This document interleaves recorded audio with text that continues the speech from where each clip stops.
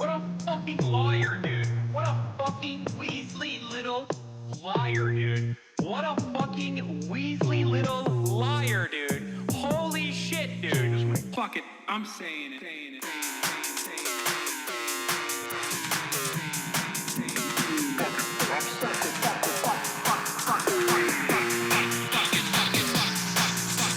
America deserved 9/11.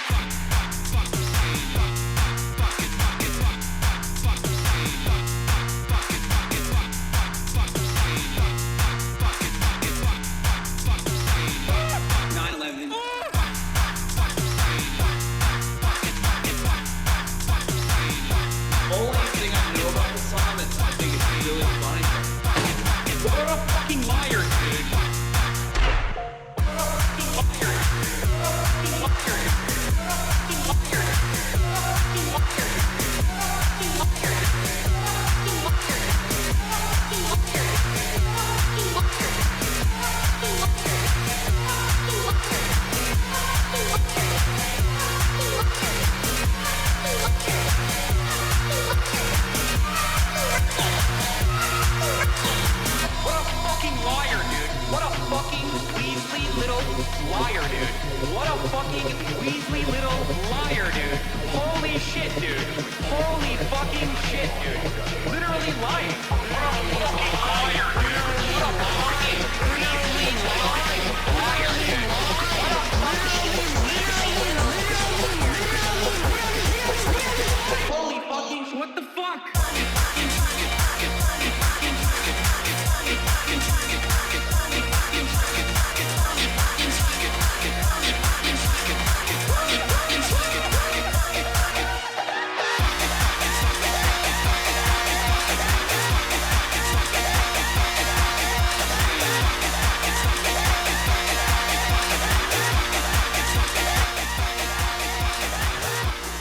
What's going on, everybody? I hope everyone's having a fantastic evening, afternoon, pre-noon, no matter where you are in the world. I'm HasanPiker, and this is the HasanAbi broadcast coming to you live from sunny California, Los Angeles, folks. We're live and alive, and I hope all the boys, girls, and MBs are having a fantastic one because today's a beautiful day. Today's a wonderful day. Today is Hump Day. That's right, ladies and gentlemen. Today is Wednesday, You said America deserved. November 20th, 2024. 11:49 a.m. and it is 61 degrees and clear here in sunny California, Los Angeles, folks. We're live. We are live, and I hope everyone's having a fantastic one. This is the part of the broadcast where I tell you about my personal news, and the number one thing I have to tell you, of course, is that I'm late, and I apologize for that, and that is because we have Donnie O'Sullivan and the CNN crew in the building where they spent the morning with me. We talked about machismo and right-wing media and a litany of different issues, but I think it's for good reason. I was like, you know what, the conversation is nice. I'm just, I'll be a little late. It's all good. Yes, I'm saying CNN is more important than chat. Absolutely. So yeah. But as far as personal news goes, this is part of the broadcast where I tell you about what's going on in the world of Hasan, HasanAbi, Piker, in between the time period where I press the stop streaming button and press the start streaming button. And there is a lot happening in the HasanAbi verse. Number one, last night I had the fortune of working out with one of my favorite content creators, Dr. Mike Israetel. The man, the myth, the legend, the medically enhanced, scientifically enhanced lifter, science-based lifter himself. It was incredible. It was an incredible experience overall. It was fantastic for my trainers who were pissing and shitting themselves out of all of the excitement that they felt for the first time. They were super stoked, and I also personally was very stoked to hang out with him. Is it not weird doing the stream with people just filming you? This is not my first time doing this at this point, so like I have lost all sense of embarrassment. This is like the 8th time we've done something similar to this, so at this point is like I just do my intro, my regular intro, do everything else, and it don't matter. But yeah, you were super giddy, Lo. It was adorable. Absolutely. I got real sweaty. I worked out real hard. It was kind of embarrassing because I was so fatigued So unfortunately, I couldn't give him my all, but you know, we'll upload some videos from our workout and our combos on YouTube. But overall, fantastic stuff. Please don't yell at me in front of CNN cameras. I will always yell at all the chatters in front of every camera and in front of every mainstream media outlet when you deserve it. So what was I gonna say? Oh yeah, so ended the broadcast, was very tired, went back home, passed out immediately. Still haven't been able to get through the first episode of Arcane season 2 after I blew through Arcane season 1, which is fantastic.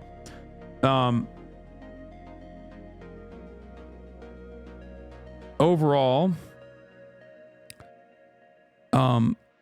passed out, woke up early in the morning, tried to do my very best to get as much news and information as I could into my brain, pump it into my brain before I went and worked out with Donnie. And that's going to be really fun when it comes out. And I hope that Donnie is brave enough to keep that in the edit, because he was yak to the gills. You know what I mean? I mean, this man was pumping iron. Okay. He was putting up weights. I was shocked to see. I was like, damn, this dude, the Irish legend, dude, he was going crazy. Bench press. He basically embarrassed everyone at the gym. He was like, oh, you guys work out with this? Like, I don't even warm up with this shit. Like, that's crazy. I guess I'll do it for you guys. And he was just like, boom, boom, boom, boom, boom. It was crazy. I couldn't believe it. But did you see the Fox News article they wrote saying you're a quote cheerleader for terrorism is actually psychotic? Yeah, it's awesome. I think the Fox News article is dope. Contrary to what everyone else is thinking, and we will dive into that Fox News article, I think it's hilarious that they were like, Hasan wants to do 9/11 too. And it's going to be really funny watching like all the Redditors and Keemstars of the world be like, Fox News says Hasan loves terrorism. What? Why is Twitch still allowing him to exist? And it's like, yeah, okay, suck my dick. Anyway, but yeah, where is the white shirt from? It's a Norse project, I think.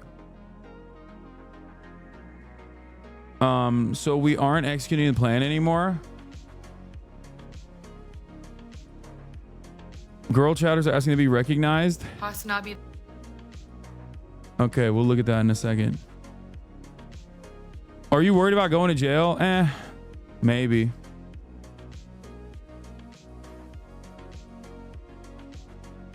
My parents saw the article and questioned what I watched since I've brought you up to them. They were concerned. Your parents watch and read Fox News.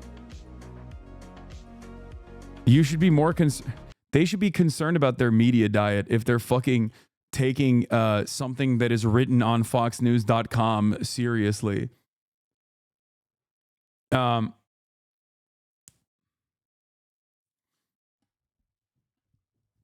Is that surprising to you? Not. Lemon just at my dad.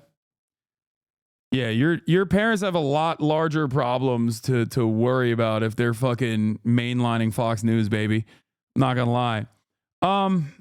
In any case, yeah, related clip from last night with Dr. Mike. Yeah, here is Dr. Mike Israel's assessment of the one article that he read about me being anti-Semitic. Let's take a look. Like you have editorial control over it, right? Like I'm live for 8 hours a day, talking about hot button issues, political stuff. So a lot can be misconstrued purposefully. Sure. And things get clipped out of context deliberately. So there's like the good and the bad. You know what I mean? I read an article about you recently.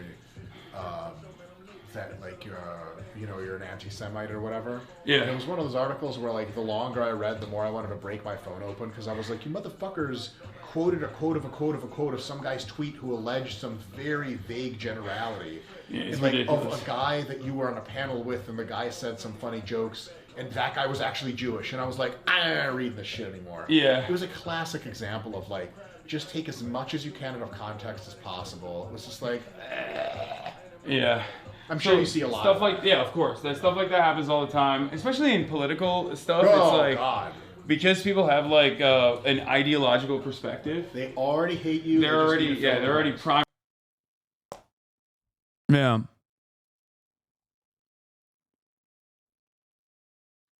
Yeah, that's like what normal people who already have like a healthy working distaste have when they are encountering yet another one of these like think pieces. Okay? Just remember that. Like there are a lot of people out there who just like look to these articles and go, I don't really know what the fuck. Yeah, this seems like a whole bunch of nothing.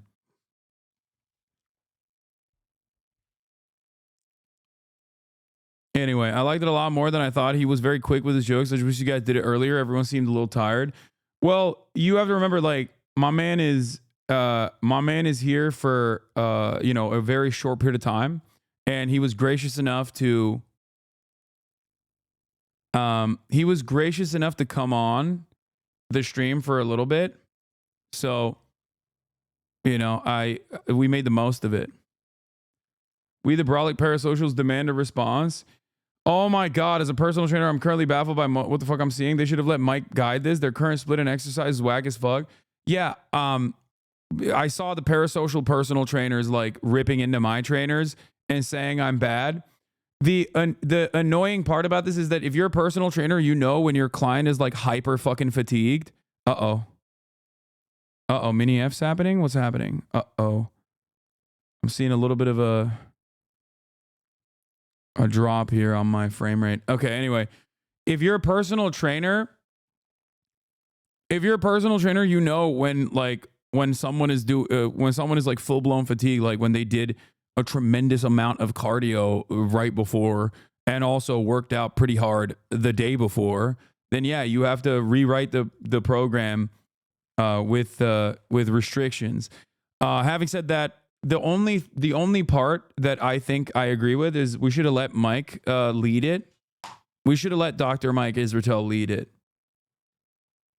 Okay, that's the one aspect that I will agree to that we dropped the ball on. We should have just made him do the workout. On not bad.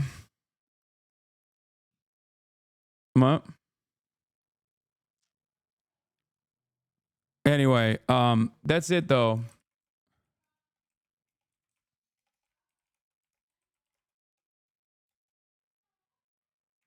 Fox News claims I want 9/11 Part 2.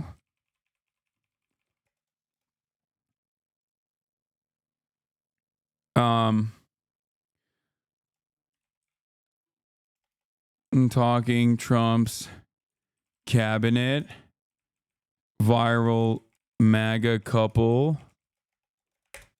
Hogwatch, and more. Get in now.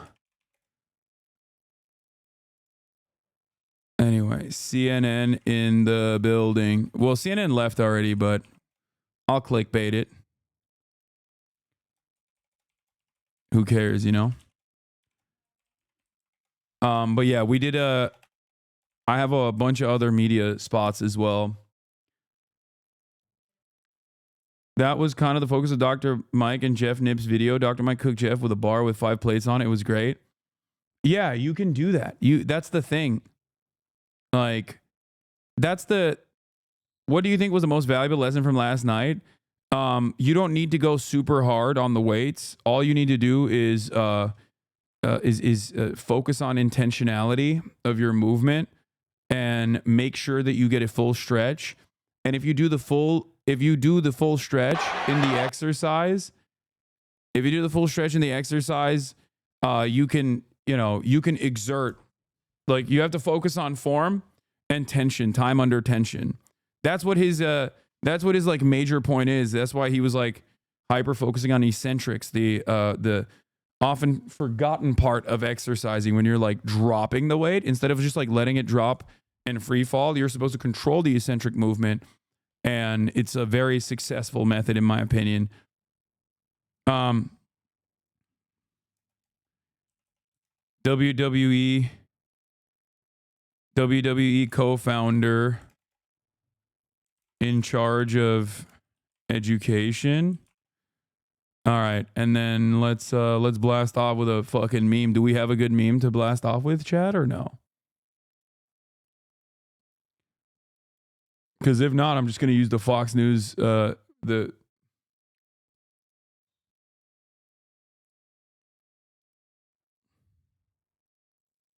Oh, dude, this is amazing. The Jesus one is amazing. We're just going to use that one. Okay, boom. There it is. Fox is after you. I know, man. I know. I know. Your ass definitely needed to drink more water. Yeah, I didn't bring enough water. I didn't hydrate enough.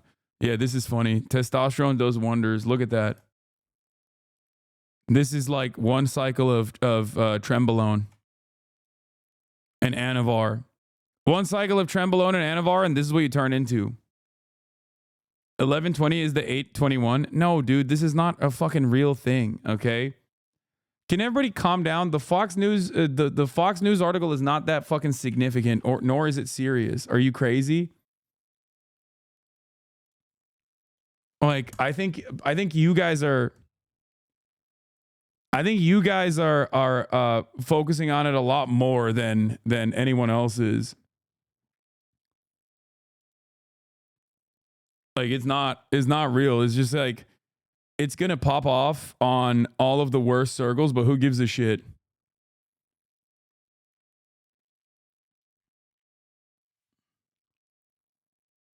They're trying to cancel you, King. Yeah, it doesn't fucking matter. It doesn't matter. Didn't they do primetime coverage of you last time? Yeah. Yeah. Wow, dude. The Heritage Foundation fucking despises me. I'm shocked.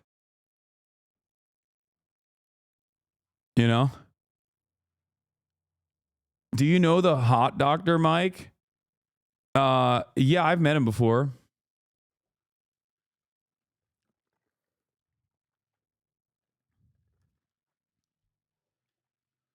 Globe Twitter is having a field day with it. Yeah, because they fucking suck and they're also reactionary garbage monsters. Woke Globe Twitter is like one step removed from being a Fox News watcher to begin with. Okay? That you got to understand that. Like, yeah, it's fucking Twitter. It's completely meaningless. Fox News is the most high motion. Fox News is the most high motion incident that has occurred so far in this entire saga, in this entire process, but it's still, it's not real. It's like very obviously an idiotic hit piece that most people, in my opinion, unless they're already heavily motivated to be like, I fucking hate this piece of shit, Hasan, are going to look at this and go, yeah, this is yet another fucking cynical attempt to cancel someone for being fucking pro-Palestinian. Also, Fox News writes hit pieces on me every fucking year, dog. What are we talking about? They got mad. They wrote an article about me buying a house. Like, what do you mean? Yeah, okay, wow. I love this article. I'm not going to lie to you. I read it this morning and I thought it was sick. I did. I thought it was dope. And I'll tweet about it later too. But before we do that, here's coming out of the HasanAbi head. HasnAbi this, HasnAbi that. I've been a member for 4.5 years. And I'm tired of pretending like I'm not. I've been watching since Fish. I mean, like, that's one of the first memories I have. And it's been a journey. But I'm sick and tired of pretending like I'm not a HasanAbi head. I've had Prime subscription for literally 40-something months now. Hell yeah. And I'm in the chat every day on Twitch. I will never admit to being a HasanAbi head. You should. I'm reposting that. I don't know another girl. I don't know one girl. I don't know another girl that subscribes to anybody like that on Twitch like that. Like, I can't stop. I'm so invested. So I just wanted to come out as a HasanAbi head. Hi, chat. Look for me in there. Hell yeah. Evet ama çok geç daha 3 gibi. Okay, söyleyin. What do you mean? Here, come take it. Here. Murat biliyor password'umu. Kaya, don't even think about moving. You used to hate us 9-month subs. Now we are 45-month subs.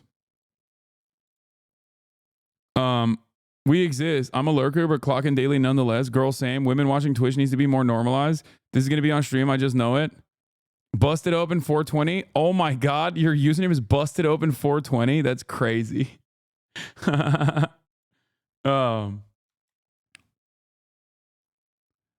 Okay, here. Let's blast off again. Let's blast off. Hey. I've been watching you see rizzed up Tommy Lauren on your YouTube segment. Jesus Christ, that's a long ass time. That's me. Hi, chat. 30-month subscriber. Busted Open. This is low-key corny. Why do I feel so embarrassed? This is corny. 6.5. Aw, that's sick. The HasanAbi girlies. The girlies need to rise up. The girlies need to unionize. I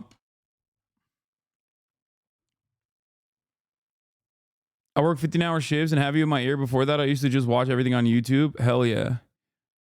I think if Twitch allowed a better way to...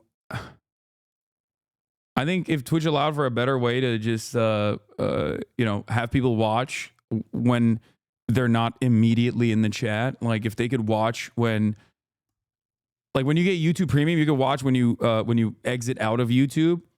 If Twitch allowed that to happen, I think that would the platform would thrive, you know? Anyway, what is this? It's cut short for this app, or here's a supercut of Dr. Mike at the gym with Hasan. Hello, chat. No trap bar bragging today. Yeah, Trap bar does not exist in gym bragging. It's not a brag. Yeah, I know. On the trap bar, I was repping. What was it like? Don't care. 10 Nordic curls. 10 Nordics. Very Nordic. Have you had your testosterone levels checked? Yeah. So? It's average. Oh, that's nice. Yeah. Looks average. Of course, ice cream sandwich. That makes perfect sense. Still deficit ice cream sandwich, obviously. Look, I'm not SIBO. I'm not like fucking competing. Yeah. I think it's fine.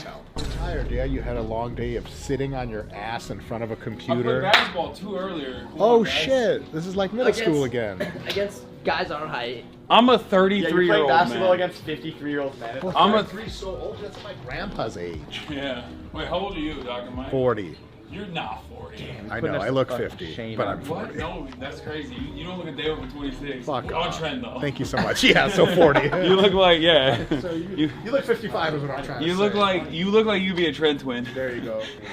Are you sure you're gonna be okay after this? This is the hardest anyone's ever worked, I think. It was so sick.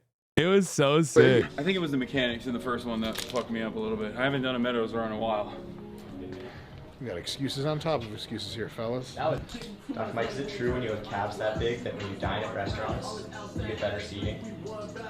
I'm sometimes the only person seated entirely. That's right. They close down most. Dude, look at how wide my man is. Like, look at how wide he is, bro.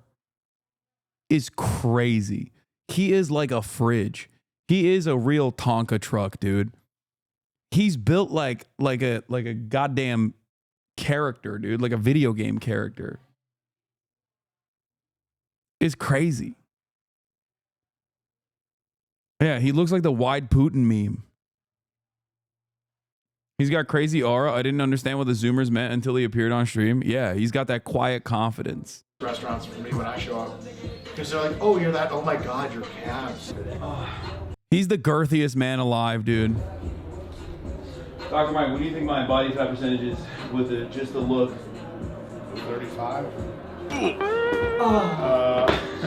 Is today gonna get any better? 15 to 17, it's not much better. I just ate, so. Keep pulling it down. Let's you gotta realize, even though your body fat's not super, super low, you like, your shape is really good, and you have definition in your arms, so like, I would say for like, club fuckboy, you're there. Like, you're just... I'm 33, I'm not a club fuckboy. I'm not. Why do any of us work out? I do. What do you mean? To impress other men. Well, where are they? They're Yeah. Everybody knows that. You don't work out to attract the ladies. You work out to impress men. You work out to impress Dr. Mike. And Dr. Mike was not impressed, okay? And I feel kind of sad. I feel there's a deep sadness in my heart that I was not able to impress him with the way I look or with the way I lift. And I should have prepared for it. You know what I mean? I should have prepared for it much better. But, you know, next time when he sees me, it's going to be different. Next time when he sees me, I'm going to be a different man, okay?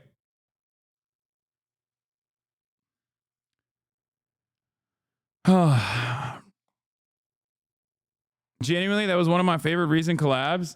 I felt like people didn't really appreciate it that much because there's a lot of people who are just like unironically anti-gym.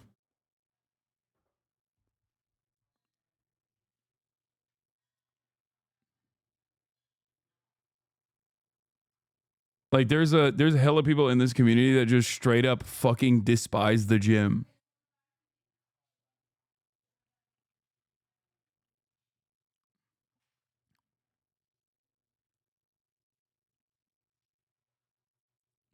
much anymore. Why not?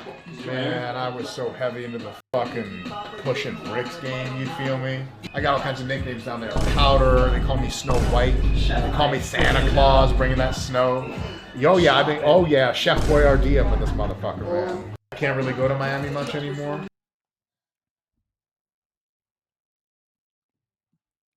I think if he did it earlier in the day, everybody was so low energy, it would have been better. He couldn't do it before the time that that we did it at.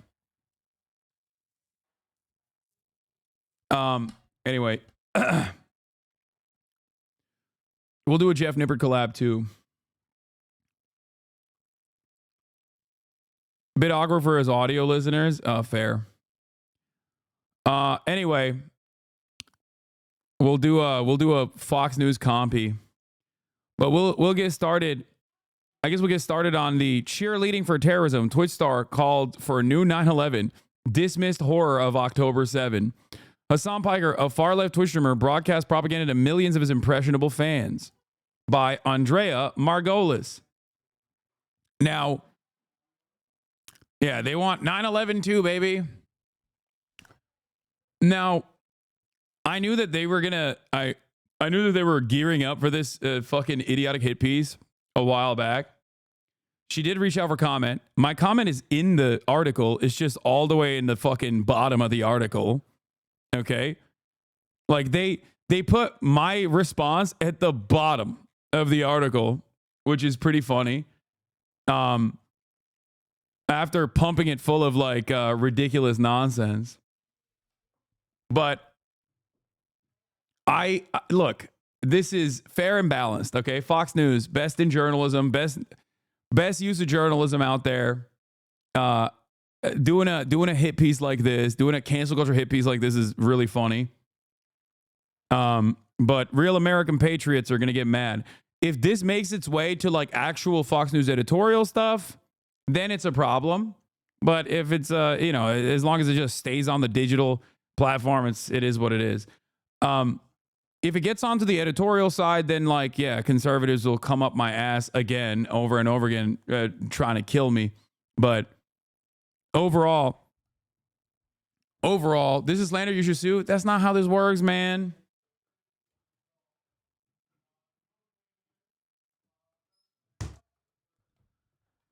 Let's take a look. I read the article this morning. I loved it personally, but you know, I'm sure a lot of people will be like, see, even Fox News understands the situation.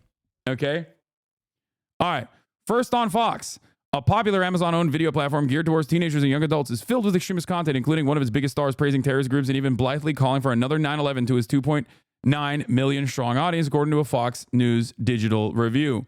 Okay. What is this? They hyperlinked 9/11. Hey guys, if you don't know what 9/11 is, okay. HasanPiker, who has millions of followers on Twitch, has broadcast propaganda from Yemen's Houthis, framed violent terrorist acts as resistance, expressed sympathy for extremist groups who target civilians, and downplayed the October 7 attacks against Jews in Israel. Piker's shocking diatribes are among the most popular on the video game streaming platform, which allows viewers to listen to their favorite personalities opine on topics ranging from pop culture to current events while playing video games. It doesn't fucking matter if rapes happen on October 7th, Piker said in a May 22nd stream. It doesn't change the dynamic of Palestinians and Israelis for me. I wonder what I was saying there. Oh, that's right. I was talking to a random person who was saying that rapes did not actually take place on October 7th, and I was telling them, no, there is a likelihood that they did, but that doesn't justify genocide. But of course, if you try to massage it in this way, all of a sudden, you can maybe try to reframe the conversation. Okay?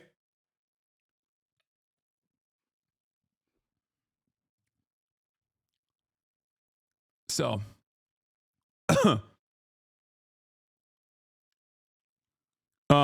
that's number one. And I mean, I can show video clips of all of this stuff and talk through it piece by piece. And I feel like we will, I feel like I'll make a YouTube video out of this eventually. But starting off, does anyone have the HasanAbi Productions video? Because that responded to Richie Torres, because this was originally posted by Richie Torres, a 17-second clip that they used. They put the clips in the article. You don't need to look them up. No, I'm not talking about just the clip in the article. I'm talking about like the actual the actual longer explanation. Guys, stop sending me the video on the Fox News website. I know what their clip chimps are. That's not what I'm looking for. I'm looking for a specific... Oh, here it is. Okay, here's the context. Ridiculous. Okay? That's ridiculous. By the way, none of which justifies Israel's actions.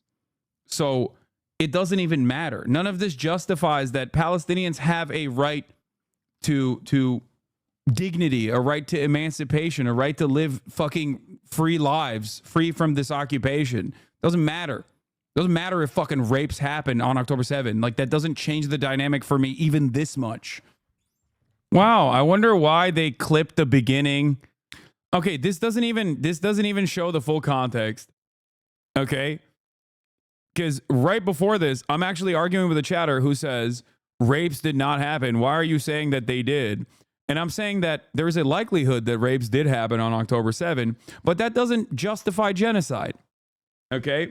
Here's the original clip. Oh, here. Evidence. There is, however, evidence. There is, however, real evidence as far as like first-hand accounts and testimony, even second-hand accounts and testimony from hostages.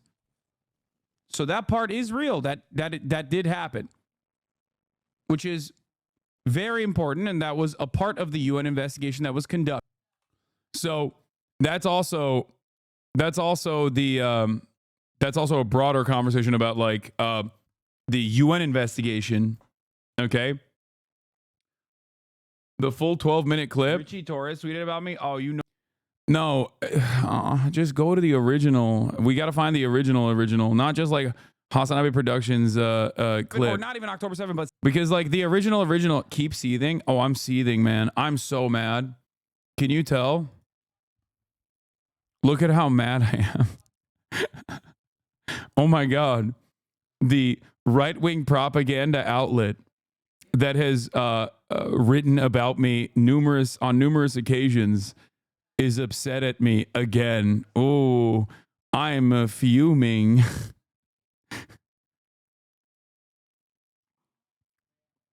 I'm fuming. I'm seething. My face of, unbridled rage. Here, let me see if we can find the actual VOD that it's from.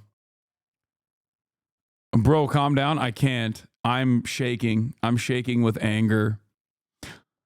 Be a little mad. I feel bad for them. Oh,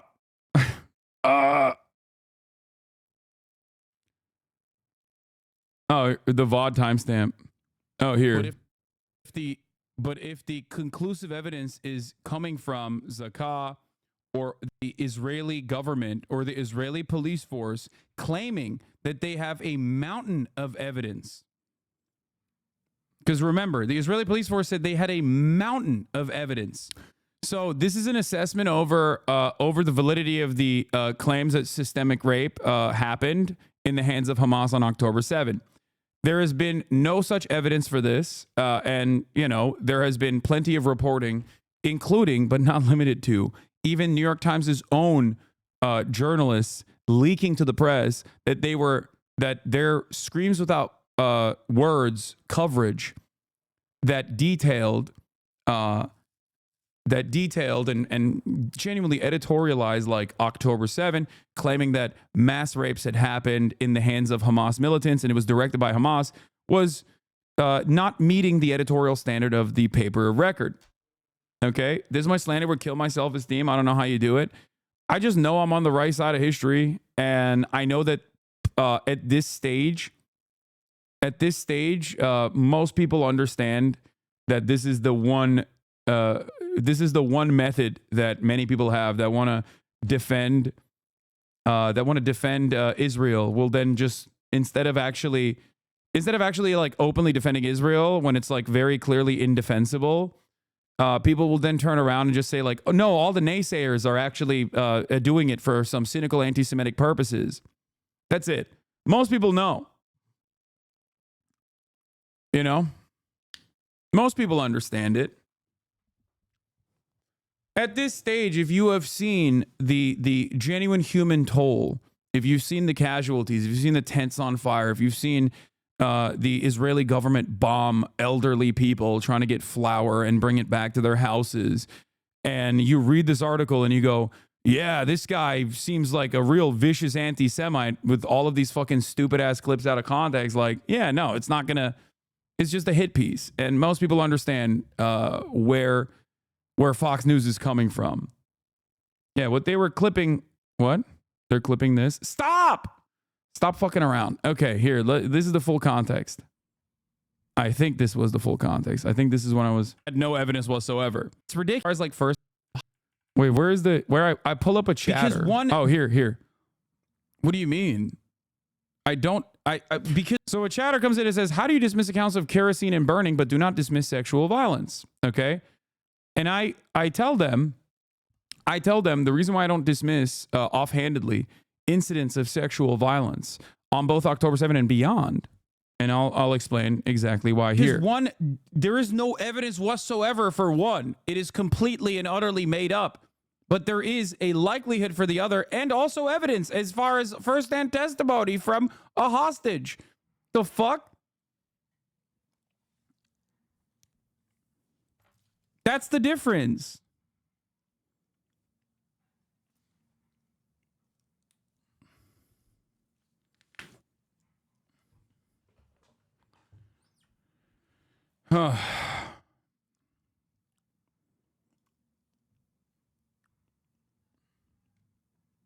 Anyway, the problem, however, is that given the intensity and proclivity for the Israeli state to lie about things like this, and also other like non-professional forensic accounting being conducted on October 7, this has muddied the waters so much that understandably many people are like, what the fuck? How am I going to believe this? How am I supposed to believe anything that Israel says? There's a perfectly valid fucking criticism to have against the state that has lied every single step of the fucking way.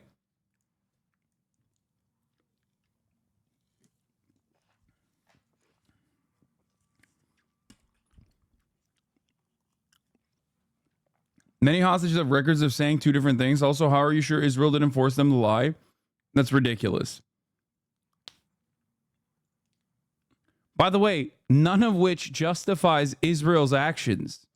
So it doesn't even matter. None of this justifies that Palestinians have a right to dignity, a right to emancipation, a right to live fucking free lives, free from this occupation. Doesn't matter. Doesn't matter if fucking rapes happen on October 7. Like, that doesn't change the dynamic for me even this much. So that's the other part of this problem that many people that can't contend with. Like, the Palestinian resistance is not perfect. They're not like so good. They have magical bullets, and there's no criminal elements that could have conducted themselves very differently. Like that doesn't change the dynamic for me at all. It's so fucking stupid to act like, no, they're perfect. They were perfect on October 7th, and they were conducted themselves perfectly. But these kinds of stories delegitimize Palestinian resistance? No, it does not. What the fuck are you talking about? No, you think it delegitimizes Palestinian resistance. Okay? You think so. I don't. The fuck? That's why this is so silly. Like, it is an ongoing conversation that I'm having with someone who is saying, no, rapes definitely did not occur. And why are you even saying that they might have occurred? Okay. And they clipped 17 seconds of that to say, they clipped 17 seconds of that to literally claim falsely that I'm saying like, oh yeah, Palestinians are raping as a form of resistance. They imply. They said, it doesn't matter if fucking rapes happen on October 7th, Piker said in a May 22nd stream. It doesn't change the dynamic of Palestinians and Israelis for me. Which is, again, yes, that is literally my assessment. Yes, I do not think that sexual assault occurring I do not think that sexual assault occurring justifies genocide. I don't. You cannot engage in ethnic cleansing because sexual assault happened. That is fucking psychotic. So yeah, I think I'm valid. Okay? If you were to look at that clip in that short period of time and say, oh, Palestinians were doing resistance rapes and Hasan thinks that's good, then you're a fucking idiot. That's not what I'm saying at all.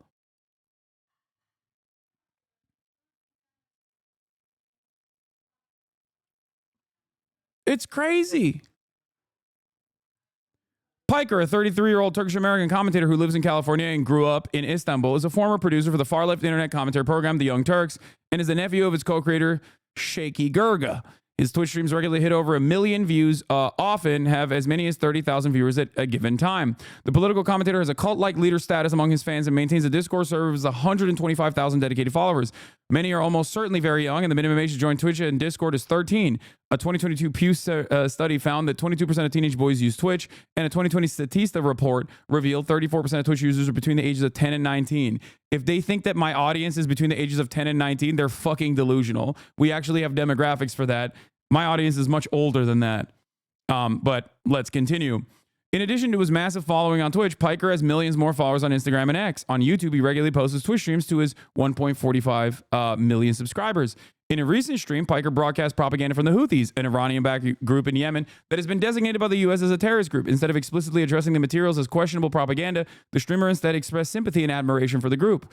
In the stream, which was posted on September 28th, I gotta sneeze, hold on. Piker showed fellow Twitch streamer Nick Pollum a Houthi musical released by the militant group and said it was an act of resistance. Now, I can't show you the full context of the clip on this one because I did get a warning for this.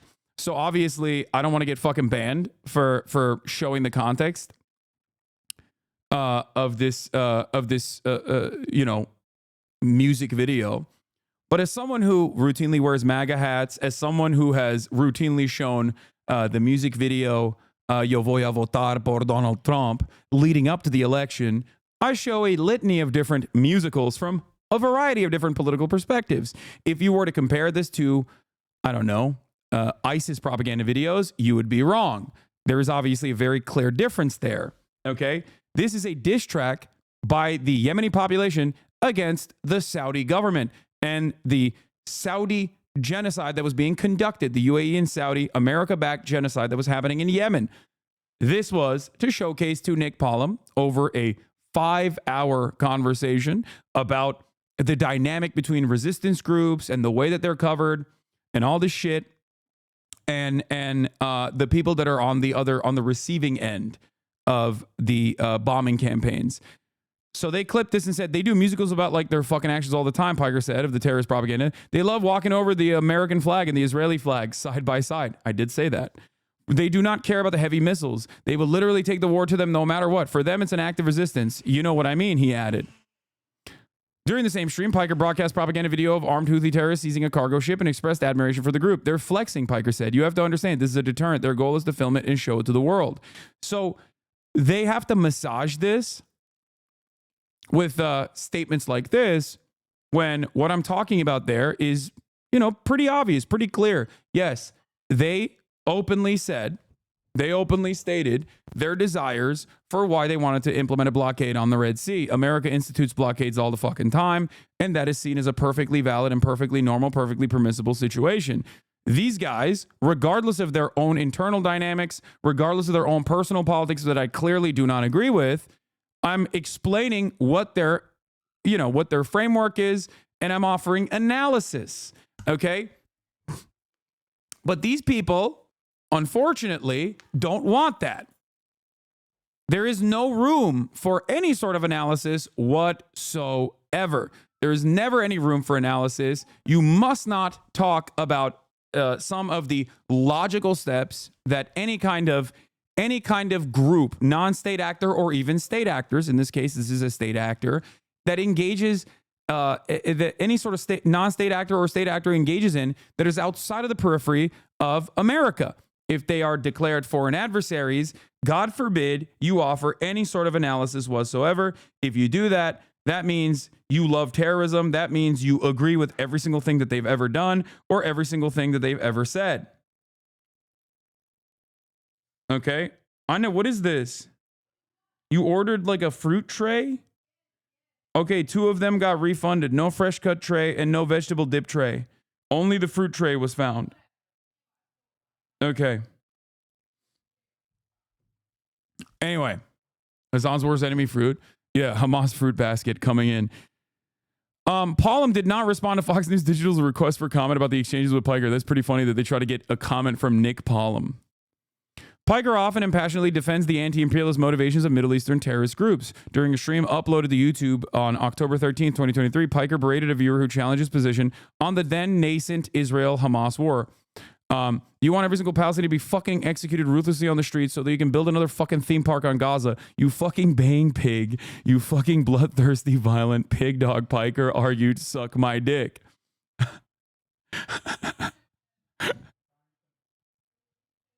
That one, that actually, didn't that go viral on TikTok too? Yeah. I said, you don't want solutions. You don't want to understand why this violence happens. I do. Okay?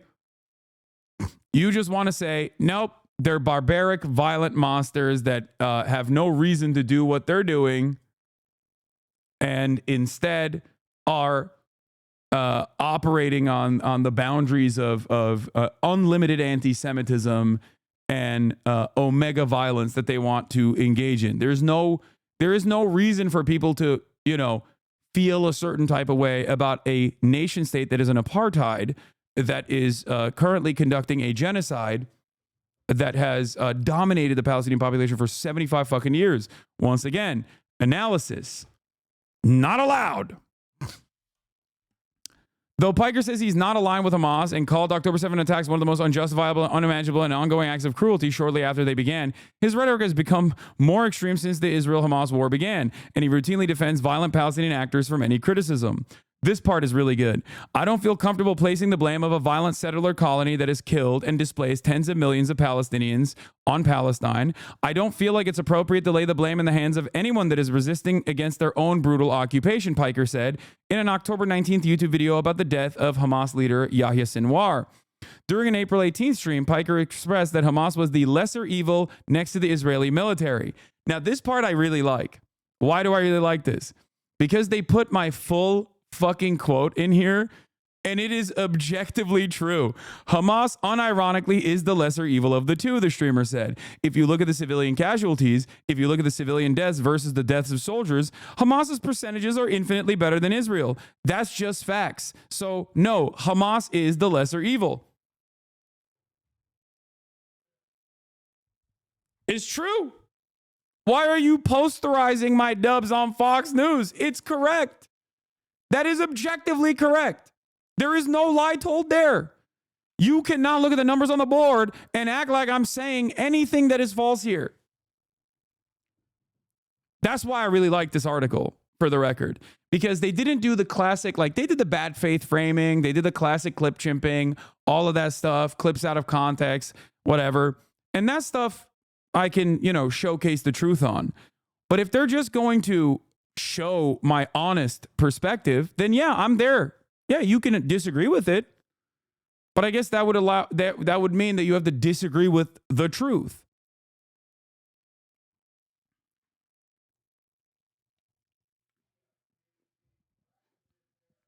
Later, Piker implied that Hamas fighters had no responsibility for the mass killings and rapes they carried out on October 7.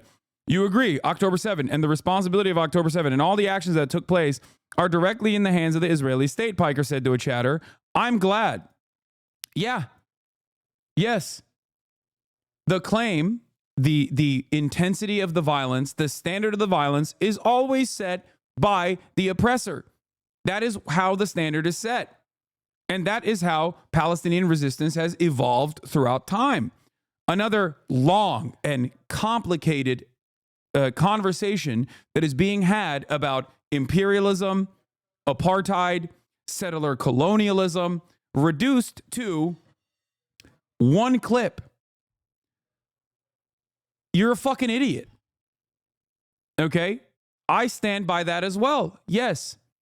The standard of violence in any conflict is set by the powerful party.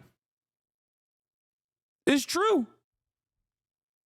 Having these conversations in an academic setting is perfectly valid. I also obviously have, a different tone that I take. Sometimes I like to crack jokes, right? But overall, the analysis is still the same. And it's something that I absolutely agree with. Yeah, I agree with me, HasanAbi. Exactly. I do agree with me. Do you think they realize this doesn't make you look bad? No, this is to a Fox News audience that is never going to... This is going to a Fox News audience. They're never going to... Like, the people that read this are already primed to be like, yeah, I fucking hate that piece of shit. Or I hate any naysayer against the beautiful state of Israel. How dare they? So... they're just going to see this as additional reason to continue to be like, I fucking hate this guy. During the same stream, Piker joked that 9/11/2 would be, sick, while discussing the U.S. making a civil nuclear agreement with Saudi Arabia. So I want to show you guys, this part was really funny because they reached out to me for comment on this and I didn't respond to it because I wanted them to put it in the article and I wanted you to see it. I wanted you to see what they were saying that I wanted... Hold on. Let me find it real quick. 1 second. Okay. Hold on. Because they're Fox News, not their editorial staff, but they're like real, they're real, traditional reporting side. While they do hit pieces like this, they still have a journalistic standard that they have to uphold. And in that process, they, they very obviously were, hold on. Let me see if I can... Okay, hold on. Here, it's from a VOD. They sent a HasanAbi fan VOD as well. God, they're so fucking stupid. Hold on. So, on its face, it obviously still doesn't make sense. During the same stream, Piker joked that 9/11/2 would be so sick while discussing the U.S. making a civil nuclear agreement with Saudi Arabia. Oh my God, 9/11/2 is going to be so sick, the streamer said. Give Saudi Arabia a nuke so they can do 9/11/2. I wonder what I meant when I was talking about that. I wonder if I was being sarcastic or if I was being genuine. From the people that brought you glazing Mohammed bin Salman comes this very weird statement. Fox News is pro-Saudi Arabia. I am not. But here, let's watch the actual video so you get a better understanding of what I was saying in the process of criticizing. It says in the same sentence above the link that you were joking. I know. But there's a difference between how I was joking and how they're implying I'm joking. they're making it seem as though I am excited at the prospect of another 9/11, that I want to die in a 9/11-2. Okay? That's not the joke. The joke is, why the fuck would you give the 9/11 country nuclear arms? Okay? Hold on. Fox News hitting the hold on. Hold on. Let me pull it up. Let me pull it up. It's great. Like I said, because of their interest in doing like some level of honest journalism, even if they don't always actually hit that standard, Fox News still obviously portrays things in a much better way, in a much more honest way than like some random fucking dumbass Redditor does, which is why I think this didn't meet the standards that they were trying to get. Okay, so hold on. What is this? At around 3:29:13, he joked that 9/11-2 would be so sick. 3:29. Oh, here. But they also simultaneously say UN is Hamas. It's like, bitch, if UN is Hamas, then fucking no more Israel, I guess. Fuck you mean? Where'd that Israeli chatter go? The United States is making a fresh push for the state of Israel to accept the Palestinian state in exchange for recognition by the Kingdom of Saudi Arabia. In exchange for recognizing Israel, the United States is offering Saudi Arabia a more formal defense relationship and assistance in acquiring civil nuclear power. Yes, let's go. Give Saudi Arabia the nukes, bro. Fuck it. Fuck it, dude. Fuck it, baby. Nuclear proliferation for Saudi Arabia pronto. Okay? Let's go. Fuck it, dude. A little bit of YOLO mode. Dude, oh my God, 9/11-2 is going to be so sick. Give Saudi Arabia a nuke so they can do 9/11-2. It's Jover. Whoo! Let's fucking go, baby. Let's go.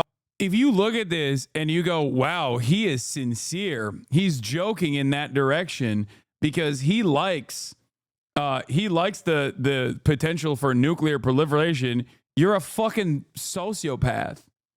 I am in the process of criticizing America for offering nuclear proliferation to Saudi Arabia. What the fuck? Oh, 9/11-2 will be done with nukes. I'm calling it now, okay? 9/11-2 electric boogaloo with the family atomics.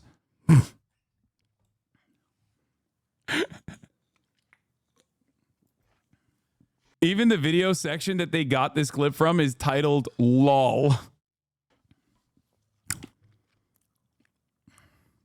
Think we'll deserve that one too? Bitch, what do you mean? We are literally initiating the steps of our own demise, okay? No. Yeah, I'm saying we will have brought it on ourselves. You are watching it. Oh, that's pretty damaging, bro. Yeah, it's pretty damaging that if you're criticizing American foreign policy that will inevitably cause blowback once again, you are not allowed to be sarcastic when talking about it. You're right. You're right. Pretty damaging, bro. Shut up, you fucking nerd. Suck my dick. So funny. It's my favorite type of person that just like looks at something that is obviously insincere and goes, well, this doesn't fit my narrative, so I think I'm going to assume cynically that you are being sincere. This is a sincerely held belief that you have. Yeah, dude, I want to die in a nuclear fucking holocaust. That's what I want. People will be like, what do you mean? We're doing it now.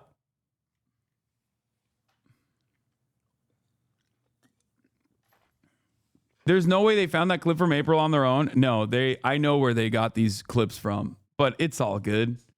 Like I said, it's an assortment of takes that I don't think portray much of the things I'm saying in a bad light at all.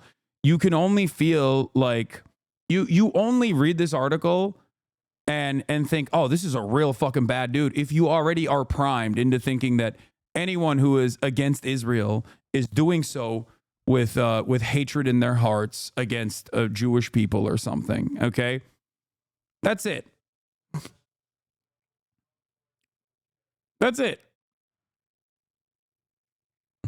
You agree October 7th and the responsibility of October 7th and the actions, Okay. Oh my God, 9/11/2. Hezbollah, a group that the U.S. State Department blames for the 1938 Beirut barracks bombings that killed 241 American personnel, is also discussed in Piker's videos, where the commentator downplays the organization's status as a terrorist organization. If Hezbollah is a terrorist organization, then America is the top terrorist organization, Piker said during a September 17th stream, which it is, by the way. America is the top dog in terrorism, and so is Israel. Again, thank you for posting this. Thank you. Because it's correct. It's true. And the only thing that stops people from understanding the truth of the matter is just people being like, no, I don't agree. Terrorism is when brown people do stuff that we do to brown people. And yeah, it was a military barrack, but that's besides the point. During a stream that Palm posted on September 28th, Piker admitted that he did not have an issue with Hezbollah, which the U.S. considers a terrorist organization. Hezbollah is a paramilitary organization that is also a part of the Lebanese parliament, Piker explained. Do we like them or no? Palm asked. I think it's a resistance group, Piker replied. They're pretty successful against Israel, but everybody hates them. Everybody in the region. ... I don't have an issue with them. In January, by the way, if you think that this is like the entirety of my perspective on Hezbollah, well, I've had academics on this particular subject numerous times on this broadcast. And of course, I do not agree with Hezbollah's own internal conduct or the way that they operate against, certain Lebanese factions or whatever. But in the framework of resisting against Israel, yes, they are very successful. And that's the reason why Israel assassinated Hassan Nasrallah and killed a shit ton of civilians in Beirut in the process and still continues to do so. That is objectively correct. Let's continue. In January, Piker platformed a teenage Houthi sympathizer. He likened, at least they are not saying he's a Houthi, by the way. Yeah, everyone is a fucking Houthi sympathizer in Yemen now because that is the standing government. Okay, so that's number one. But at least they're not fucking being like, oh, the Houthis. Has Nick texted you about this yet? No, he hasn't. I don't even think he's seen it, but I don't think he gives a shit. Anyway, in January, Piker platformed the teenage Houthi sympathizer he likened to an acclaimed actor, Timothée Chalamet, due to his appearance. That wasn't just me. That was everyone in the media that was doing that. The stream was uploaded to YouTube under interviewing Yemeni Timothée Chalamet. Piker jokingly called the Yemeni guest Tim Houthi as a play on the name Timothy. The stream was unrelated to the actor, and the Twitch host made no claims that Chalamet supported any of the positions discussed in the video. Okay? The interview subject, Rashid al-Haddad, denies being a Houthi fighter. I'm glad that they also, again, they're a news outlet, so they can't, they're still doing real news coverage here. Okay? Do you understand what I mean? Fox News loves to editorialize, and the editorial team is insane. But their actual standalone journalism, albeit still massages the truth, but still very openly communicates the actual reality. Denies being a Houthi fighter, but has gained notoriety for hopping on a ship captured by the Houthis and posing as one of the militants. Al-Haddad has been banned from both TikTok and X for appearing to support the Houthis. At one point in the interview, Piker asked Al-Haddad through an Arabic translator if he watched an anime called One Piece, which his young audience would relate to. Then the militant responded in the affirmative. Piker praised them. No way, sick. Yes, Piker said. That's fire. That's so fire. Oh, wow. I can't believe I'm talking to a 19-year-old from Yemen who's only experienced genocide his entire life and humanizing him. How unacceptable. Now, if you look back at that interview, and this part I have talked about extensively, but once again, I will right now. A lot of people were frustrated, okay?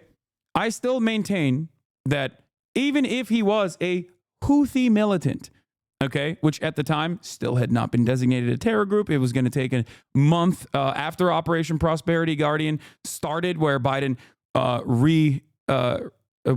put them back on the Ansar Allah movement and on the terror watch list, alongside many former leaders like Nelson Mandela, who was on the terror watch list until 2008. Just a reminder, the IRA was on the terror watch list. The ANC was on the terror watch list and was a terror group. Nelson Mandela was considered a terrorist on the terror watch list until 2008. Just a reminder for every single person what like the terror watch list consists of.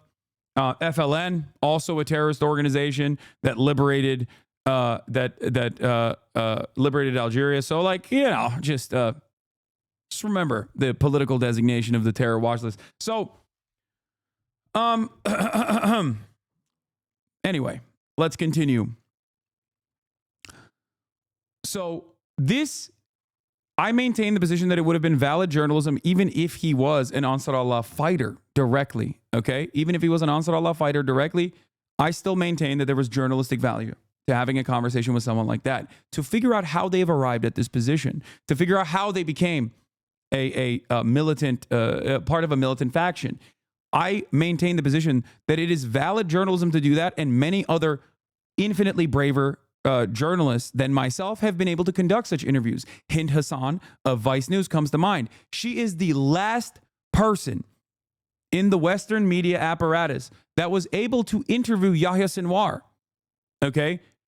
If you don't think that there is any serious journalistic value to interviewing a guy like Yahya Sinwar, you're wrong. I disagree with you. We can have a serious conversation about like what constitutes real journalism and what does not. But I think what she did was not only incredibly brave, but incredibly fucking valuable. Okay? That's it. Now, if this person was straightforwardly a Ansar Allah militant, and I did ask him about this, and he said he wasn't, and the dynamic changed for me at least in trying to understand where this person was coming from, given the issues with translation. You know, we were doing our very best here. I did not want him to think that I was inherently hostile to his position. I also, especially once I realized that he wasn't a militant anyway, then yes, I focused more so on humanizing him. Okay? That's it. Dr. Phil has glazed and interviewed a war criminal such as Bibi Netanyahu. The fuck are we talking about here? I didn't see no fucking hit pieces on that shit. How many American media outlets have interviewed Benjamin Netanyahu? It is ridiculous. Okay? Yeah. Here's Hind Hasan. This was my interview with Lama Al-Arian. It was his last ever on-camera interview. Everyone told us he was hiding. It was just days after an assassination attempt. During 11 days of Israeli bombardment in 2021, we found him walking down the street, so we stopped him and asked him for an interview. Some additional info. We found him walking in Jabalia. After we introduced ourselves and asked for an interview, he said he would consider it and that he would be in touch. Later, Hamas contact got in touch with the team and arranged a time and location. The interview was for Vice News. Fox News has interviewed MBS. I guess no issues there, though, you know, because MBS and Saudi Arabia, despite the violent actions that they've engaged with, okay, are within the American sphere of influence. So no matter how violent they may get, no matter what their, no matter what the actions that they've taken in Yemen specifically, something that the liberal media apparatus was extremely critical of because Donald Trump was in support of Saudi Arabia's genocide in Yemen. But they've quickly snapped back from that position since then because Joe Biden is president now and he's doing Operation Prosperity Guardian. The problem is you humanize them and that's unacceptable. Exactly. That is the issue. Okay? The issue is I humanized a 19-year-old who's only known genocide. Okay? This is not true. People interview Putin all the time and it's not normal. Exactly. Tucker Carlson glazed Vladimir Putin. If you think that a 19-year-old who I asked directly if they were anti-Semitic and they said, no, I am in support of anyone that is critical of Israel. Okay. If you think that that person is at the same level as Vladimir Putin or Saddam Hussein or Osama bin Laden, you are fucking delusional. Or Mohammed bin Salman even. Or Benjamin Netanyahu, you are fucking delusional. You know? Yeah. Chris Wallace interviews Russian President Vladimir Putin.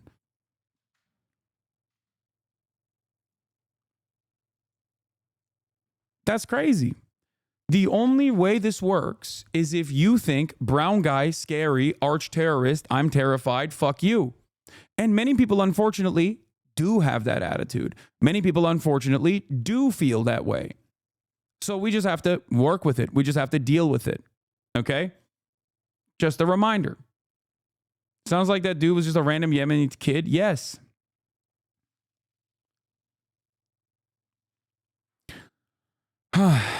No way, sick. Yes, yes. He said that so far. We think the Houthis, Ansar Allah, is doing what Luffy would do, Piker said. Luffy is a protagonist of the anime, and Ansar Allah translates to supporters of God, which is what the Houthis refer to themselves as. Later during the exchange, the translator ominously said that Al-Haddad likes adventures and is a big supporter of a Palestinian state, and he's looking to bigger and more exciting things. What does he have to say about the dumbasses that consider him to be a terrorist, Piker asked. What does he think about that? I just banned one of those stupid fucks in the chat right now. He says, who are they? The translator replied, he's like dismissing them. To which Piker responded, respect. Ominously.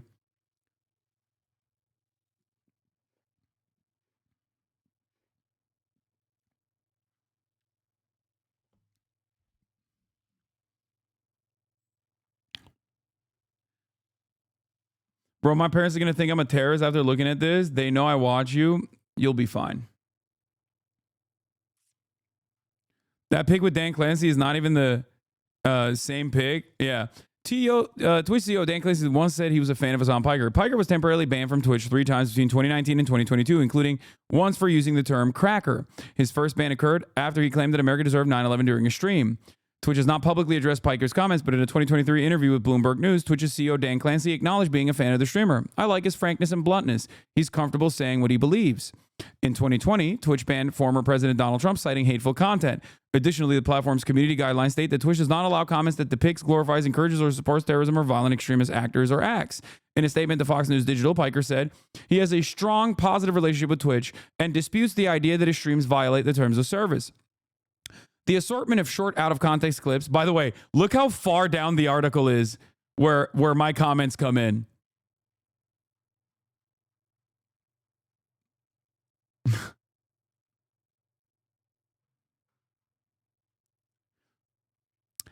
The assortment of short, out-of-context clips from 8-hour deep dives into complex geopolitical issues are deliberately cut to associate me with a perspective that I do not hold, Piker said. In my experience, Twitch's fantastic trust and safety team upholds a rigorous moderation standard to combat hate speech and make it clear that hate has no place on the platform. I stand by that. It's unfortunate that some are twisting my content to fit a narrative that doesn't align with my values or the work I've done over the years. His statement said. Piker also said that Twitch had given him a warning about one of his Houthi videos. By way of example, the Houthi video, which captures Yemeni people showing resilience amid a humanitarian crisis, is viewed on most social media platforms except Twitch, the commentator said. After receiving a warning about this content from Twitch moderation, I have not since shared it. Twitch is also known to have other problematic users. One of Piker's associates, a streamer known as Frogan, recently mocked U.S. veterans over a Twitch stream on October 13th. The U.S. military service members that are like, yeah, like, you know, I did this back then, but I know it's wrong. You don't deserve the PTSD, the streamer who posts content about being a Muslim woman said. But like any other motherfucker, fuck you. I hope you get PTSD. Frogan later admitted on X that her remarks were worded poorly and said that her comments were made out of frustration as they are currently bombing my family in the name of liberation. She was given a 30-day ban for the comments. She actually wasn't given a 30-day ban for those comments. That would have been more valid than what she actually got a ban for. Why do people hate you so much? Because people would rather shoot the messenger than understand the message. Also, Frogan doesn't post content about being a Muslim woman. She just is a Muslim woman. You're right. And the real reason why she got banned is so stupid that even Fox News was like, yeah, she got banned for a good reason and not this other silly reason.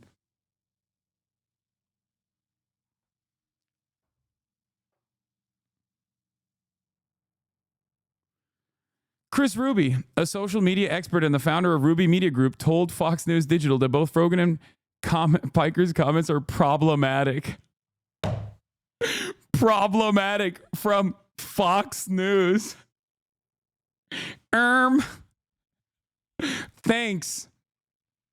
If you're talking about terrorist organizations, then that's not protected speech under terms of service, Ruby said. I think a lot of this falls under violent rhetoric. Ruby also cautioned about the influence that Twitch could have on young viewers, especially viewers who are attached to certain streamers.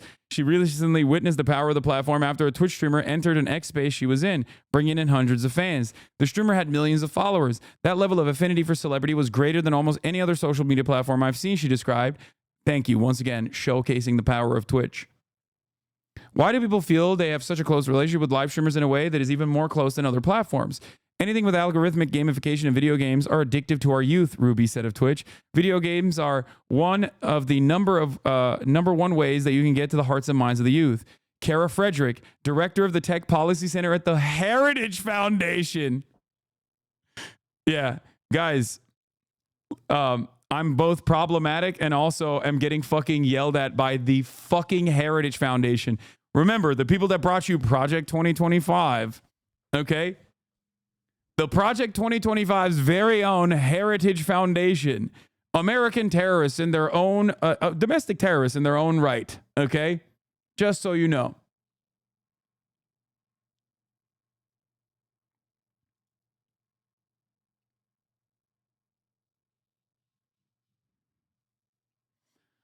Hasan absolutely is promoting terrorist propaganda, Frederick said. You have to put it in the context of the Houthis, who he's sympathizing with. They are actively attacking U.S. ships in the Red Sea. At that point, you become a terrorist sympathizer. So it's not educational. It is cheerleading for terrorism against the United States. Twitch made recent headlines after users in Israel were disabled from signing up on Twitch for over a year after the October 7th attacks, but the company apologized and remedied the error on October 21st of this year. Richie Torres has become a vocal critic of the platform and sent a letter to Clancy on October 29th calling to stop popularizing those who popularize anti-Semitism. So, the thing I have to say... Okay, let's go now to the story. What that is your this? Kids Chris Ruby is straight up a right-wing PR merchant who will shill anything on TV, best known for promoting Mr. Beast bars. Oh, that's amazing. The 20... Thanks for being here. All right, explain it to us. What do we need to know about Mr. Beast? So what is really interesting about Mr. Beast is his rise to fame and social media stardom. One thing that's fascinating is, unlike other social media influencers, he really has such an emphasis and focus on... This woman said I was being problematic. Anyway, where was I? Let's get back to it. One question that remains in this circumstance is if, like, the dynamic will shift for a lot of people who are liberal, progressive, like-minded individuals. When they see Fox News echoing this sentiment, will they maybe take a deep breath and go, perhaps Keemstar, Fox News, and a whole bunch of right-wing drama farmers are being on my side is evidence that maybe the side that I'm on has led me to be misguided. Will they say that? Or will they go, nope, I'm loving Fox News, baby. I'm loving Keemstar. I'm loving Fox News. I'm a fan. We'll see. We'll see. I hope that at least like in the in the H3 fandom, okay, that this will cause some self-reflection amongst those who maybe understand that Fox News is a right-wing propaganda operation and that echoing the same exact sentiments that Ethan was engaging in will maybe snap some people out of it. Probably not, though. So that's the end of the article.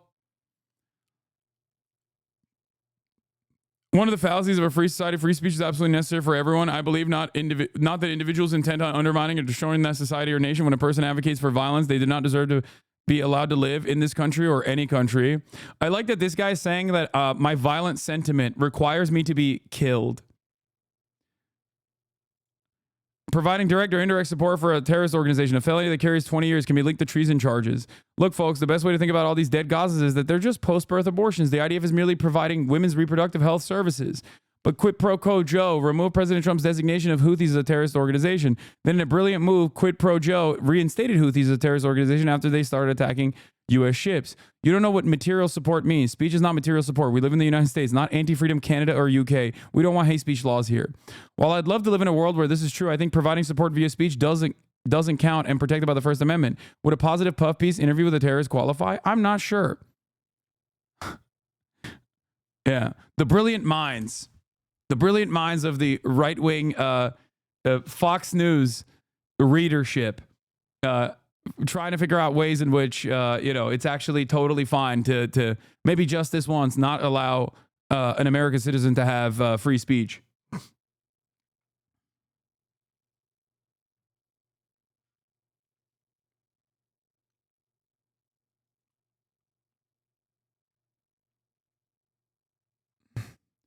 Finally, I've sent numerous reports about this guy's channel over the past year. Twitch did nothing. Maybe this time he'll get banned for good on all platforms. The CEO likes him and doesn't care that he supports a terrorist group. He should have been permanently banned when he said America deserved 9/11, but was only temporarily banned. The CEO says that he likes that he's comfortable saying what he believes, but they also banned Donald Trump for hateful content. Well, Donald Trump's back on the platform. I do not believe personally that like a 78-year-old man who found this article knows this much about Twitch, okay? Cynical Dan. This should get Hasan permanently banned, but they won't because he's one of the largest streamers on the platform. How is he not in jail other than Democrats' recent adoption of violent rhetoric?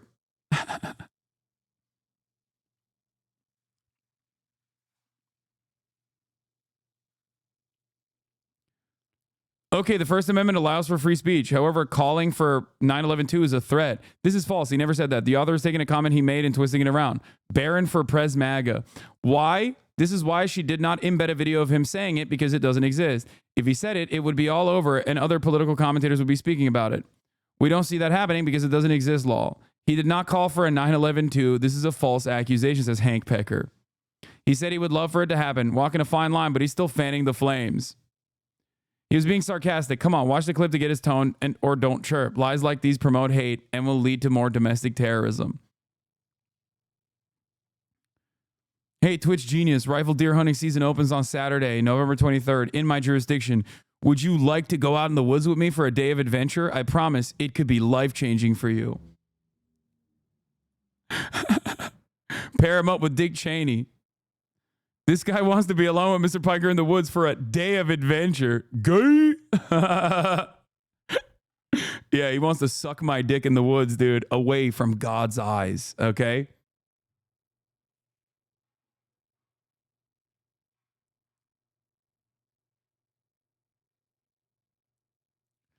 Don't you think Twitch/Amazon is stupid enough to think that they need to take action since this is snowballing? ADL, Taurus, Fogs? No. Guys, I need you to understand something. Okay? This kind of propaganda hit piece from the likes of Fox News is one step above the dish rag that is like New York Post. It's basically a reframing of the same article that New York Post wrote a while ago. Okay? Having said that, however, like this does not change the dynamic even a little bit. I think everybody, and I think they did a pretty decent job with some exceptions. Okay? I think they did a pretty decent job of showcasing the breadth of my argument with some exceptions. Okay? But this is the reason why I pointed to this. Like, this is not the first time Fox News wrote about me. On October 21st, socialist Twitch star HasanPiker raises $1 million for Palestinian aid. Money raised through Twitch campaign will support Palestinian medical relief, streamer says. So they said that this was also unacceptable. Okay? Piker did not respond to an interview request from Fox News about the fundraiser. A self-described socialist, HasanPiker is one of the most watched streamers on Twitch. He's been a vocal critic of the, in air quotes, colonial apartheid and accuses Israel of imposing on Palestinians. In a recent stream, he unleashed profanity-laden tirade justifying Hamas's invasion. If they fucking subjugated you to an open-air prison your whole fucking life, you're going to break out eventually when you realize that there's no way to get out of it, Piker said. Do you think this happened out of nowhere? Do you think this happened out of thin air? Are you fucking stupid? Do you think that the Israeli state was just like peacefully coexisting and these guys just came with fucking gladiators out of nowhere? So it's not the last nor the first time that these guys are going to do this. Oh yeah, here was the clip that went viral, by the way, that has been around. This is October 8th, 2023, okay? Do you think that this happened out of nowhere? Do you think this happened out of thin air? Are you fucking stupid? Do you think the Israeli state was just like peacefully coexisting and then these guys came in with fucking gliders out of nowhere? Don't say fuck off, dude. They didn't deserve it, you fucking idiot. My goal is solutions. Your goal is the continuation of violence. You want way more than 260 people dying. You want every single Palestinian to be fucking executed ruthlessly in the streets so that you can build another fucking theme park in Gaza. You fucking baying pig. You fucking bloodthirsty, violent pig dog. Suck my dick. How do you think this happens? You think it happens out of nowhere? You think these people are just like, oh, we were violent because we want to be violent? You think that's where violence culminates from? Or do you think it's because you have entrapped them, you have bullied them, you have subjugated them, you have humiliated these fucking people? 2 million people live inside of Gaza. They're not even fucking people in the eyes of Israelis. 2 million. The average age is 18 years old. 57% unemployment. They can't even get fucking concrete inside of Gaza so they can build fucking water salination plants because 97% of their water is toxic. They're dying of mass starvation. You cannot push people into a fucking corner their whole lives and not expect them to fight back at a certain point. Suck my dick. You fucking piece of shit. You and others like you who turn a blind eye to apartheid, genocide, and ethnic cleansing are the reasons as to why these people fucking fight back. Worth pointing out that for all their hand-wringing about influencing the impressionable youth, they've had Andrew Tate on actual Fox News broadcasts as a guest without ever critiquing his influence over the impressionable youth. Only applies to you, apparently. Yeah, of course. I mean, they're guys. They say I've glazed terrorist supporters. They say I'm a terrorist supporter. They have also offered positive interviews to Mohammed bin Salman, to Benjamin Netanyahu over and over again. Okay? It does not matter. So much so that you fucking cackling hyenas sit around and think, oh yeah, we're doing this in the West Bank too. That's the peaceful coexistence project. Look at the West Bank. You're doing it in the West Bank so fucking hard now that you left your ass out in the open in the southern fucking border of Israel. This is the clip. I'm not usually sharing your worldview, but this video says it all. Yeah.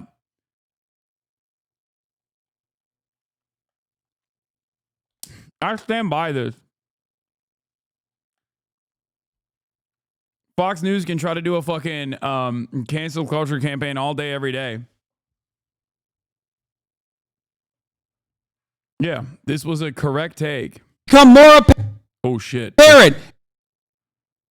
There is no way to have a fascist coalition because endless militant conquest always ends up failing. So if you care about your fellow Israelis, if you care about Jewish people living in Israel, if you care about humanity, even if you do not have a moral position against apartheid, which you should because you're a human, right? You're a human, and it's disgusting to not have a moral anger and moral outrage, not demonstrate moral outrage at the sheer thought of a fucking apartheid state. Think about it from a more pessimistic, more cynical, but self-interested perspective then. Fucking dog. What I don't get is why is this happening now, and this has been happening for over a year, and no one's outrage has been properly thrown at the Israeli government? Brother, Israelis by the tens of thousands literally protested in the streets, and American media was looking at that and being like, they're playing into the hands of Hamas. Israeli media has routinely, and I don't mean just like 972 magazine, local call. There are fantastic investigative reporters inside of Israel that are anti-Zionist in their framework and routinely criticize Israel and do fantastic investigative reporting. But even like liberal Zionist papers or even right-wing papers inside of Israel have offered better coverage on all of the things that are going on and all the chaos that's going on the ground in Israel than American media. And for many, one of the contributors of the Fox article wrote a guide on how to fight against cancel culture and defend your brand. Cancel culture was a key theme at the 2020 Republican National Convention, but is it a real worry for brands? This branding expert says yes. Oh, wow. Chris Ruby, the person who wrote articles about cancel culture, now participating in cancel culture. I'm shocked. Color me surprised. Anyway.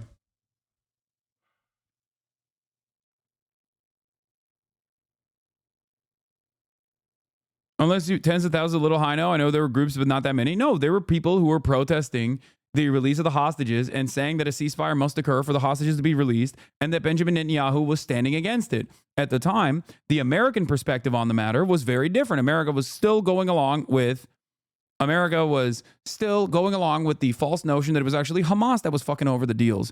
Hostage family members openly gave quotes to Israeli media talking about how Benjamin Netanyahu and his imperial ambitions in the fucking Gaza Strip are the reason why we can't see our family members. What do these hippies have to do for you to get lawyers involved? Come on, brother. This shit is glazing me. Are you crazy? And also, Fox News is going to write hit pieces all day, every day. I'm not a litigious person to begin with, okay? I don't give a fuck. Okay?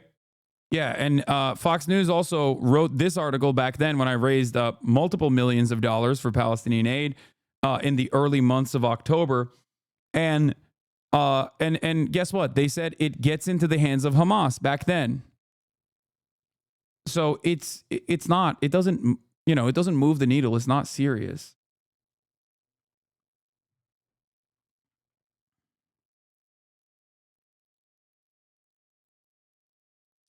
As long as adversarial reporting, right-wing reporting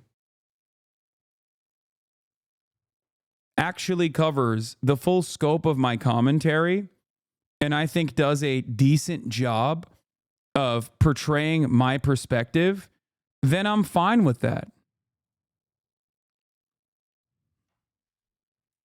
You know?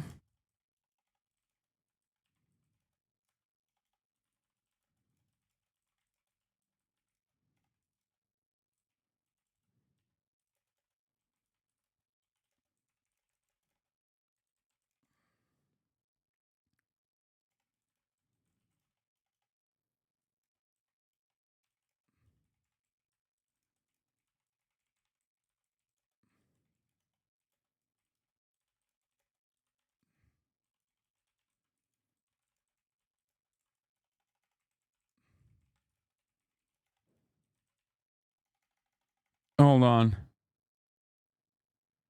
I'm going to say I love this article because if you think Israel's ultimately a force for good and everyone against its violence is ontologically evil, you read it very differently than most normal people would.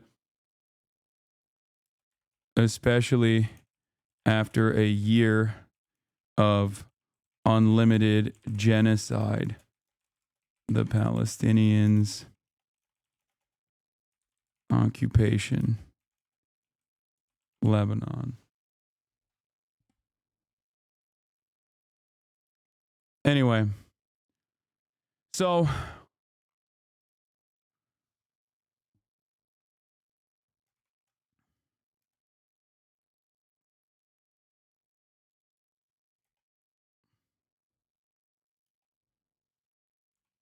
it's socialism or barbarism. Thank you for the 10 gifted subs. I don't think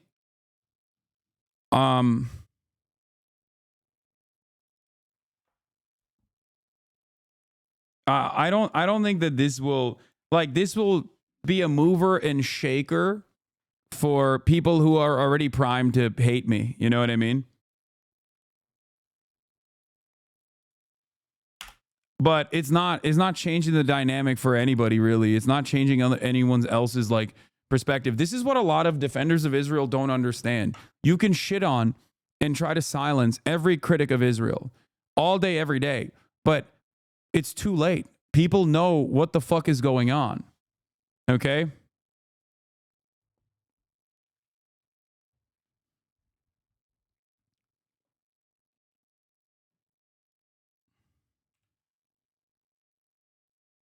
That's it.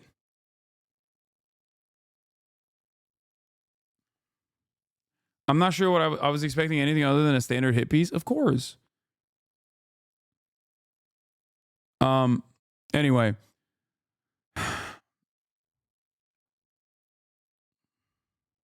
You shaved your pits? Yeah, I did.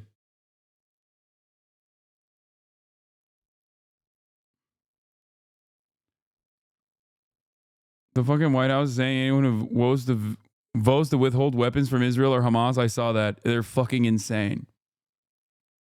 But yeah.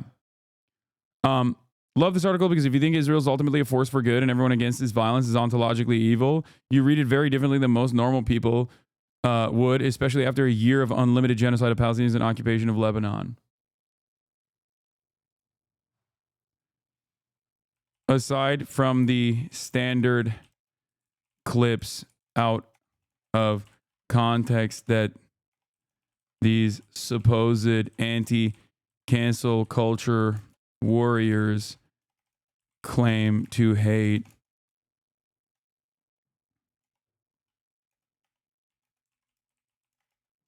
it's mostly like my comments on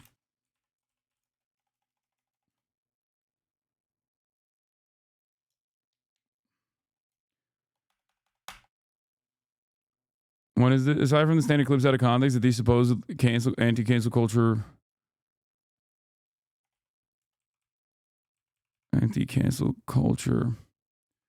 free speech claim to hate, is mostly valid takes. A sequence of objectively correct takes surrounding the asymmetry violence in the Levant.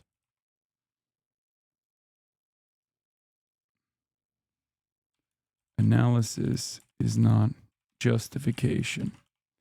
There it is. You just type to see the unk. Shut up, dude. You guys fucking write emails too, okay? You guys write emails all the goddamn time. Shut the fuck up.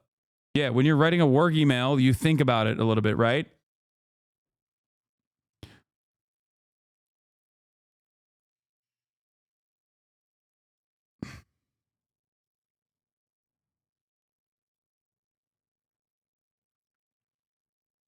Anyway. Bold of you to assume chatters have jobs. Yeah. Where's that shirt from? I love the green color and the color sick as hell. The shirt is from Our Legacy. The jacket that I'm wearing.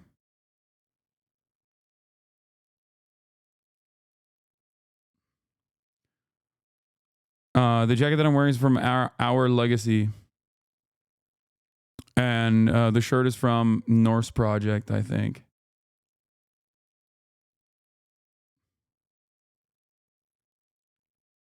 Yeah. Anyway.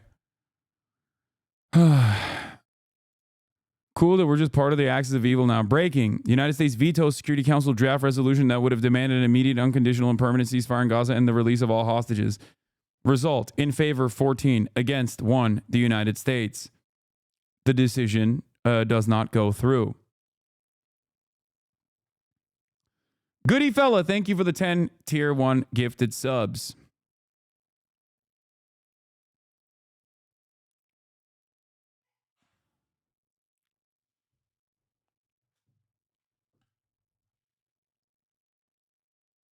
So,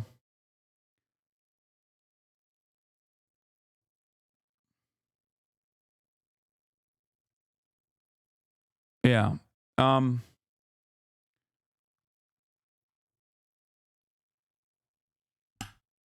Emma popping off on Piers Morgan. Oh, yeah. Let's take a look at this. One is that Hesketh and Gates have categorically denied any wrongdoing, and none has been proven against them. In Trump's case, it was a civil action, as you know, not a criminal action. The criminal case against him was shuffling paperwork over an alleged one-night stand with a porn star. So it's not quite how you categorized it. Deborah Lee, let me bring you in here. Has this trans lawmaker been accused of rape? Has this trans lawmaker? No, but actually, if you are a congresswoman, if you're a congresswoman who survived sexual assault, you should be entitled to feel safe in the so restroom. the presence of a trans woman in the bathroom. Oh gosh, gosh, you know, here in New York, there are a lot of multi-gender bathrooms, and I've gone to the bathroom next to a man. Oh my goodness, it was so fearful. What was I going to do? I would actually be quite fearful if I found you lurking next to me in a men's restroom. I'd feel fearful. Deborah Lee, let me bring you in here. I just think that is a ridiculous accusation, Piers. I didn't make an accusation. It was a statement of fact. I would feel fearful. You would feel uncomfortable? Why would you feel uncomfortable? If you were lurking around me in a men's urinal, damn right I'd feel uncomfortable. Lurking? Who's lurking? Well, what else would you be doing there? Is this lawmaker lurking? What else would you be doing there? Going to the restroom. Yeah, these people are fucking gross little freaks. And I think it's like pure projection. I think it's pure projection when they talk about like, ooh, how creepy and how scary a trans woman in the women's restroom. It's like, no, man. That's your own fucking weirdo fantasies, dude. Don't put that shit on other people, all right? I don't want you going to my restroom. Stick in your own restroom. For my safety, never mind yours. Okay, but would a man be lurking? Would a biological man, is he lurking next to you? That's the whole point. Why is there something inherently perverted about going to the bathroom? You right-wingers, and yes, I'm including you in this with this classical liberal BS, are so bad faith. It's incredible. You are linking sexual abuse and sexual assault to trans people inherently, and that is a bigoted statement. No, I want trans Absolutely people to have, I want them to have fairness and equality like the rest of us, just not where it erodes women's rights. But Deborah Lee, you've been listening to this patiently. But separate but equal. Emma, Separate but equal. We're 4 right, people Piers? on the panel.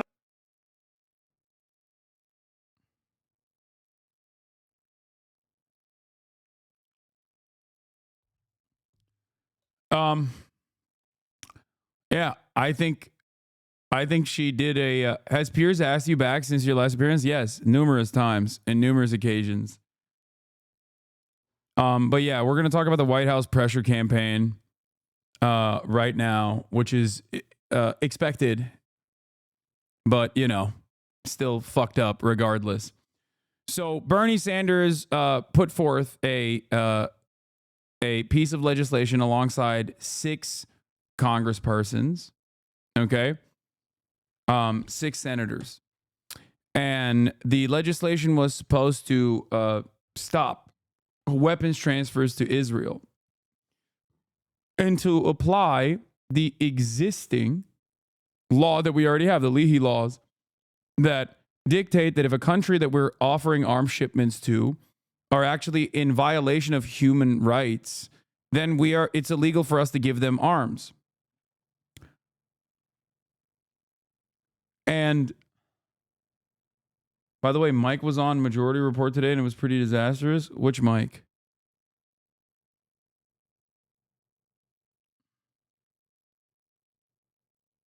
Why was it disastrous? Michael from Pennsylvania?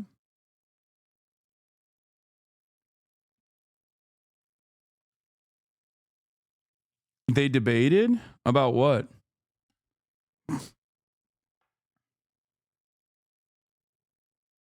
Sam was very combative to Michael from Pennsylvania. Emma on Piers Morgan timestamp for when she showed up. It was a bit contentious. Oh, damn.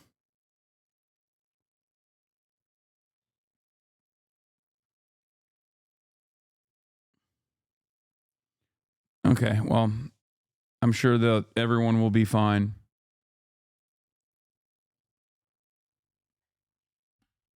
All right, let's continue. We're talking about the news. Okay, so I got the White House private talking points for Congress on today's vote over weapons for Israel, a document that accuses Democrats of aiding Hamas if they vote against the Biden admin's arms deals. Schumer is privately pressuring senators too. Oh, so Schumer has the capacity to fucking whip votes. Only at the behest of Israel and only when it's in direct violation of our own pre-existing fucking rules and laws. How strange. Okay? Because when it comes down to it, Chuck Schumer and Dick Durbin are dog shit at whipping votes in the Senate, famously so. You know, they can barely put together a fucking caucus.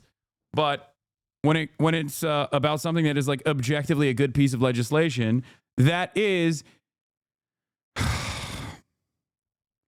that is in line with the overwhelming majority of Americans, all of a sudden, they're like, nope, you better not vote for this shit. Sent to Senate officers yesterday, Doc claims disapproving arms purchases for Israel at this moment would put the window on the sales of Iran, Hezbollah, and Hamas. It advocates military pressure on Hezbollah and Hamas as the admin is publicly saying they want to end the Gaza-Lebanon wars. The doc also echoes the talking point among ardent Israel supporters that Hamas can stop the war tomorrow. Mentions Palestinian suffering, then says voting against weapons for Israel won't help civilians but boost Iran and allies. Notably, this is not a formal statement of the admin policy, which some observers see as, per a Senate aide, a sign that they are too ashamed to put these on the White House letterhead. Increasingly clear today's vote is a major moment and that Dems' post-election rejection of Biden's Israel policy could be bigger than anticipated. The White House's Jewish liaison has now amplified a tweet saying the administration's push to shield weapons for Israel plus its veto of a UN ceasefire resolution today signal it's not the lame duck the left was hoping for. Thank God. No, they already got one. I know, Tim Kaine. Oh, wait, what? Tim Kaine was supposed to be in favor of it. Big. Tim Kaine says he will vote against Biden's weapons sales for Israel today. Wait, no. Tim Kaine is... Yeah, no, he's a public supporter of it. I misunderstood. Expect more bellwether senators to share their position soon. It's increasingly clear this isn't just a push from a handful of progressives. The key question is whether the majority of Senate Dems sign on. Public supporters of the push so far, Sanders, Kaine, Van Hollen, Merkley, Schatz, and Warren. Opponents, Rosen, Cardin, likely Fetterman too, plus a big chunk of voters. Note AIPAC plus the Biden admin have both been pressuring senators to reject the effort to block weapons for Israel.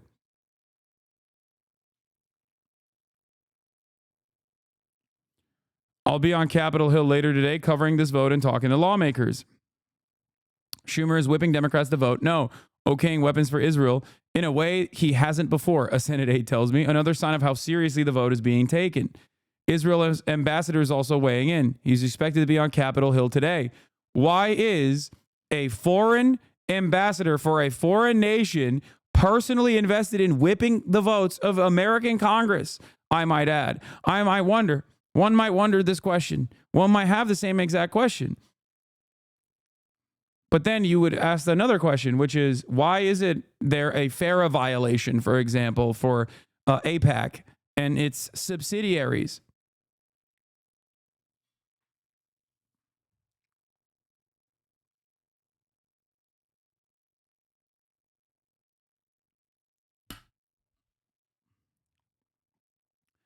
It is so gross, and I hope you understand. It once again demonstrates that it's not actually Israel that controls America or Jews that control America in the way that some anti-Semites claim, but abso-fucking-lutely American foreign policy that is full tilt in line with all the death and devastation Israel is doing in both Gaza and in Lebanon. Okay?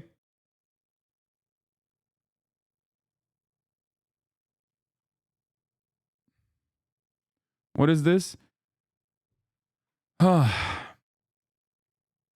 is incredible that this is even a point of contention. Isn't it amazing how Democrats in Congress are starting to find their balls now that Harris lost? Interesting. Yeah, I mean, that part of it is true, but even then, they're very clearly not finding their balls, if you noticed. Trump to set appointment Project 2025 architect Russ Vought to Office of Management and Budget. Vought is a leading proponent of Schedule F, a plan to potentially fire thousands of federal civil servants, by the way. Oh, wow. Once again, I repeat the position that both sides lie. The problem is the Democrats don't even fucking lie in a good and decent direction.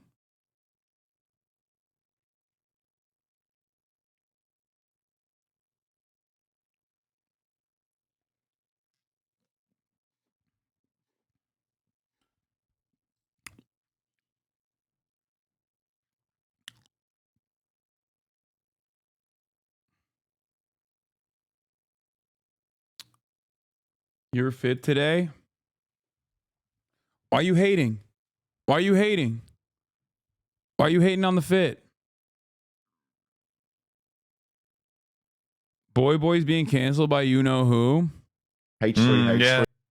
Lamont Boy got featured on Ethan Klein IG story, the perfect conclusion of their last ever Twitch stream. Also, is this an admission that Ethan... What? The campaign to make me seem insane for speaking against Hasan is nothing short of pathetic. What are the chances these guys watch anything I've actually said? Amazing how Hasan and friends suddenly think mental health is a funny way to insult someone. First of all, they're Australian. They've always thought that attacking mental health was a funny way to insult someone. Okay? This clip is hilarious, by the way. What is this clip? Is this the one where they show their fucking balls or something on their last huzzah? Oh, Ethan. H3's fucking crusade to get Hasan, his previous co-host. Yeah. I don't know, executed? Like, yeah, I don't know. I mean, look, I've avoided talking about Ethan this whole time because I just feel like he's, I don't know, he's like watching a fucking unwell person. It's so weird. Like, it's just like, wait, why is he posting this? Why is Ethan posting this? This doesn't make him look good. It's almost like watching Fusi, except he doesn't leave the house. You know, Fusi was like having a mental breakdown, but it's like scary because he's out in like an airport and he's doing scary shit. No, I think Fusi is a little bit worse than H3H. No, but I'm saying it's worse because he leaves. Yeah, exactly. That's the one that I was like. But it's like Fusi leaves the house, and that's why it's terrifying. Yeah. Ethan sits at home just like slowly unraveling. It's again, both those things not palatable. I don't like to watch it.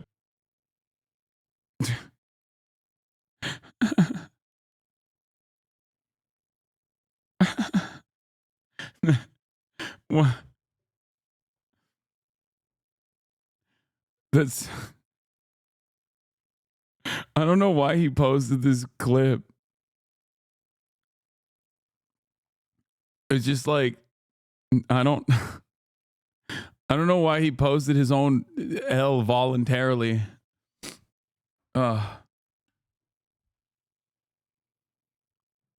Hasan and Friends needs to be the name of your next podcast. Yeah, I think a lot of people are seeing the situation in the exact same way that that Boy and Boy was presenting it as. Why does Hasan refuse to address my points? Meanwhile, anytime you read his points, you address them one by one. Yeah. He only listens to criticism from internet space people, not from peasant fans. Yeah.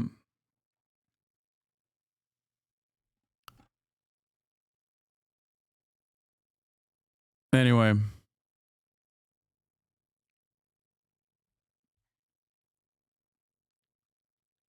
I think these guys are anti-Semitic as well. I think everyone is anti-Semitic, including the Pope. Okay? I don't know how to fucking click away from this dumb shit.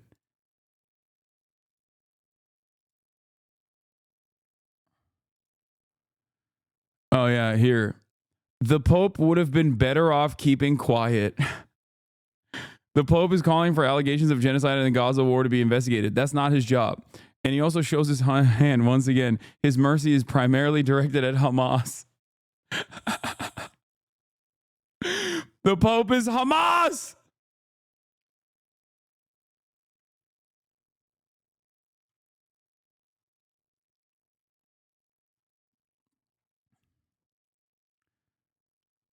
Yeah. Hasan and Friends, more like Hamas and Friends.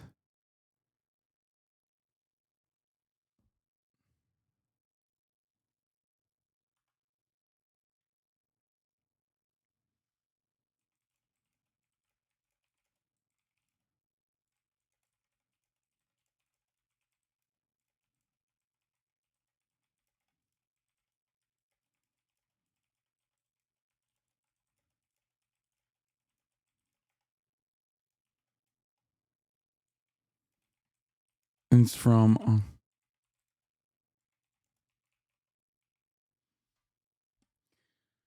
I'm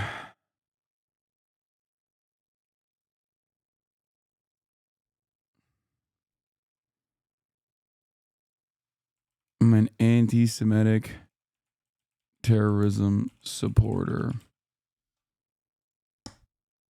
Like your tweet code, King. I like it too. Thank you.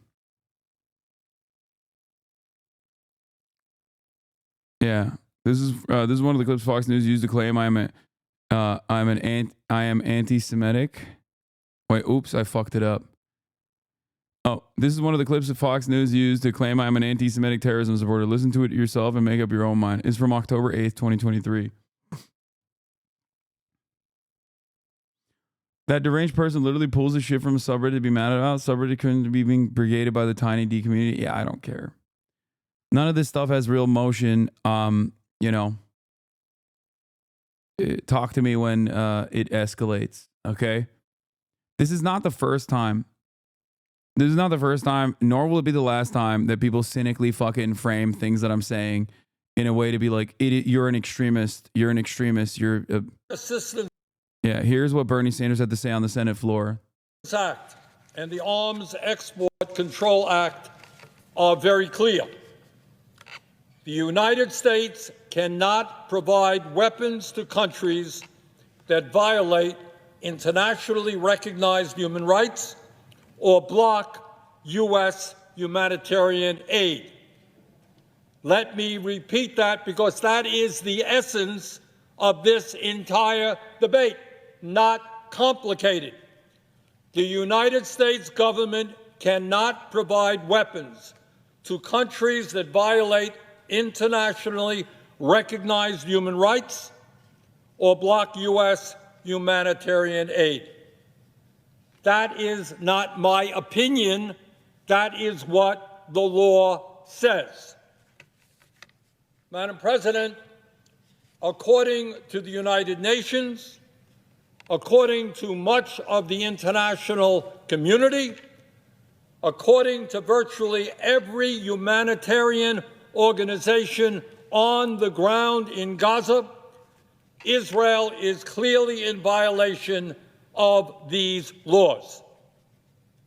Under these circumstances, it is illegal for the United States government to provide Israel with more offensive weapons. These joint resolutions of disapproval are Congress's tool to enforce the law, and that is exactly what we must do.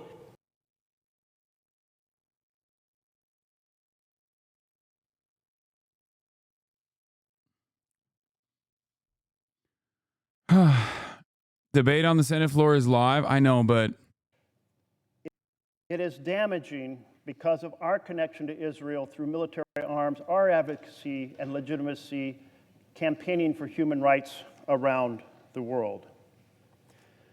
So I ask you, what do you do when a good friend, a partner, heads off on a disastrous course? President Biden and his team responded by providing proposals and encouragement to get back on course, but those were rejected. So now we must weigh in here in this chamber. And many in this chamber may say, let's just continue the past. Let's not see the horrific circumstances in Gaza. Let's not observe the systematic takeover of the West Bank. Let's ignore all that and continue with this very different right-wing government without ever raising by the way, an eyebrow. this off-ramp that they're utilizing to talk about how this is all on, Benjamin Netanyahu and this like far-right fascist government in Israel that we shouldn't align ourselves with. This off-ramp should have been taken on like October 15th, 2023, right around the time when Joe Biden went to Israel and bear-hugged Benjamin Netanyahu. Okay? That would have been the smart and sound decision, both for America's foreign policy interests and also for the humanity, all the victims of Israel's violence. Okay? That's what's crazy about it, is that like even this off-ramp that they're taking, which would still, benefit Israel, really. Like liberal Zionism in this circumstance benefits the current standing of Israel's apartheid. And I said this for months.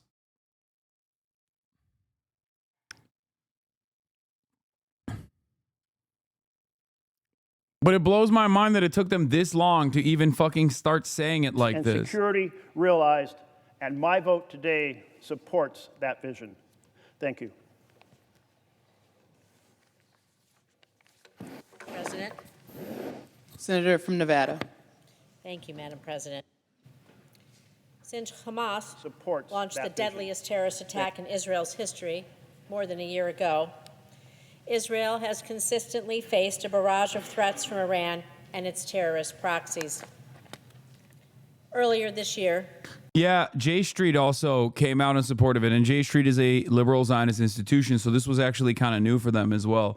If you recall, in the early months of October, J Street was literally pressuring Congress members to not say a single fucking thing about Israel that is a negative. Okay? It's pretty crazy.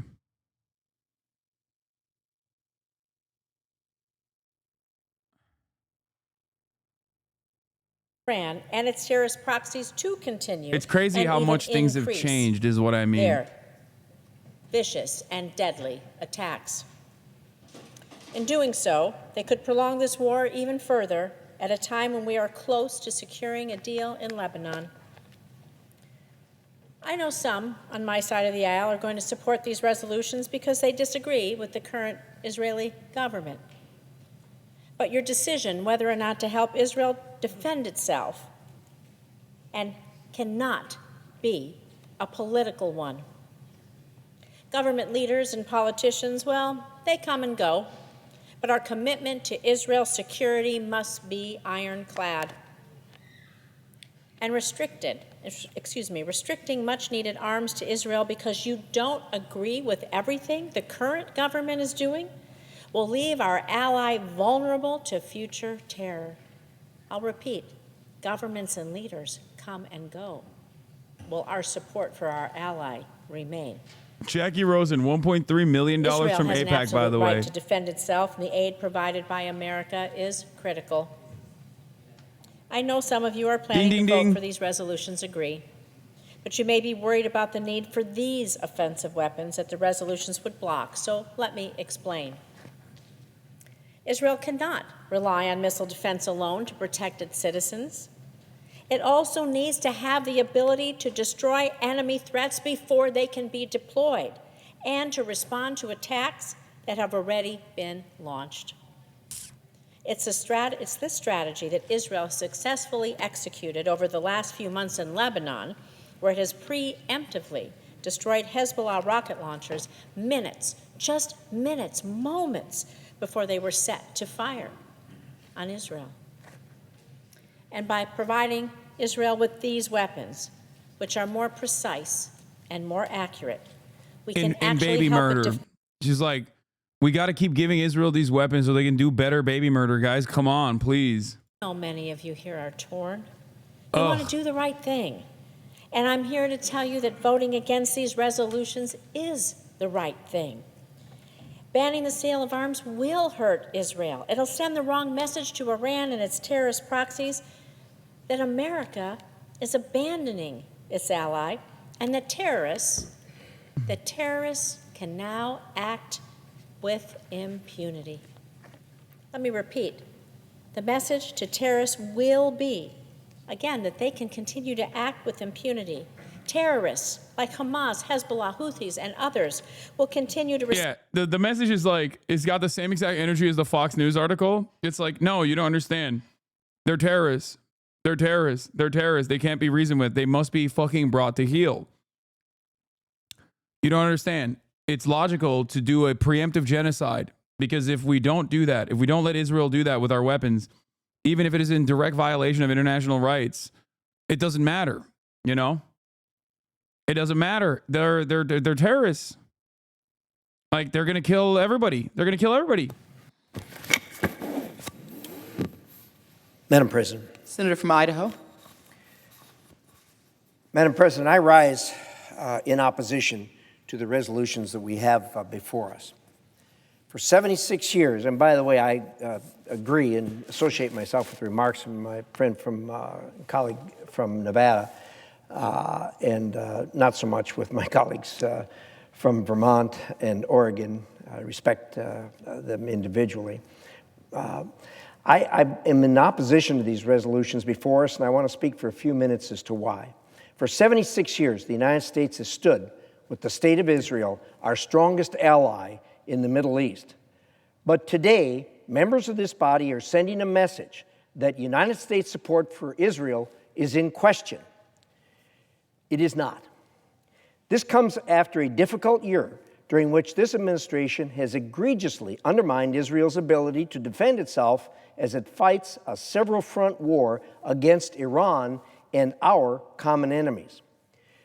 The administration has withheld weapons and ammunition, has issued National Security Memorandum 20, which has held Israel to arbitrary standards, and interfered in Israel's domestic politics, all in an effort to placate the far left of the Democratic Party during our own domestic elections. Today, instead of acknowledging that American support for Israel is still strong, these resolutions seek to say that support for Israel has changed. It has not. I know these resolutions will fail, and I hope the world will hear me when I say that the people of America support Israel, full stop.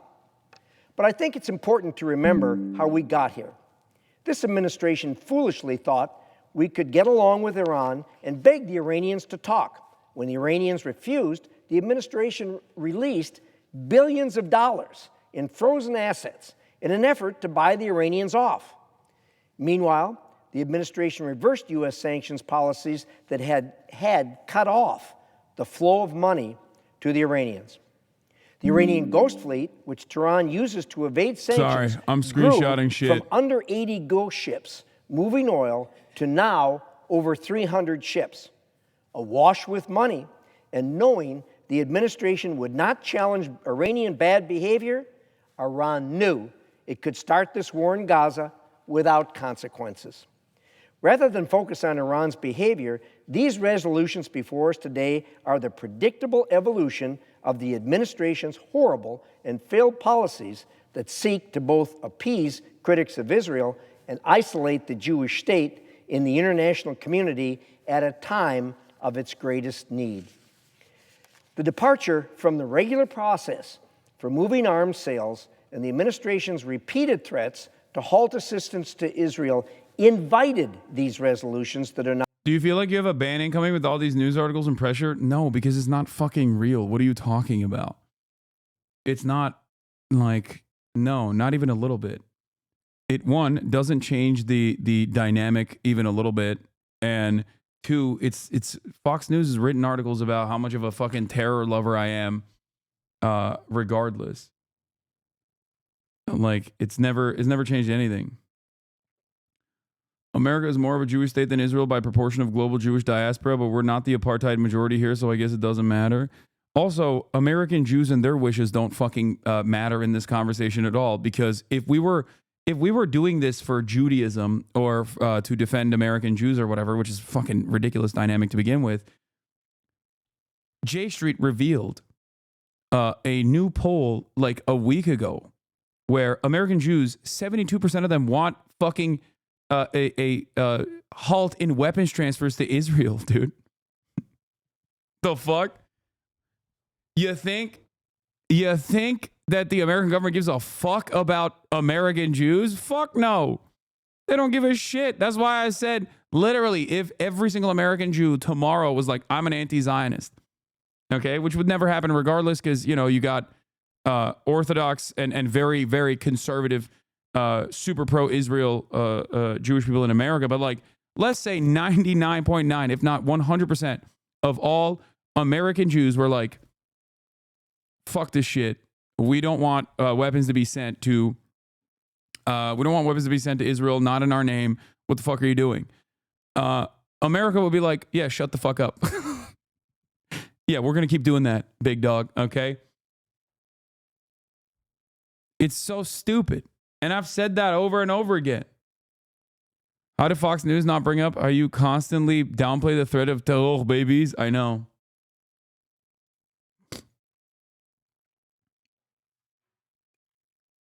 This has nothing to do with Judaism at all. Okay? This has nothing to do with Judaism. This has nothing to do with American Jews. Their opinions on this bear very little. Okay? They'll use Jewish people as a defense mechanism to cynically say like, oh, we're doing this for Jews. It's like, and then Jewish people are like, no. Okay. Are you prepared to catch a stray from Greg Doucette because of your Dr. Mike affiliation? Yes. Yeah, I retweeted this photo of me looking hot and sweaty. And then I posted some of the best quotes from the Fox News article. How I felt reading all that.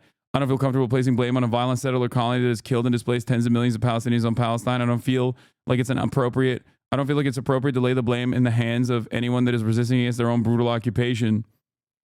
During an April 18th stream, Piker expressed that Hamas was the lesser evil next to the Israeli military. Hamas, unironically, is the lesser evil of the two, the streamer said. If you look at the civilian casualties, if you look at the civilian deaths versus the deaths of soldiers, Hamas's percentages are infinitely better than Israel. That's just facts. So no, Hamas is the lesser evil.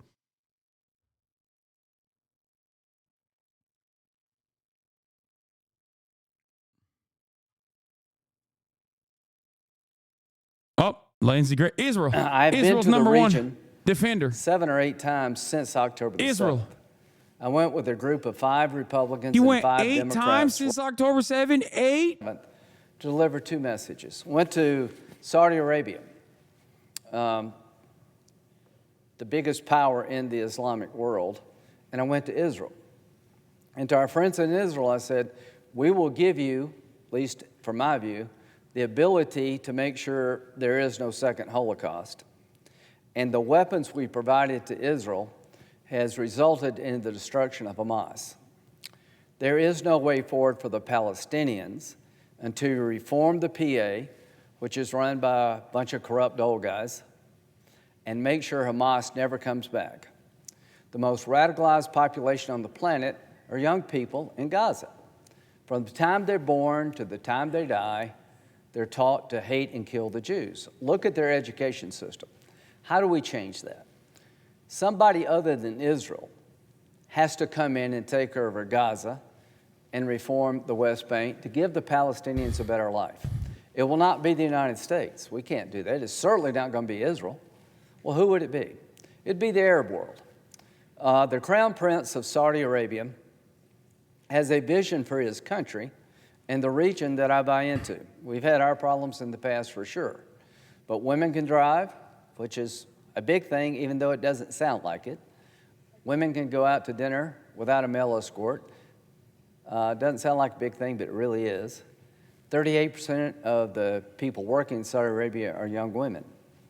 So he has a vision to change his country and to build on the Abraham Accords. President Trump, in his was able to get 6 Arab nations to recognize Israel, the United Arab. I like that he said the PA, which is a part of the Israeli security apparatus, is run by a bunch of corrupt old guys. But Saudi Arabia, which is a theocratic monarchy, is actually the beacon of prosperity in the region. Going over to Saudi Arabia and Israel, working with the Biden administration to try to build out the Abraham Accords. And the big prize would be have Saudi Arabia, Israel, make peace with Israel, Israel, take over Gaza and the West Bank with other people in the region, and give the Palestinians a better life, rebuild Gaza, create honest government to replace corrupt government, give them sovereignty, self-government, the ability to live dignified lives, and to give Israel security. October the 7th was designed by Hamas to stop what was imminent.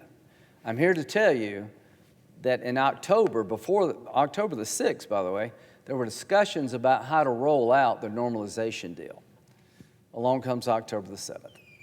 Ever since that day, we've been dealing with this horrible situation. The rape and torture and destruction of 1,200 Jewish people, the response by Israel that's resulted in thousands of people being killed, a lot of terrorists, but a lot of children, a lot of innocent people. There are a lot of photos being presented. I want to introduce 2 photos, unanimous consent if I may. This is a photo of Hiroshima, 2 photos actually. This is what happens when you drop a nuclear weapon on people. It's not good. Now, why did we do that? After Pearl Harbor, we and... Fresh hell, dude.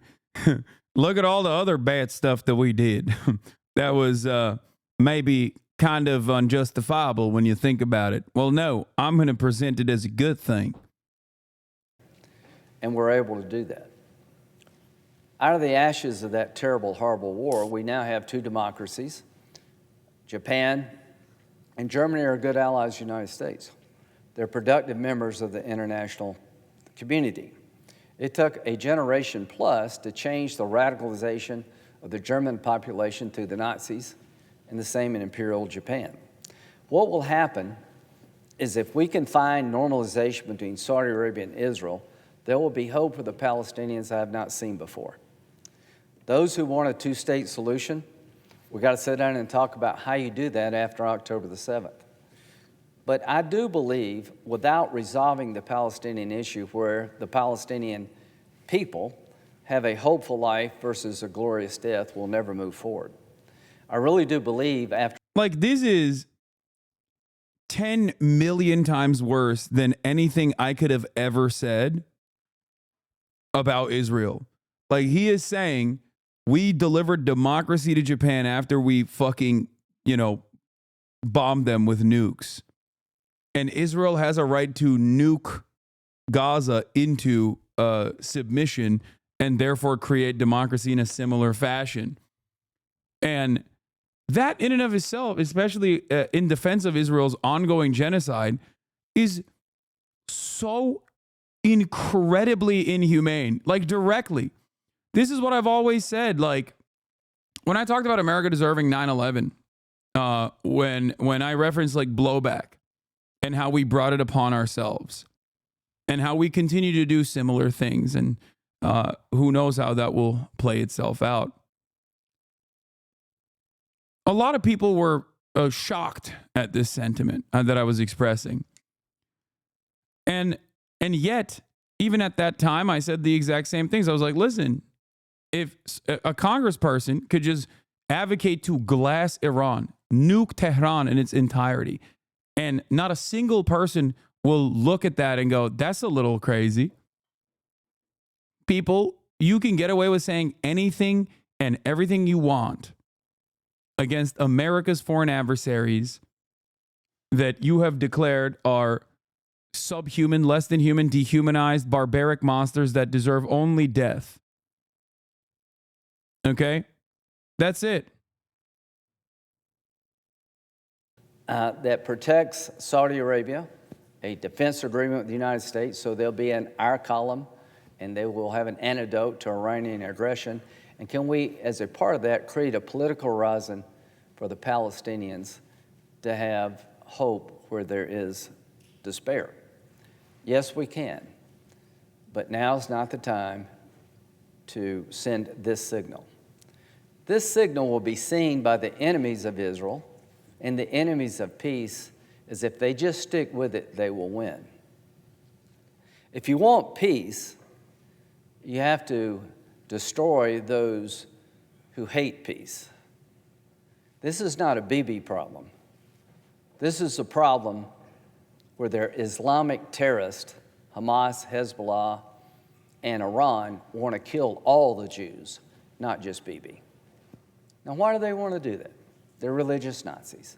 I don't know why Hitler wanted to kill all the Jews, but he did. So the Ayatollah has a couple things in mind. The purification of Islam, which means that Sunni Islam will bend to his will. If you don't believe me, ask the Crown Prince of Saudi Arabia. The other goal is to destroy the Jewish state and to drive us out of the Mideast. The religious doctrine of the Shiites in charge compel them to kill all the Jews. It's a commandment from God. Here's what I know. That's not what Islam teaches most Muslims, but they believe it. And when we ignored Hitler, we did so not only at our own peril, but the peril of millions of people. What have I learned from history? When someone threatens to kill you because you're of a particular race or religion, you should take that seriously.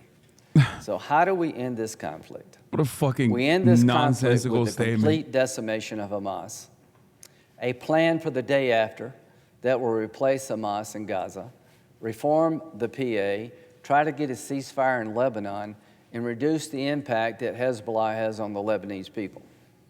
All of the Shiite, Iranian-backed militia have as their goal disruption, upheaval, and tyranny. They want to control the region and remake it in their own image. Look what they're doing in Syria, look what they're doing in Yemen, look what they're doing in Lebanon. We have a historic opportunity here to give Israel what they need to finish the war they can't afford to lose, come up with a day-after plan that would replace Hamas with a better life, try to get Lebanon in a better space, and build on the Abraham Accords. This effort by my colleagues undercuts all that. You have every right to say anything you want to say in this body, but I've been there a lot, and none of you have gone with me. Making peace is hard. We haven't done this together. I've been with Senator Van Hollen to Israel. I've been to Senator Van Hollen before in the region. I think he wants to help the Palestinians, and I don't think he's anti-Semitic. I just think there's an opportunity here, and it's not about Bibi, folks. It's about a strain of Islam that will kill every Jew, including Bibi, and come after us unless they're defeated.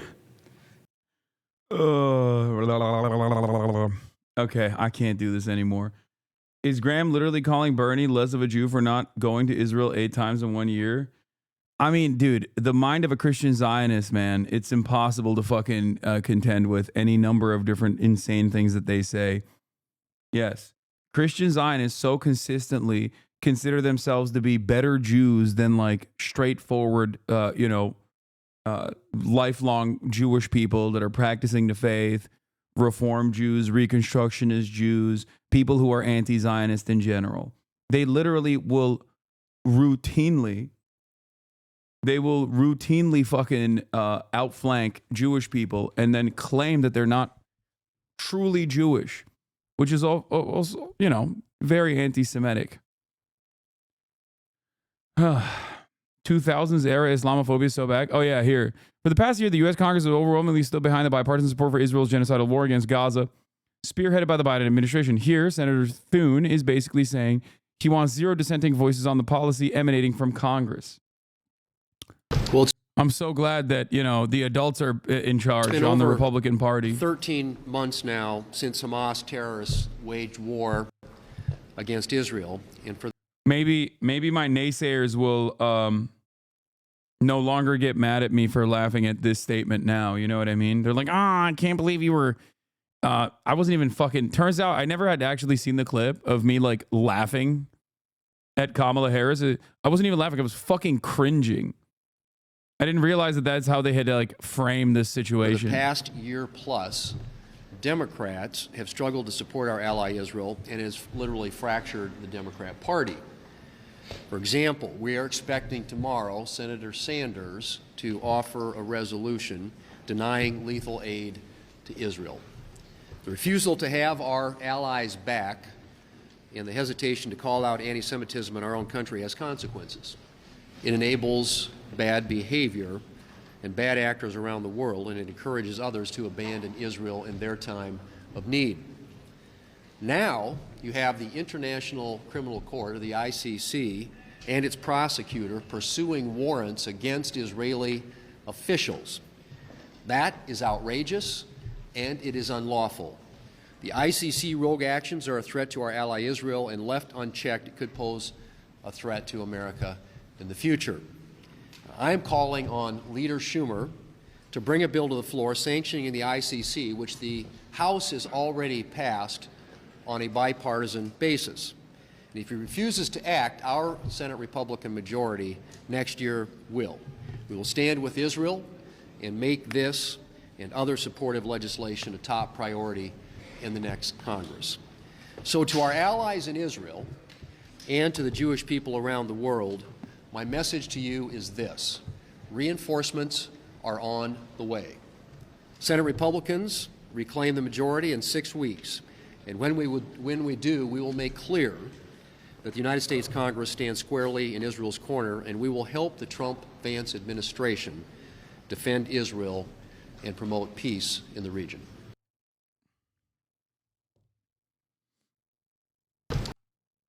Top priority, America First Party, yeah. The Republican critique of Biden's full spectrum support for Israel's war of annihilation is largely that the rhetoric has not been bloodthirsty enough. Biden has been one of the staunchest U.S. supporters of Israel in the past 50 years, and the GOP knows this very well. This action led by Sanders is a worthwhile, though narrowly focused and largely symbolic effort. The reality is that it's too little too late. Gaza has been decimated in a genocidal war facilitated by the Biden administration with Democratic support. And even then, this largely symbolic act is still being viciously combated by the Democratic Party. Remember what they care about, okay? And I will always repeat this. I will always reiterate this. You need to understand something. This is something that the overwhelming majority of the American public wants, okay? The overwhelming majority of the American public wants this, okay? They want to put an end to the endless missile barrage that the endless amounts of weapons that we are sending to Israel so they can burn children in fucking tents. Okay? And yet, Congress is openly at odds with the democratic process, with the wants and wishes of the public, and has actively suppressed any sort of political dissent, no matter how gentle that political dissent is. They have actively smeared anyone that criticizes Israel as vicious anti-Semites that are funded by Hamas and funded by Iran. And it's crazy how little of a dent that has made. It doesn't matter. It does not matter even a little bit.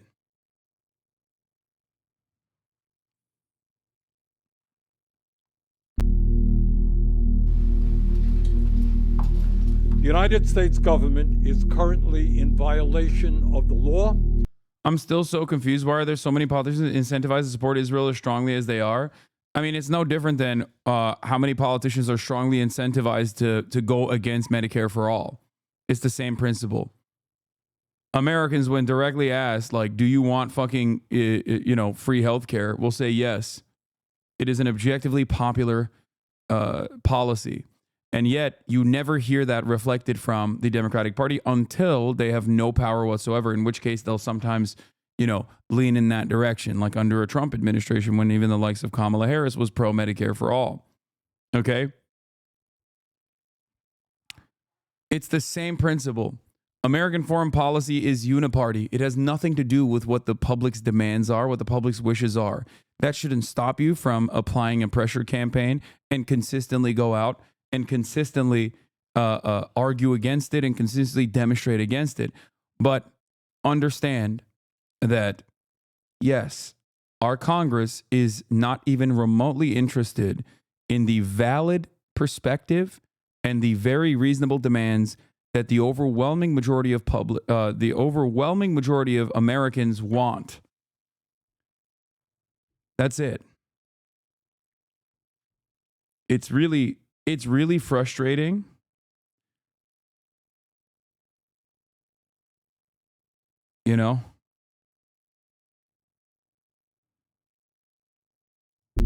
But it is what it is. Every member of the U.S. Senate who believes in the rule of law should vote for these resolutions. The United States cannot provide weaponry to countries that violate internationally recognized human rights or block U.S. humanitarian aid. According to the United Nations, much of the international community and every humanitarian organization on the ground in Gaza, Israel is clearly in violation of these laws. Under these circumstances, it is illegal for the U.S. government to provide them with more offensive weaponry. Joint resolutions of disapproval are Congress's tool to enforce those laws. According to very recent UN reports, quote, the situation unfolding in North Gaza is apocalyptic.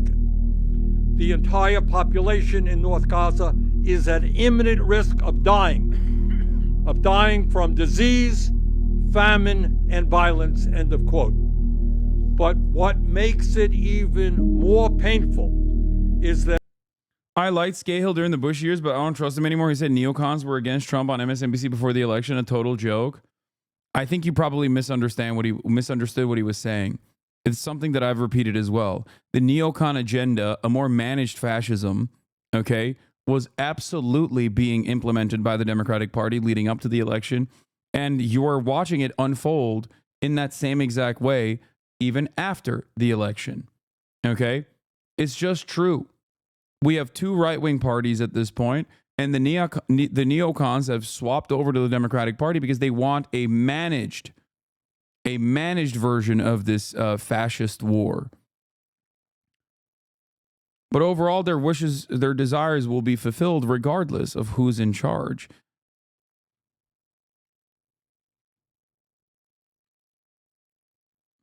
That much of what is happening there has been done with U.S. weapons and with American taxpayer support. In the last year alone, the U.S. has provided $18 billion in military aid to Israel and delivered more than 50,000 tons of military equipment. What these resolutions stand for is the simple proposition that U.S. taxpayer assistance should not come in the form of a blank check. Is the United States in its foreign policy forced to be blind to the suffering before our very eyes? In other words, and this is the most important point to be made, the United States of America is complicit in these atrocities. That complicity must end, and that is what these resolutions are about. It is time to tell the Netanyahu government that they cannot use U.S. taxpayer dollars and American weapons in violation of U.S. and international law and in violation of our moral values.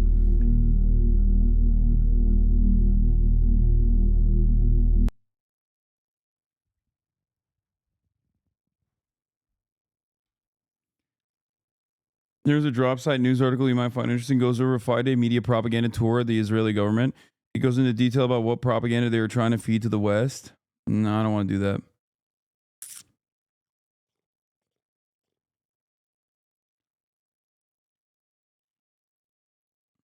U.S. caught using Israeli spyware in Colombia. New. The U.S. government helped facilitate the purchase of Pegasus, the Israeli espionage software, and used it in Colombia. The $11 million cash-only purchase took place in 2021. Colombians are furious at the violation of their sovereignty.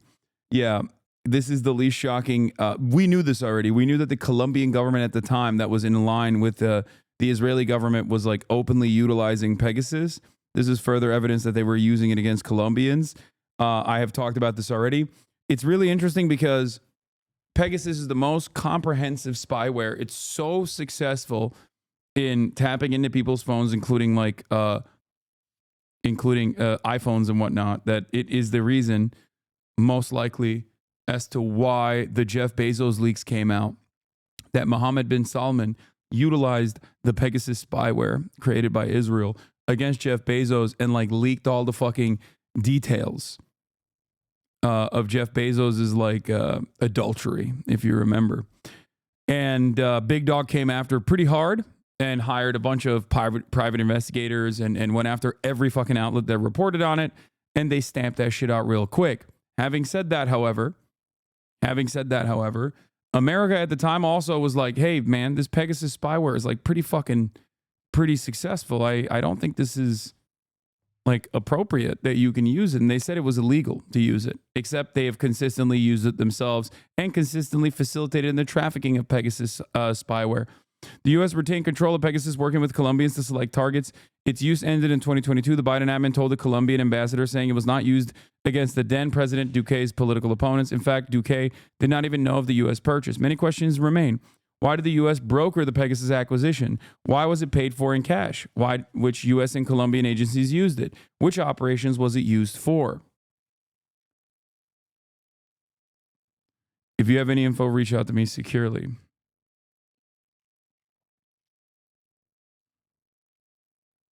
We don't use it anymore. I mean, America still uses it. Libs and hogs are finding out about Stav and are losing their minds. Genuinely lolling that Stav is making the rounds on lib Twitter as a humble working class whisperer. Just turn off the sound of this video and look at this guy. This guy's the literally physical embodiment of leftist resentment. He is bio-Leninism. You don't need to listen. You just need to know exactly what he's going to say. If weed and internet pornography had a child that they raised on Reddit, this human pimple would be the outcome. I went in having zero clue who Stavros was or what his politics are. I left knowing to avoid any video of his in the future. Fat person, opinion completely discarded.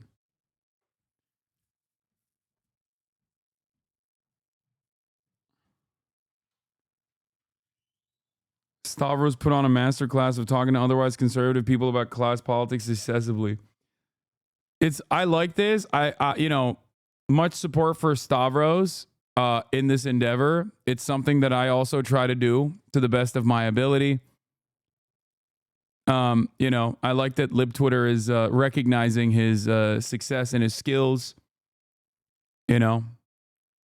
Once again, another Greek man stealing a Turkish man's talking points. It's okay.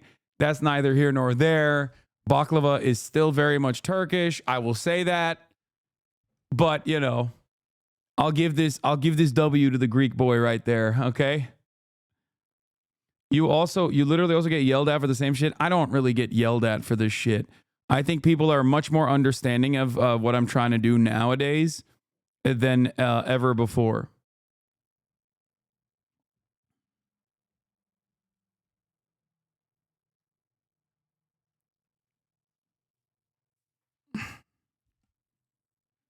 This actually highlights how your whole himbo angle is productive for your message. I mean, it's also who I am. It's not like I'm fucking deliberately putting this shit on, right? But, all right. Trump says he's not reconsidering tapping Matt Gaetz for Attorney General role. In the Trump's transition, the president-elect is standing behind Matt Gaetz as his pick for Attorney General as the House Ethics Committee considers whether to vote on release. What is this? I just remember 100% of chatters chirping a week back. Yeah, no, guys, this is a leftist space, okay? This is a leftist space. And what that means is that, yes, there are going to be an endless amount of chirpers who think that the best method forward,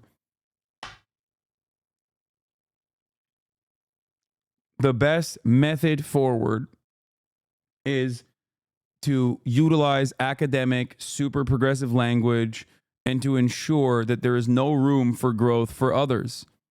It's okay. There has never been a moment in my life where I have entertained that value. It's actually quite interesting that people say shit like this, especially because a lot of my naysayers oftentimes try to present me as one who is completely closed off from reactionary sentiment. Okay?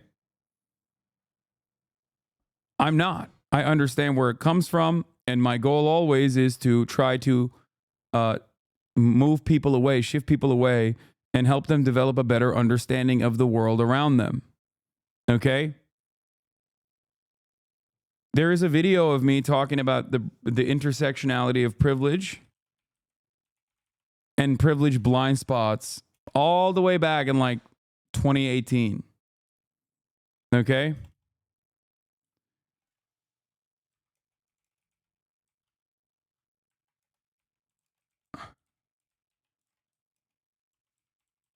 And being more understanding of people.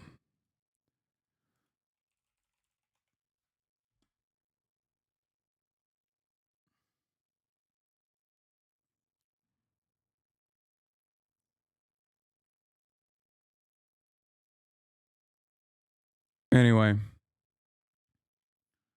I don't know if I can find it here, but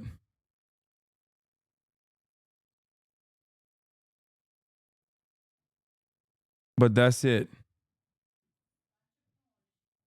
If we took all the position that people cannot change, none of us would be here. Exactly. Bye-bye, Anne. That's what's so frustrating about this. What's frustrating about this is that there is a blind spot. No one can overcome the power of propaganda or social conditioning. And leftists understand that there are systemic forces at play, that there are systemic wrongs oppressions of hierarchy, you know, white supremacy, patriarchy, and the like. Okay? Rigid heteronormativity. But then they never actually consider that maybe some people who don't pay close attention are going to be blinded by that. Those are two things that I find very frustrating. Leftists would be like, leftists would be the first to tell you like America's white supremacist, that America has white supremacist systems. Racial oppression is still very much real. Okay. But then they act like surprise Pikachu whenever they encounter a person that is victim to said social conditioning. Yeah. What did you expect? Of course, people are going to take the normal position for granted. They're not going to think about it. Okay. I come at this conversation with that understanding. Okay. And yes, you can say, oh, Hasan, you're a white guy, you're privileged. That's why you can do that. I can't. And it's like, sure. Okay. That's fair. But that's why I do what I do, and I do it best. Okay. No, it's not what is white privilege in the affirmative action debate.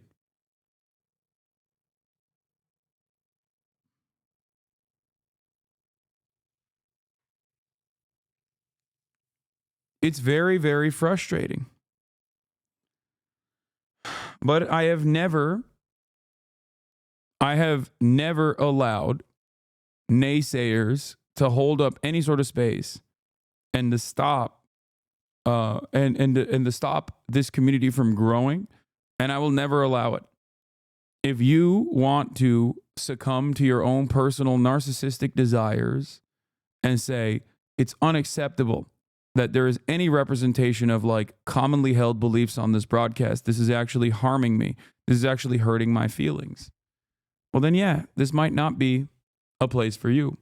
But I think every single person, including the 14% of this community that are trans, understand what it looks like in the real world and how people arrive at those conclusions, and what my goals are here in terms of de-radicalizing people and making sure that they don't have transphobic beliefs, right?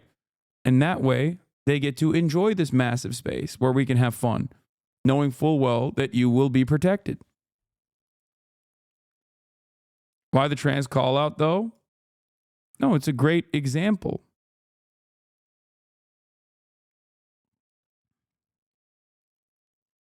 If I were to be at the mercy of chatters who say, well, you talked to a transphobic person, you know, and I did not like the way you conducted yourself in that conversation, and I apologize for that, and never actually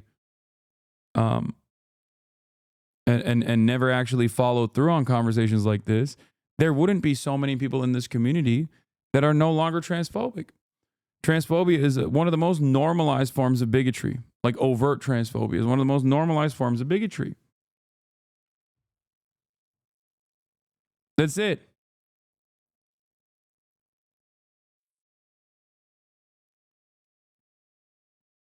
And so, a lot of people that might not be receptive to this kind of messaging, will you stop using gay as an insult? Fuck no.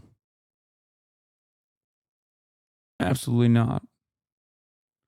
If you find this to be contributing to the endless sea of homophobia, then you are exactly what I'm talking about.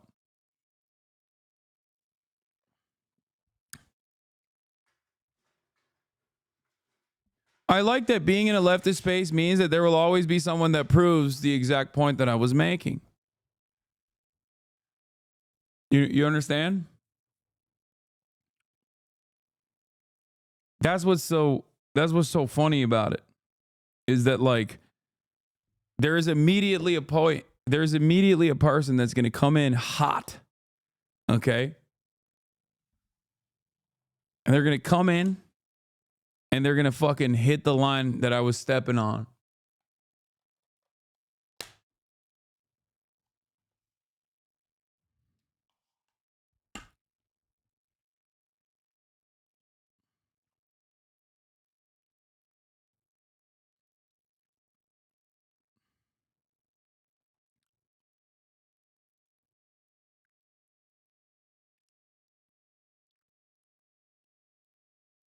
Anyway. I think I've done enough work in this space in actively de-radicalizing people and actively defending marginalized communities that I know a little bit about these sorts of things. I know what the fuck I'm talking about. You know?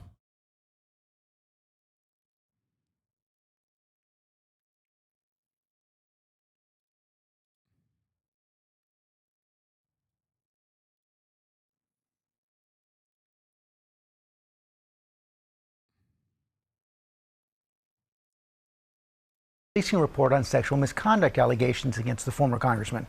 Chief White House correspondent Mary Bruce is in West Palm Beach with the story. Good morning, Mary. Good morning, Georgia. Donald Trump's pick for Attorney General is facing a real uphill battle. Today, the bipartisan House Ethics Committee will meet to decide whether to vote to release its report on Matt Gaetz and those allegations of sexual misconduct and illicit drug use. As this morning, we are learning more about the payments he allegedly made to women for sex. This morning, President-elect Donald Trump is standing by his controversial pick to be his Attorney General, former Florida Congressman Matt Gaetz. Are you reconsidering the nomination of Matt Gaetz? No. Trump in Texas alongside Elon Musk to watch his SpaceX rocket launch. The world's richest man using his megaphone to boost Trump's embattled choice, posting Gaetz will be our hammer of justice. But first, Gaetz has to get through the confirmation process.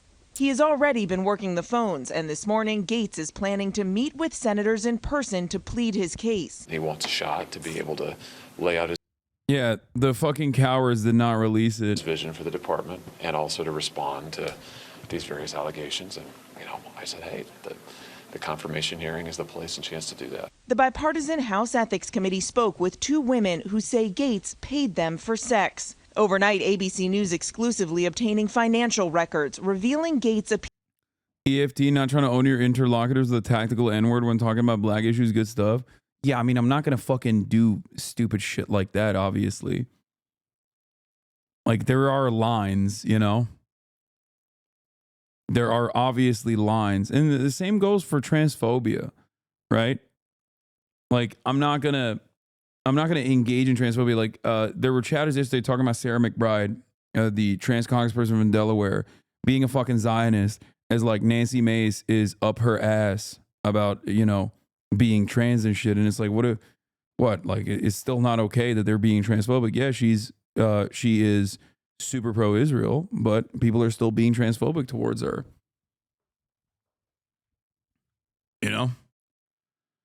appears to have sent the women over $10,000, including 27 Venmo payments, some labeled just because, travel, and extra for you. And this check for $750 made out to cash and allegedly signed by Gaetz. The women testifying to the committee that some of the payments were for sex. Sources tell ABC that one of the women also testified she saw the congressman having sex with a 17-year-old girl. The committee also heard from that 17-year-old girl, now in her 20s. Gaetz denies any wrongdoing, but some Republicans say they want to know more. I think that if they want a speedy consideration of this nomination, we've got to have as much transparency as we can have. There needs to be legitimate vetting.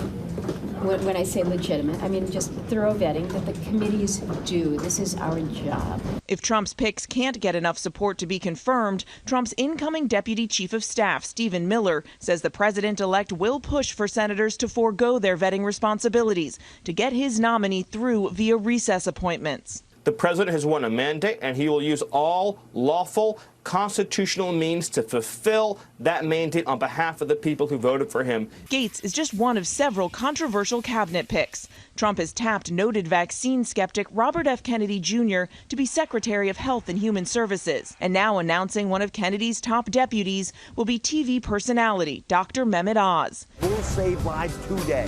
Oz, who ran a failed Senate campaign in Pennsylvania, picked to run the Centers for Medicare and Medicaid Services, overseeing millions of Americans' health insurance, including the Obamacare exchanges, a program he's criticized in the past.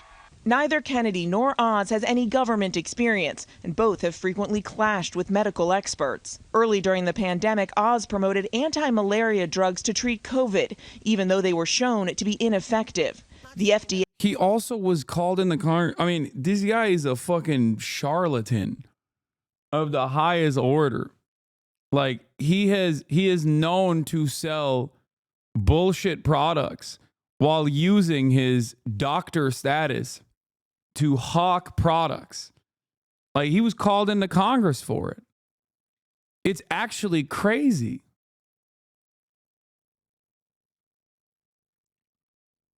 But of course,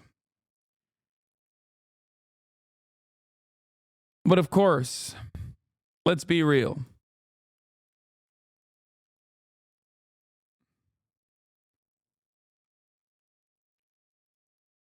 As a Turk, I gotta look at this Turkish DEI and say, I'm in support of it, baby.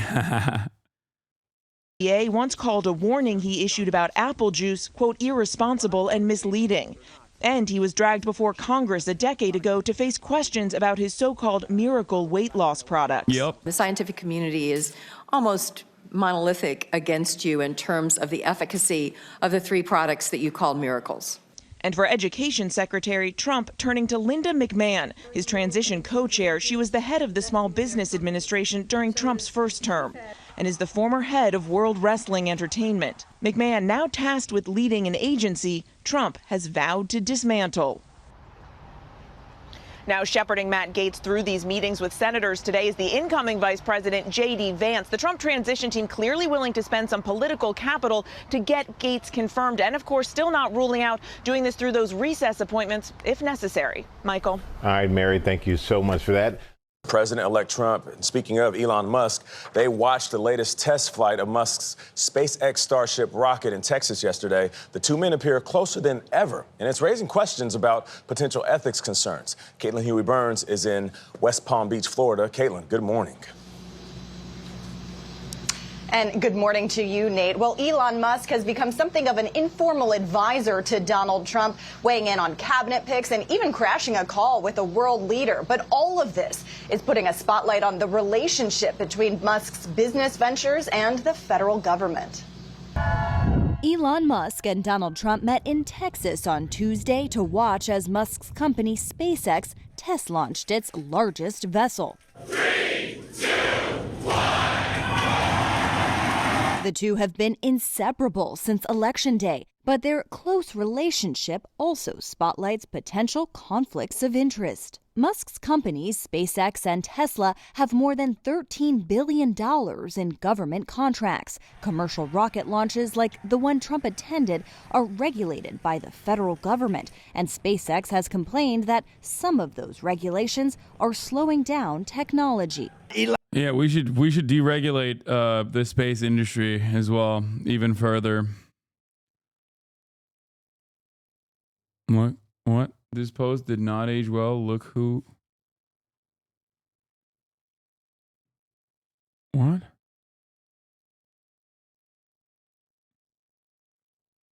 What do you mean this post did not age well?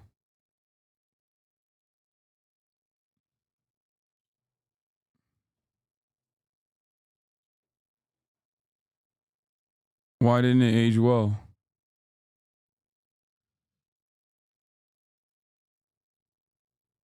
What?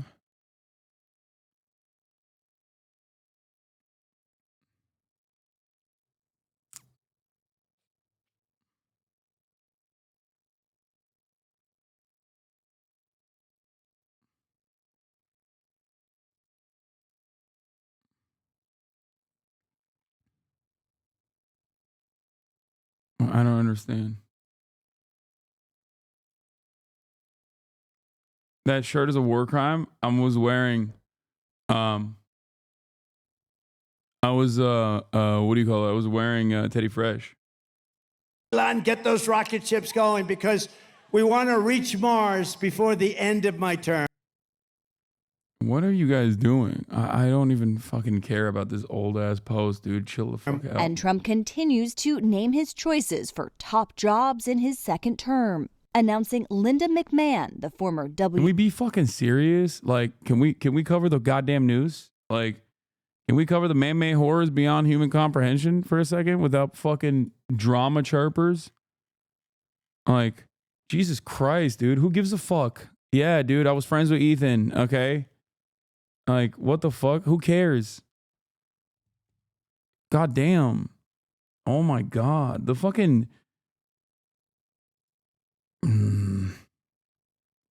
Very frustrating. It's like failing streamer. I know I'm fucking such a failure, dude.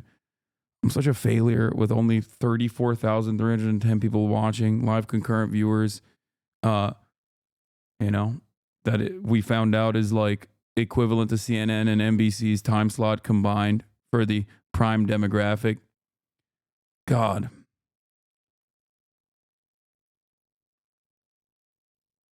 Stop trying to fucking tell me the context of why this was a meme, okay? I don't care.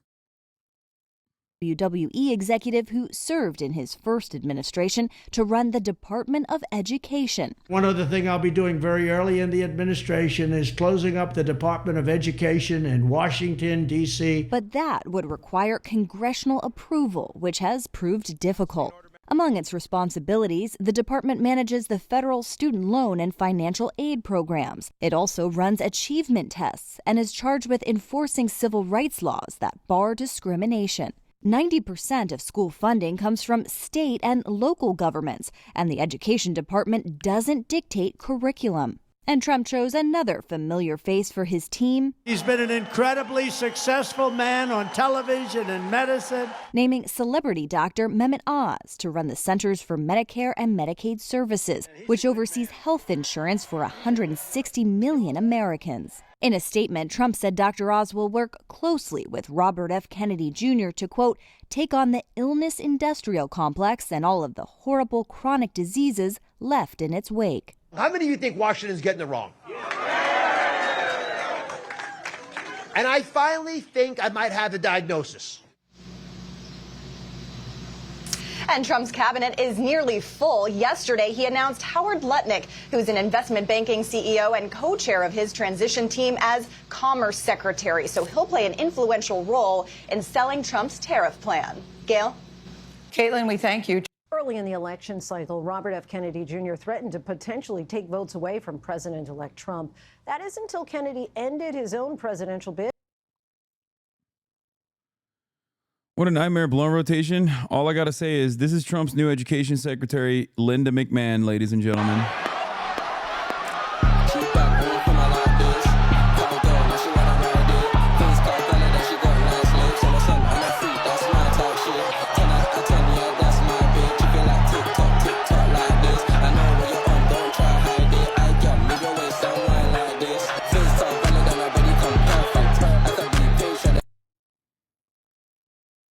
If you gotta go, what was it? If you got a bum, big bum, then work it. I don't know what the lyrics are.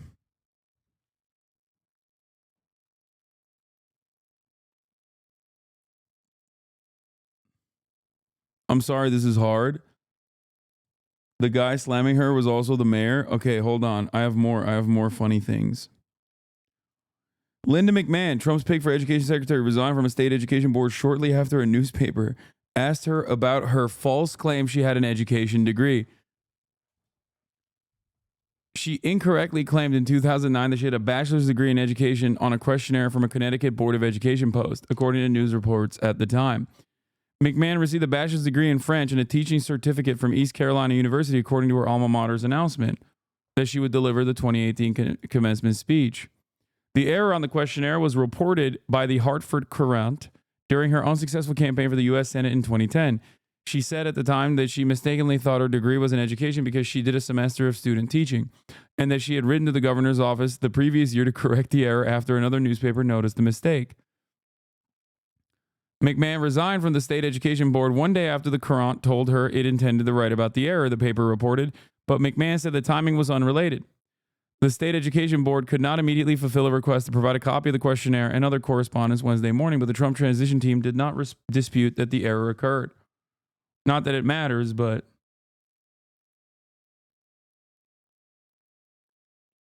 pretty funny. watching people fail upwards like this. Speaking of failing upwards,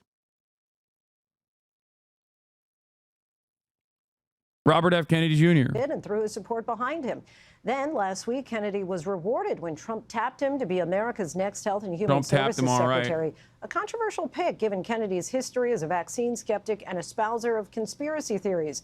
And today, President-elect Trump announced Dr. Mehmet Oz will serve as the Centers for Medicare and Medicaid Services Administrator and work closely with Kennedy. Our Elizabeth Schulze tonight with our prime focus on RFK Jr. A last name synonymous with American politics, now the controversial nominee for a job leading the nation's public health system. I nominated him for, I guess, if you like health and if you like people that live a long time, it's the most important position, RFK Jr. Bobby? Robert F. Kennedy Jr. is President-elect Trump's pick to lead the Department of Health and Human Services, a move Trump had hinted he would make on the campaign. I'm going to let him go wild on health. I'm going to let him go wild on the food. I'm going to let him go wild on medicines. The announcement marks the culmination of a long political road for Kennedy, from longtime Democrat to independent presidential candidate to a nominee in the Trump cabinet. He suggested that we join forces as a unity party. It's an unlikely path for a man whose family has deep roots in the Democratic Party. His uncles, President John F. Kennedy and Senator Ted Kennedy. Kennedy himself, the son of the late Robert F. Kennedy, who was Attorney General, then presidential candidate, when he was assassinated in 1968. Bobby Jr. was just 14 years old at the time. The junior Kennedy eventually made his name as an environmental justice attorney, known for his work fighting to clean New York's Hudson River in the 1990s. He stirred controversy when he hired a scientist who had just been released from federal prison for smuggling wildlife, causing a board revolt at his organization. What? Okay, I didn't know that part. I didn't know the wildlife part. That's amazing. This motherfucker has been doing this shit for a minute, dude. What is wrong with this guy? What is his obsession with wildlife, dude?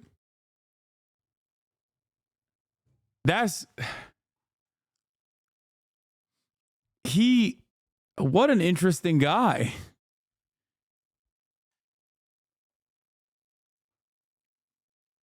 This man loves doing weird shit with wildlife. And he loves others who do weird shit with wildlife as well. But in recent years, he's been in the spotlight as a prominent vaccine skeptic, spreading debunked conspiracy theories, like on this Lex Fridman podcast. There's no vaccine that is, safe and effective. Pushing misinformation became a part of Kennedy's campaign when he launched his own bid for the presidency in April 2023 as a Democratic challenger to President Joe Biden. I've come here today to announce my candidacy for the Democratic nomination for President of the United States. Kennedy speaking exclusively with our Lindsay Davis about his decision to run. I felt like my country was being taken away from me. I felt like I wanted my children to grow up with the same pride in our country. His candidacy raised eyebrows this year when he said he had faced serious health issues, like a dead worm found in his brain.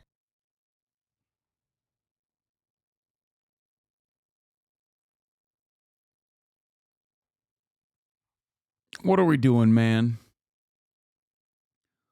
What are we doing? This country is in the dumps. It's over. It's fucking over, dude. Oh my Lord.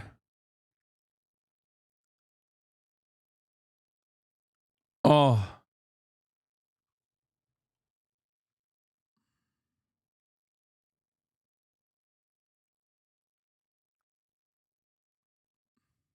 And it turned even more bizarre after Kennedy revealed he left a dead bear in Central Park in 2014, which he discussed in a video posted on his X account. I said, let's go put the bear in Central Park and we'll make it look like he got hit by a bike.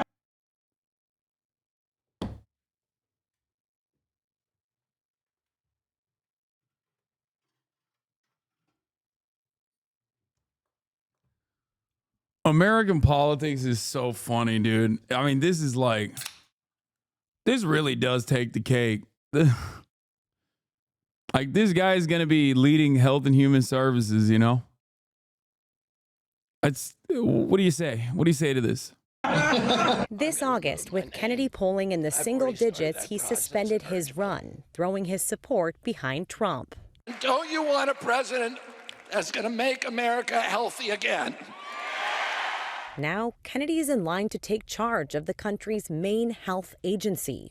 The Department of Health and Human Services oversees everything from drug approvals to food recalls to the response to pandemics. Kennedy would oversee agencies like CDC, FDA, and NIH and have direct impact on public health policy. That includes the nation's vaccination programs, drug approvals, research priorities. This is a $1.7 trillion budget that can have direct impact on the lives of Americans. Kennedy's nomination sparked immediate alarm in the medical field. Many concerned of how his unsubstantiated claims based on a mischaracterization of science could undermine the mission of agencies he would oversee as secretary. There's a lot of distress and apprehension about how this leadership can impact national health policies and overall public health confidence. Kennedy's views often fly in the face of the science-backed risk-reward calculation of the public health community. He's written books and spoken publicly as part of his anti-vaccine nonprofit Children's Health Defense, spreading misinformation that vaccines cause autism in children. The fraudulent study that sparked that idea decades ago was retracted, and multiple high-quality studies since have found no link between vaccines and autism. You've said in the past that there is a correlation between vaccines leading to autism. That's totally been debunked. Wait a minute, who debunked it? Who debunked it? Autistic doctors. I don't believe them. They have autism. There are experts, authorities on one side, and experts and authorities on the other that are saying the exact. No. There is no leading expert or authority on the side that says vaccines cause autism. Like, none. That's not a real statement. As a matter of fact, the most famous doctor is no longer a doctor because he falsified medical records in his investigation into how vaccines were causing autism. And of course, we here in America welcomed him with open arms. His name is Andrew Wakefield. He was removed from his position and shunned in England. And then America was like, please come here, sir. And now he spends his days running around on the anti-vaxxer orbit, doing fantastic work, just collecting paycheck after paycheck. Exact opposite thing. So no, I don't trust authority. I need to see the details. Members of Kennedy's own family have distanced themselves from his views. I would say that our family is united in terms of our support for the public health sector and infrastructure, and has the greatest admiration for the medical profession in our country. And Bobby Kennedy has got a different set of views. He promotes drinking raw milk for its beneficial enzymes, but raw milk can lead to outbreaks of serious illnesses from microbes that are killed off in the pasteurization process. On COVID-19, he vouched for treatments like ivermectin and hydroxychloroquine, which showed early promise but were later found to be ineffective and even posed increased health risks. Kennedy is also championing a fight against fluoride in drinking systems, making sweeping claims about limited studies that showed a possible association between high exposure and lower IQ in kids, telling NPR, we don't need fluoride in our water, and it's a very bad way to deliver it. Scientists and a federal judge agree more research is needed, but fluoride isn't known to cause health problems at the low levels currently recommended. And they point to the benefits of fluoride, like strengthening teeth and preventing cavities, especially among low-income youth.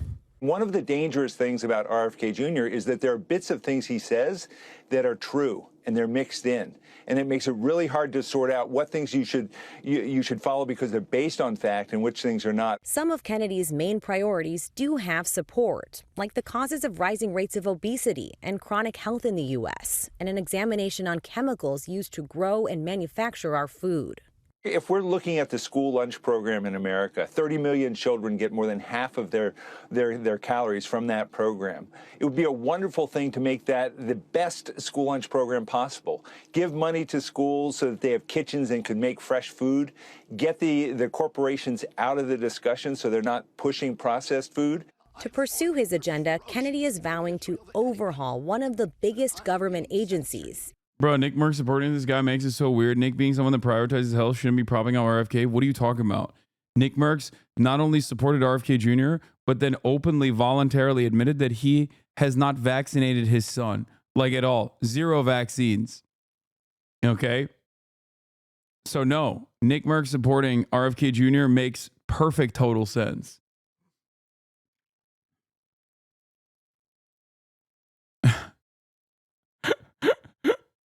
Thank God for herd immunity, dude.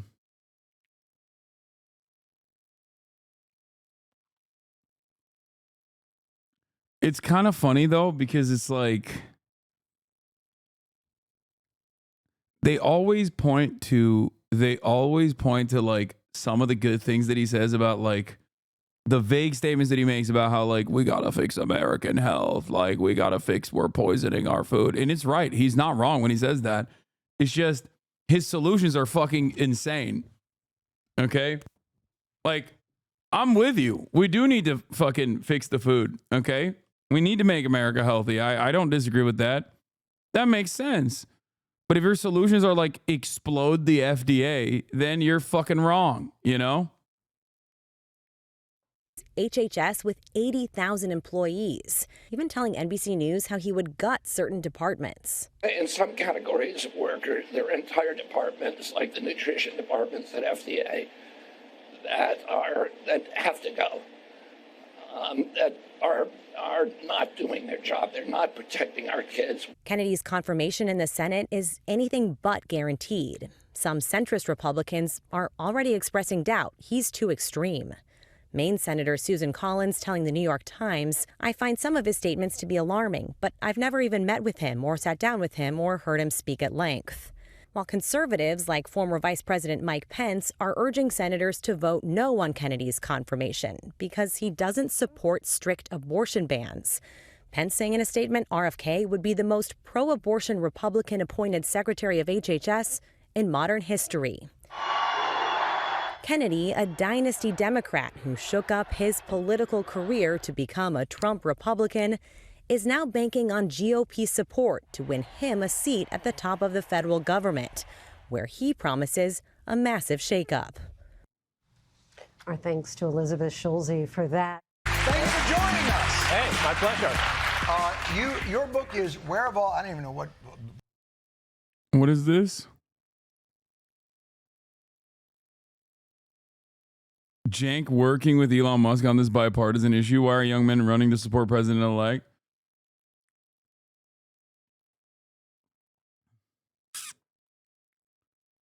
Oh, this is an ad without a disclosure, I think.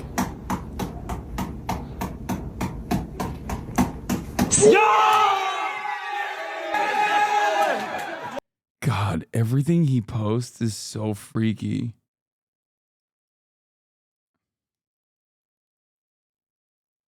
Everything he posts is so fucking freaky. This is box bowl and the ideal stocking stuffer. When I'm on the road, I try to use it as often as I can because it keeps up my hand-eye coordination and it gives me a workout.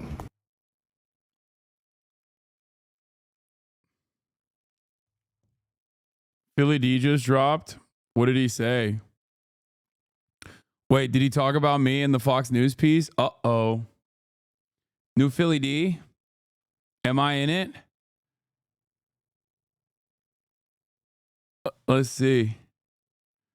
I like it. I want to be filled in. He's got gas station weed eyes. Robert F. Kennedy. He's a treat. He's a real treat, dude. Sup, you beautiful, What is man. it? Wait, why did you guys say new Philly D drop? I'm not in it. Why did you guys tell me about it?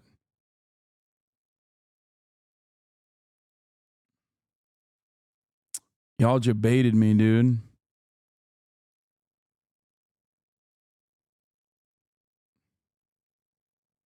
You beautiful bastards. You debated me. Marat in the chat. Hey, new Philly D drop, by the way. At the top of the hour, by the way. Even though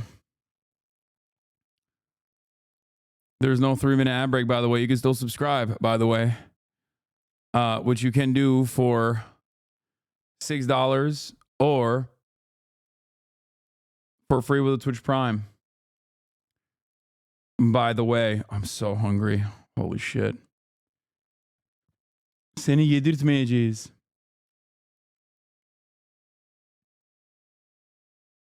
Wonder Gal 96, thank you for the 5 get the subs.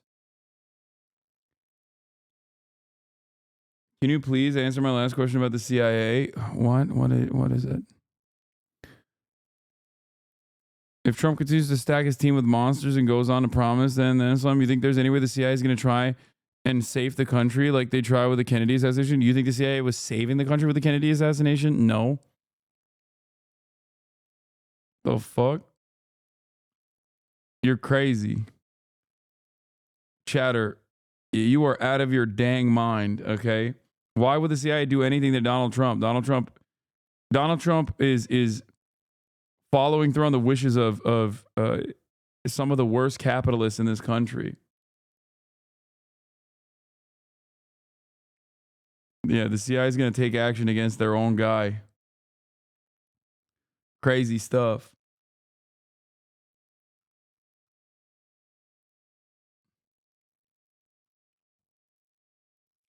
Anyway, I don't know about this Rudy guy or Roy Teheria. Is that the right?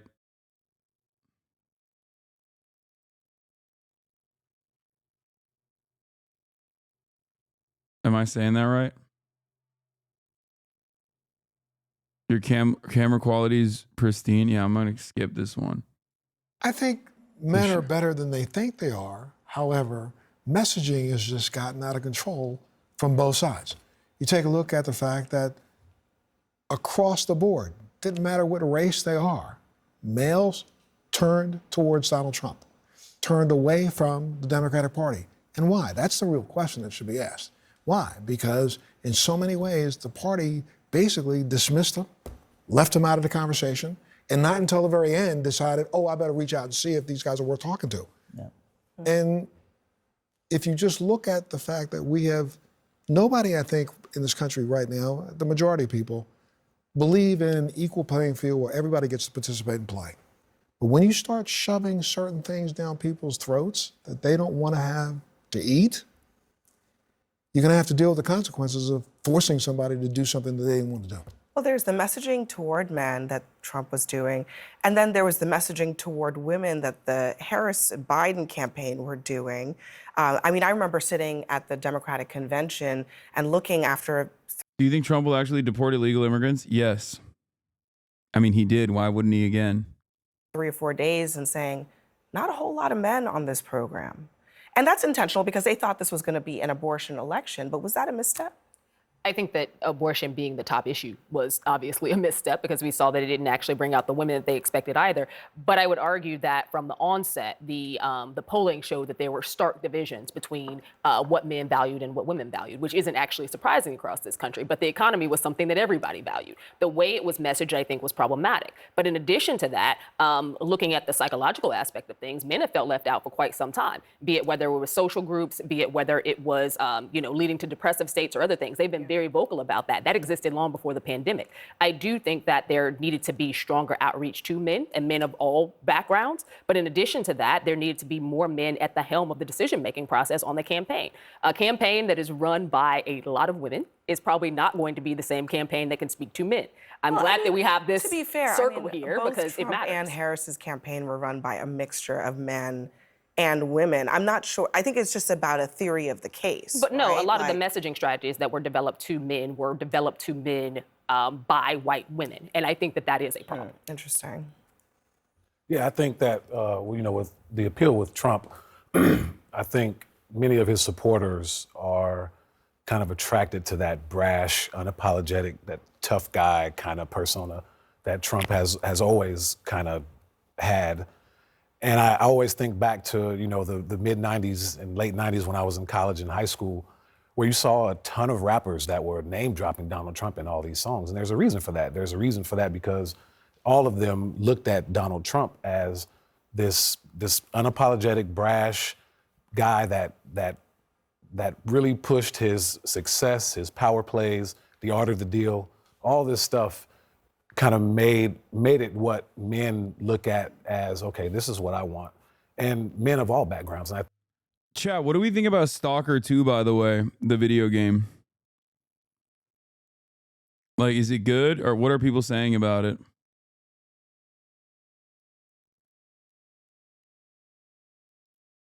It's mid, it's glitchy. Okay. I think that, you fast forward to what happened in this election and the dynamics of the populace of people that voted for Trump, men, women, Hispanic, white women, men in general, black men. It really showed that this election kind of teetered towards that, the catering towards men. And so it's just a thing where, you look at it and Trump has made a name off himself from doing this. And I think that was a big part of why he won the election. Scott, I'll let you jump in a second, but I think you might find this interesting. Scott Galloway, who has a podcast, many podcasts, but he's working on a book about. Oh, thank God we have Scott Galloway's take on this, man. What's going on with men I was really wondering what he had to say about men. Country. He writes this: young American men are in a crisis of underemployment, under-socialization. Soaring college costs affect people regardless of their gender, but manufacturing jobs, once a ticket to the middle class for men without college degrees, have been offshored. Okay, never mind. He's actually not wrong. Okay, I'll give this to him.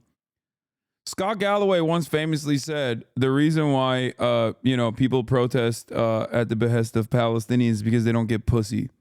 Okay? Like actual freak shit.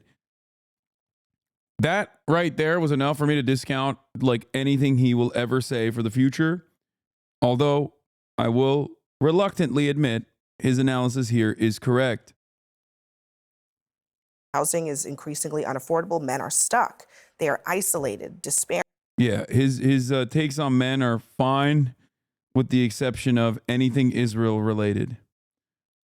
When you hear shit that he says about Israel, stay the fuck away. Oh, President Biden and Vice President Harris are giving away this military base. They're giving it away.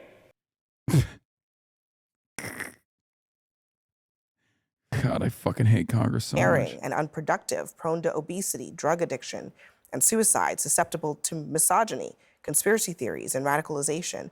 They make inadequate mates, employees, and citizens. It's a pretty dire picture that he paints there, and it seems what he's saying is that Trump spoke to that. Well, I agree. First of all, I agree with most of everything that's been said here already, and I agree with some of this assessment. I do think we have a crisis of especially young men in this country. And they're, in many ways, disconnected from the rest of their families, disconnected from their communities, disconnected from our political culture, disconnected from our civil culture. And that's a real problem for a society that depends on all of us to be engaged and working together to make it as good of a country and as good of a society as it can be. I think the Democrats in this election made men feel like that the patriarchy is over, boys, and we're going to put you in the back seat for a while, and you're just going to have to accept it. without any thought to the ramifications of telling. Oh, no, dude. What? Oh, my God. Thank God. Okay. I hate this shit. I hate this shit so much. Oh, dude, men were comfortable with the patriarchy for far too long, and now the patriarchy's over, boys. You just have to sit back and expect it is obviously going to cause people to be fucking angry and resentful. First of all, the analysis is so stupid because it's the other side. This right here is literally the other side of the analysis that like a lot of rad libs make, right? Where it's like, oh, I mean, there is a correct attitude to have here, and rad libs are closer to the correct attitude in general, which is that a sense of entitlement under a patriarchal construct is what causes a lot of men to be genuinely frustrated with like women's equality. Okay? That part is correct, but it's not the entire subject.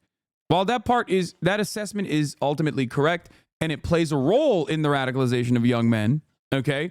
The notion that the notion that that is the major reason and that, you know, the solution to that is to simply overturn it and go back to business as usual, put women back in the kitchen is fucking idiotic. Okay? This is Hasan gold level of analysis being displayed on CNN. I mean, he's the staple Republican guy anyway. Here's the problem. Okay? When you're accustomed to a lifetime of privilege, equality feels like oppression, obviously. But besides that, this becomes a trigger point, like a pivotal point for a lot of young men because they've been told in their upbringing that things were going to be different and that they have developed a sense of entitlement. But none of that would matter if their lives, if their material conditions and the crisis that they're experiencing in terms of like no future prospects, for example, was solved. This doesn't mean that there wouldn't be any misogyny whatsoever. Of course there would be. But the goal should always be to try and solve the systematic problems facing men and women, just everybody in general, so that there is less volatility, less instability, and less room for vulnerability that causes men to find themselves in the throes of this kind of reactionary sentiment. Okay? And I don't think the solution is to say, I abhor this conversation as a black woman, cry me a fucking river. I don't think that's the solution at all. Because that only just like redefines the ranks. And I understand where you're coming from when you say that. I do. But if we're talking about solutions, then yeah, you can't say that like intrinsically all these people are evil and that they're irredeemable pieces of filth and they should just suck it the fuck up and die or cry. Okay? Now,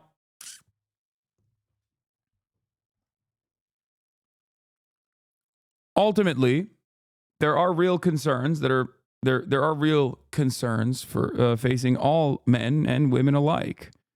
And we should be seeking to solve said issues. We should be seeking to solve said problems. Okay?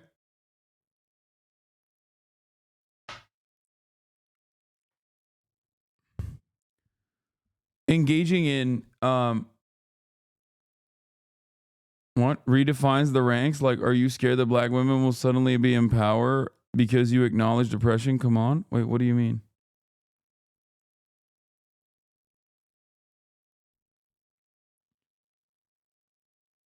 Ultimately, Asmongold made a video about you. That's awesome.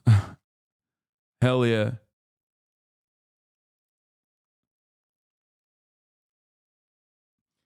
I think that there are unhelpful ways of approaching this subject matter.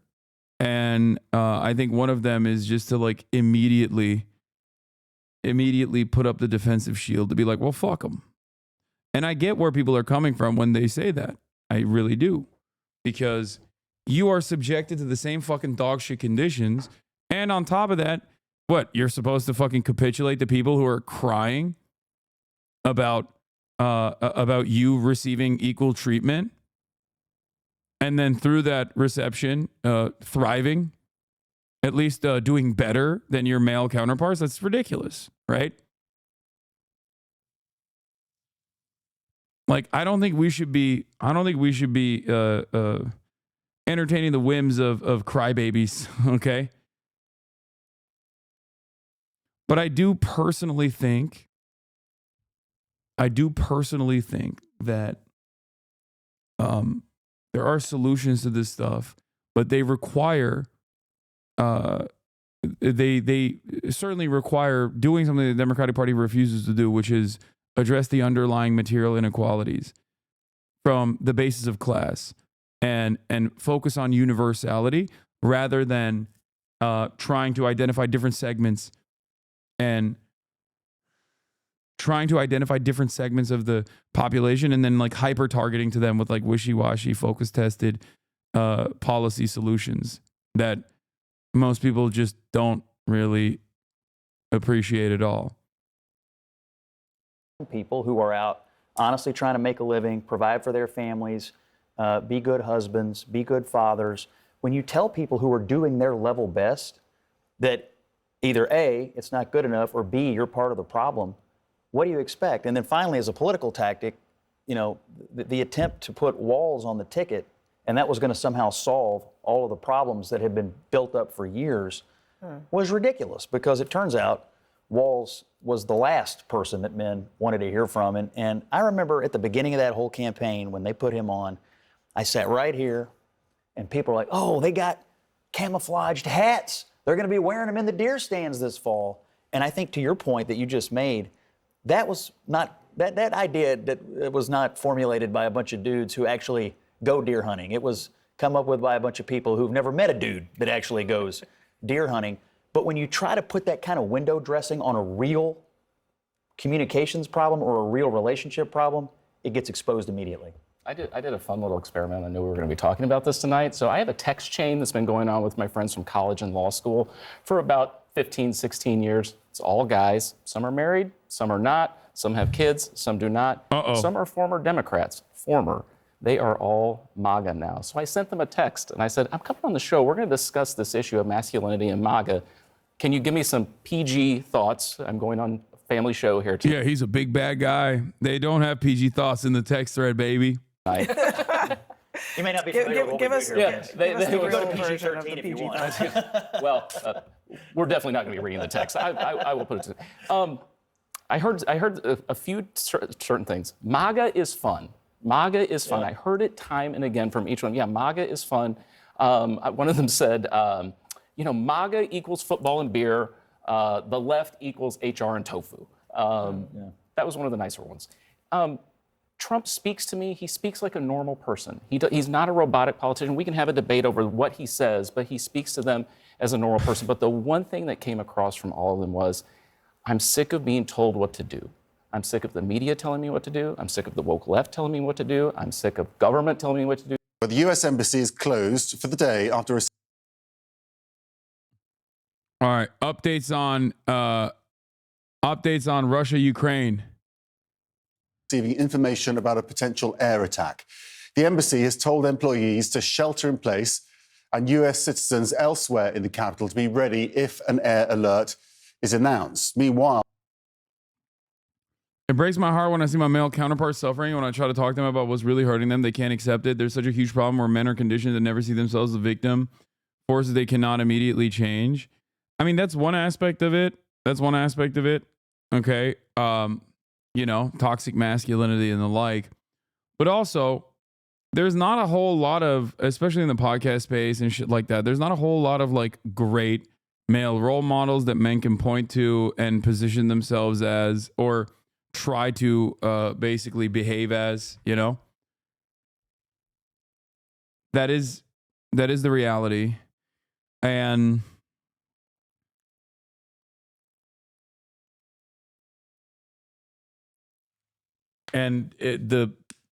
the role models that do exist, myself included, as a 33-year-old man who works pretty fucking hard, who values working out, who has a similar interest to many other young men in general, even though I'm not young myself, are routinely targeted and attacked by weak men on the right, on the fucking podcast orbit, as, gay.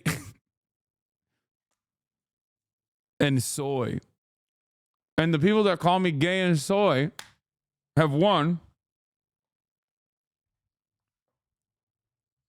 never gotten a pussy wet in their whole fucking goddamn lives, and are not even half my fucking size.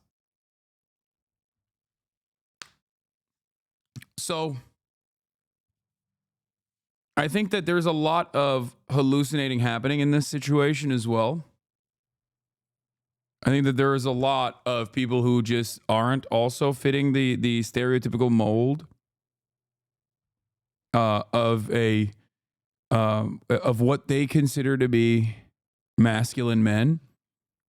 But they also think if you say the right things and if you engage in this kind of fucking bravado, right?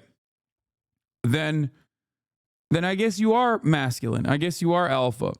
The concept of masculinity in and of itself already is a silly one too, because I don't think people truly understand what masculinity is. This take is kind of pissing me off, to be honest. All right, get pissed off.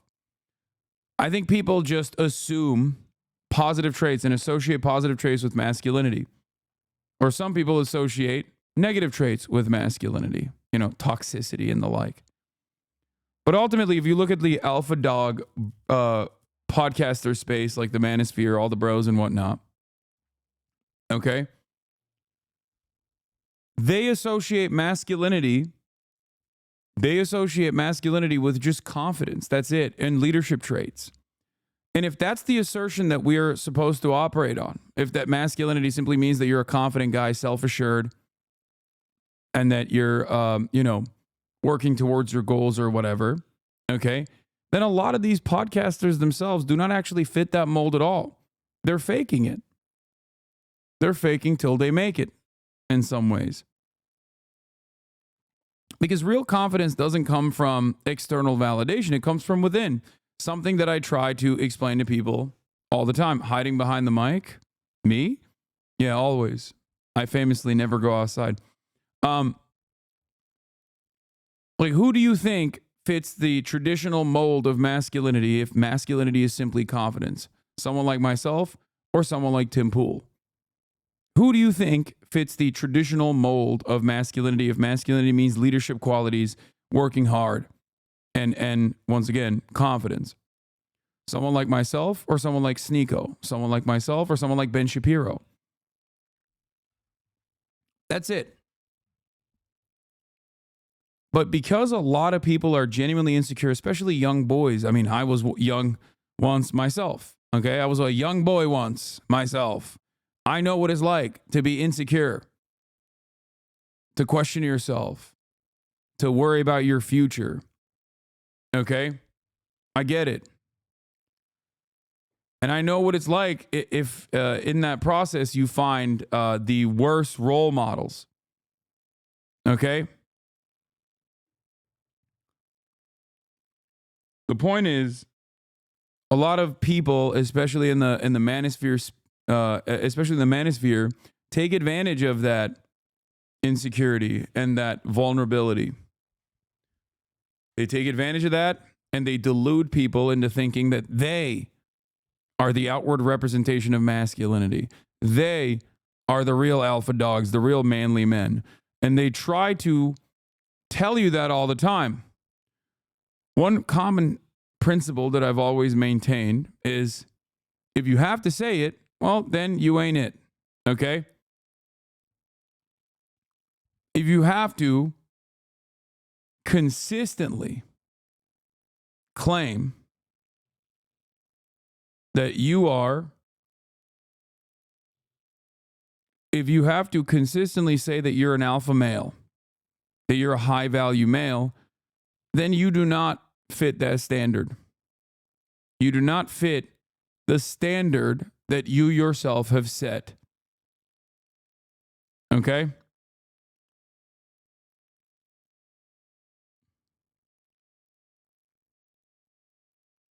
The standard is set by those like LeBron James. That's it. That right there is a legend.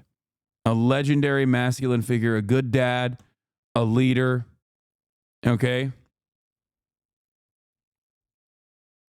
Someone who has overcome great oppression, like being bald. He's overcome it perfectly. Okay, I'm pouring honey on my goat again. All right.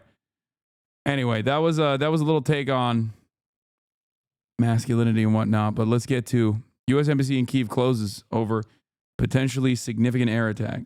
U.S. officials say the Biden administration is sending anti-personnel mines to Kyiv to deploy for defensive purposes, only in eastern Ukraine, though. That decision comes days after the White House approved the use of longer-range weapons by Ukraine to strike inside Russian territory. Moscow says Kyiv fired US-supplied ATACMS at a weapons arsenal in the Bryansk region on Tuesday. In apparent response, Vladimir Putin updated Russia's nuclear doctrine, saying, I can't get over the fact that these weapons are called ATACMS.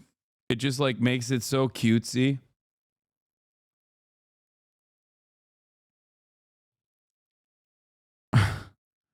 Oh, just a bunch of ATACMS. Moscow now has the right to use nuclear weapons in response to attacks using conventional weapons. That brought a defiant response from the Ukrainian president. Yeah, by the way, I believe that earlier today I saw some reporting that they were starting to use French and British weapons as well, the Ukrainians were, to target inside of Russian territory, which definitely spells trouble for both the UK and also for France. 1,000 days, I think it's enough to understand that Putin doesn't want any peace. Even this day, they killed our civilians.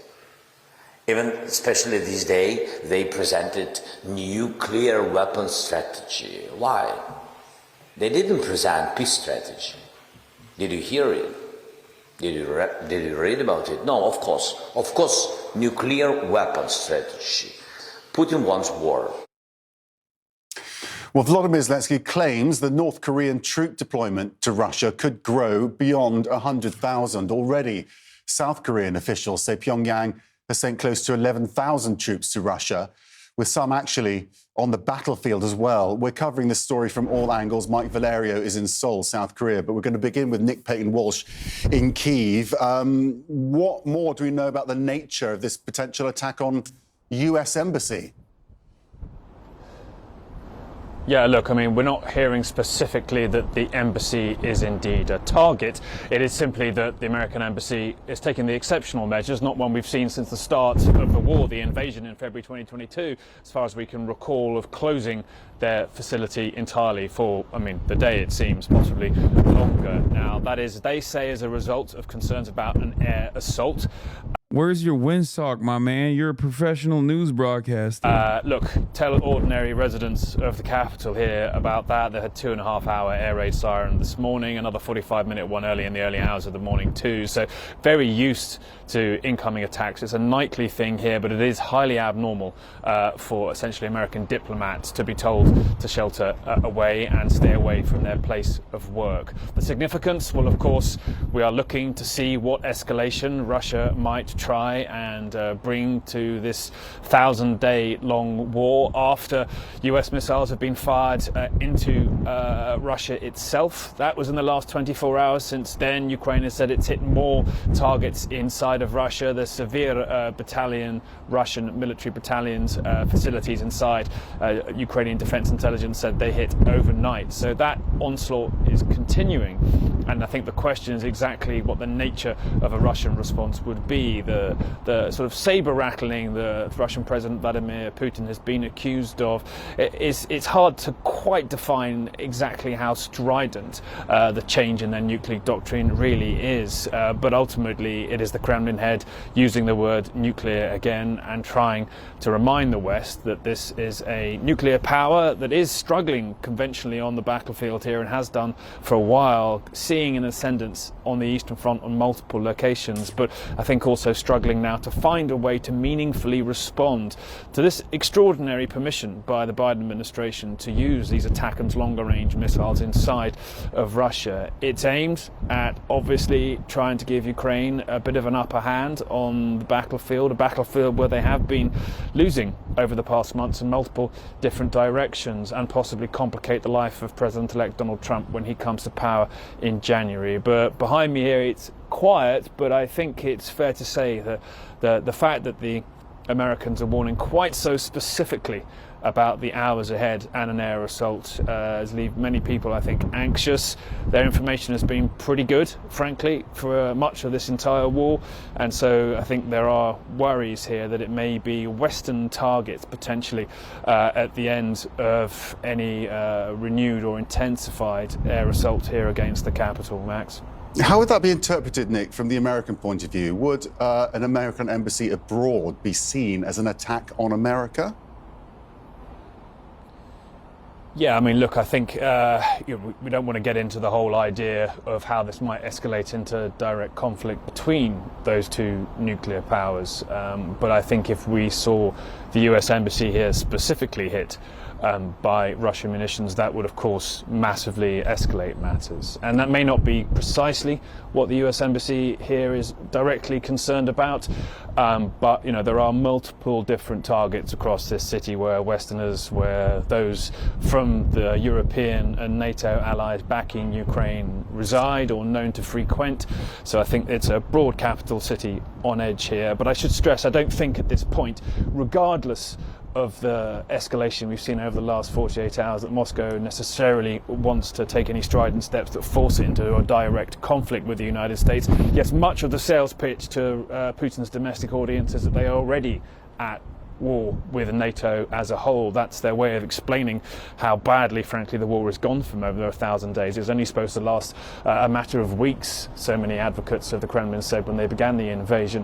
But I don't feel at this point necessarily that Russia has the desire, the capability to start something larger with the NATO alliance, Max. Okay, Nick, thank you so much for joining us from Kyiv. Let's go for the latest then on those North Korean troops in Russia. Mike Valerio joins us from Seoul. And if the intelligence we're getting right from the South Koreans, well, if it is right, does suggest the North Korean role in this conflict could be much bigger than we thought.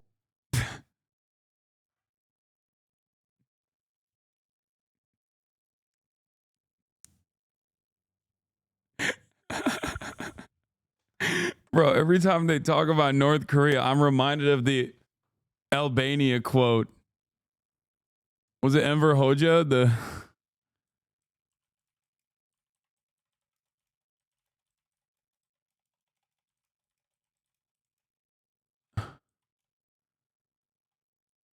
What did he say? Hold on.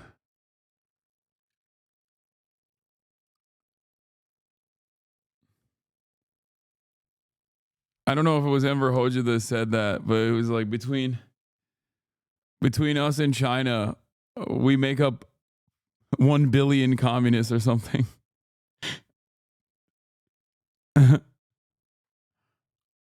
Ban Hasan. Yes. If you write it in my chat long enough, maybe it'll happen.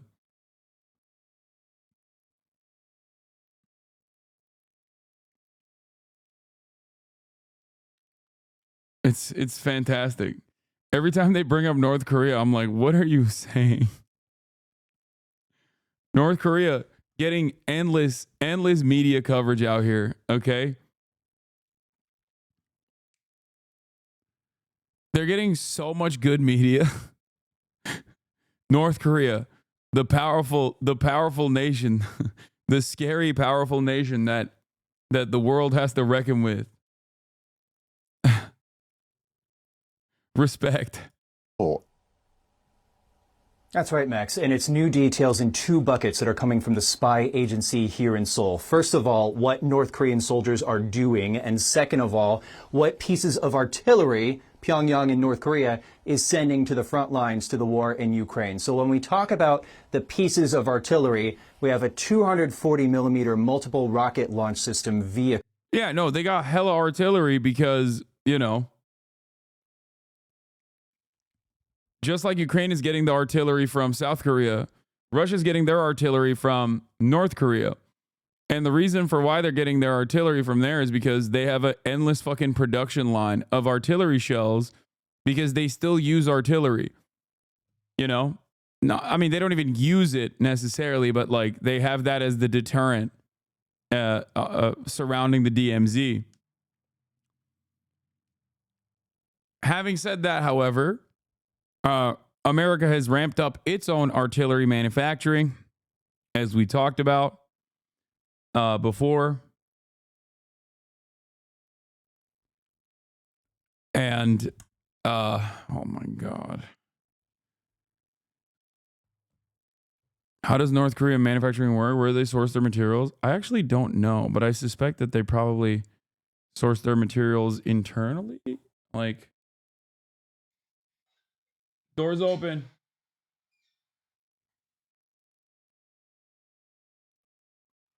Vehicle, or vehicles, I should say. Or probably China, yeah. Plural, that are being sent from North Korea to Russia, according to South Korea's spy agency. Think of those as. But I think they probably source it internally too. Don't they have a decent amount? Like North Korea had a lot of industry before the Korean War. Like that area when it was just Korea. Yeah, North Korea, much like Turkey, is at the table. I would assume that they are relatively self-sufficient. You know, Jucha and all, as a principle of self-reliance.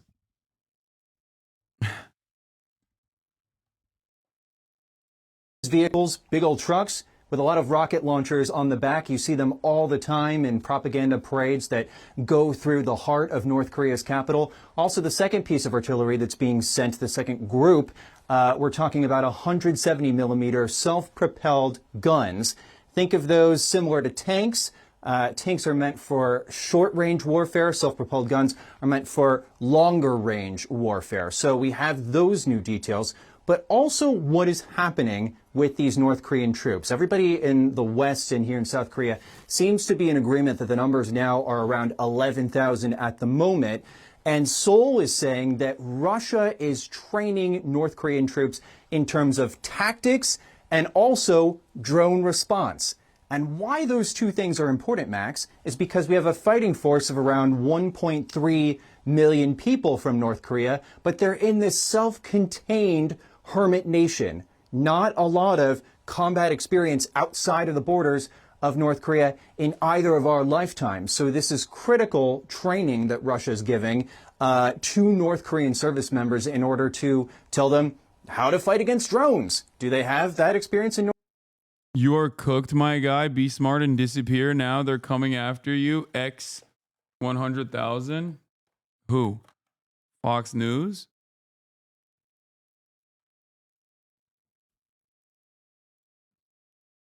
Everyone.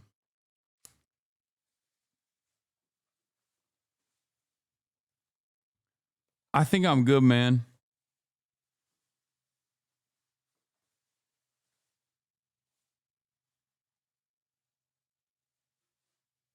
I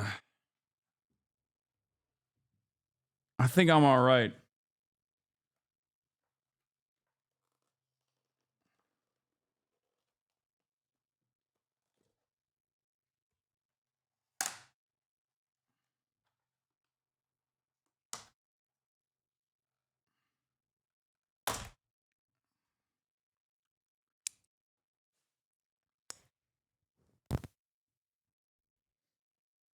Everyone's coming after me. Hi, Mom. Hi. Hey, Dad.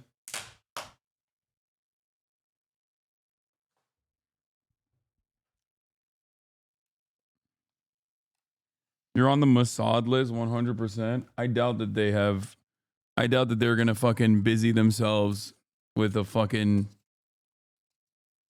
Twitch streamer. You know? Buy Doge. Got it. Smartest minds warning me of the North Korea?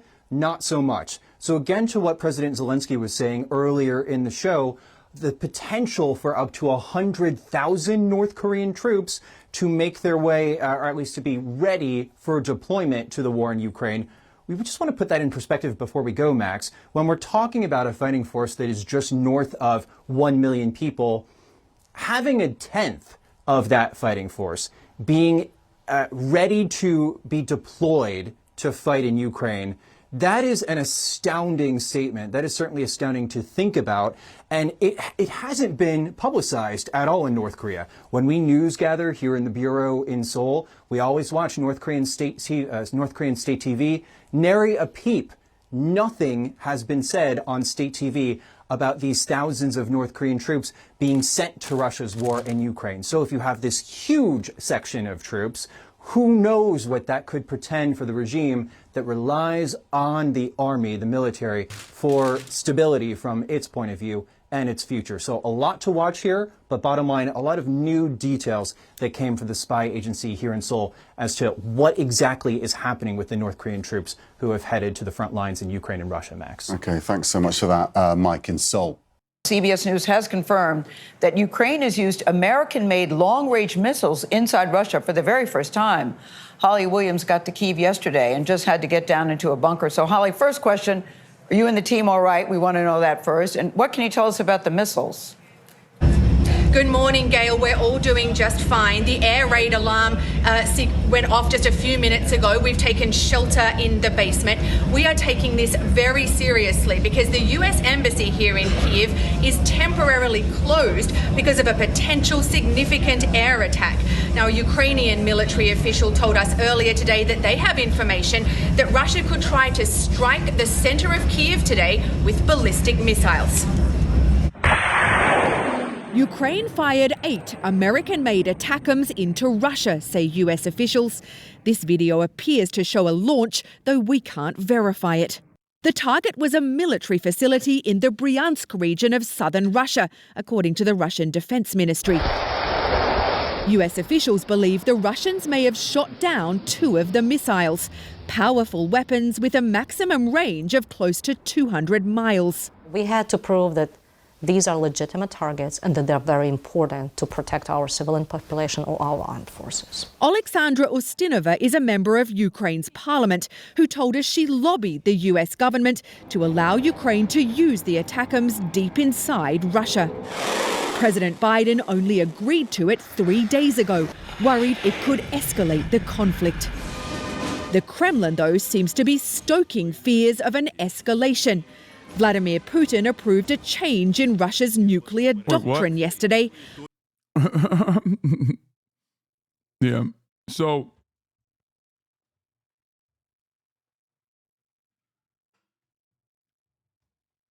I mean, the OG escalators are always going to be Russia because they invaded Ukraine.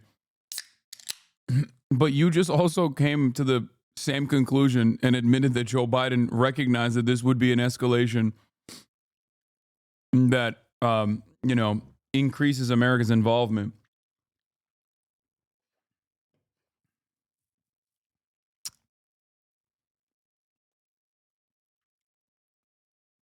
Lowering the threshold for a nuclear strike. He keeps playing and pretending like he's going to do something. It sounds like you don't take Vladimir Putin's threats too seriously, and you don't think that the West should either. I've been saying it since day one that he's a bully and he's not going to do that. The nuclear threat may be. I think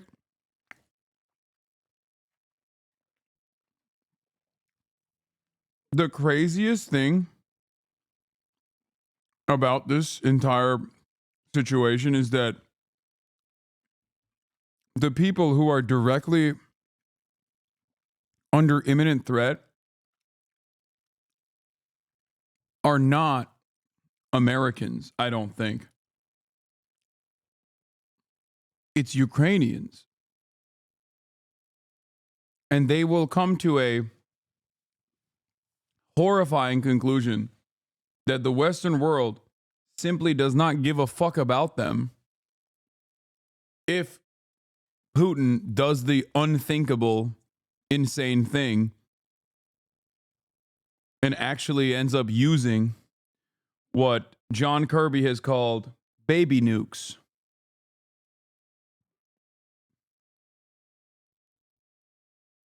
There was another moment of nuclear escalation that took place in this conflict early on, where American leadership, like the State Department, very quickly was like, yeah, if they use nukes, like, it'll be mini nukes, it'll be tactical nukes. It's not that big of a deal.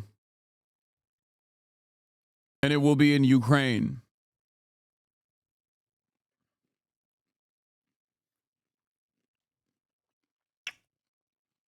I do think it's a big deal.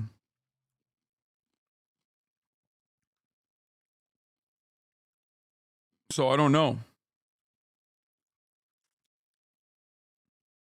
If Russia uses nukes, I'll probably quit my job. No need to work then. Yeah.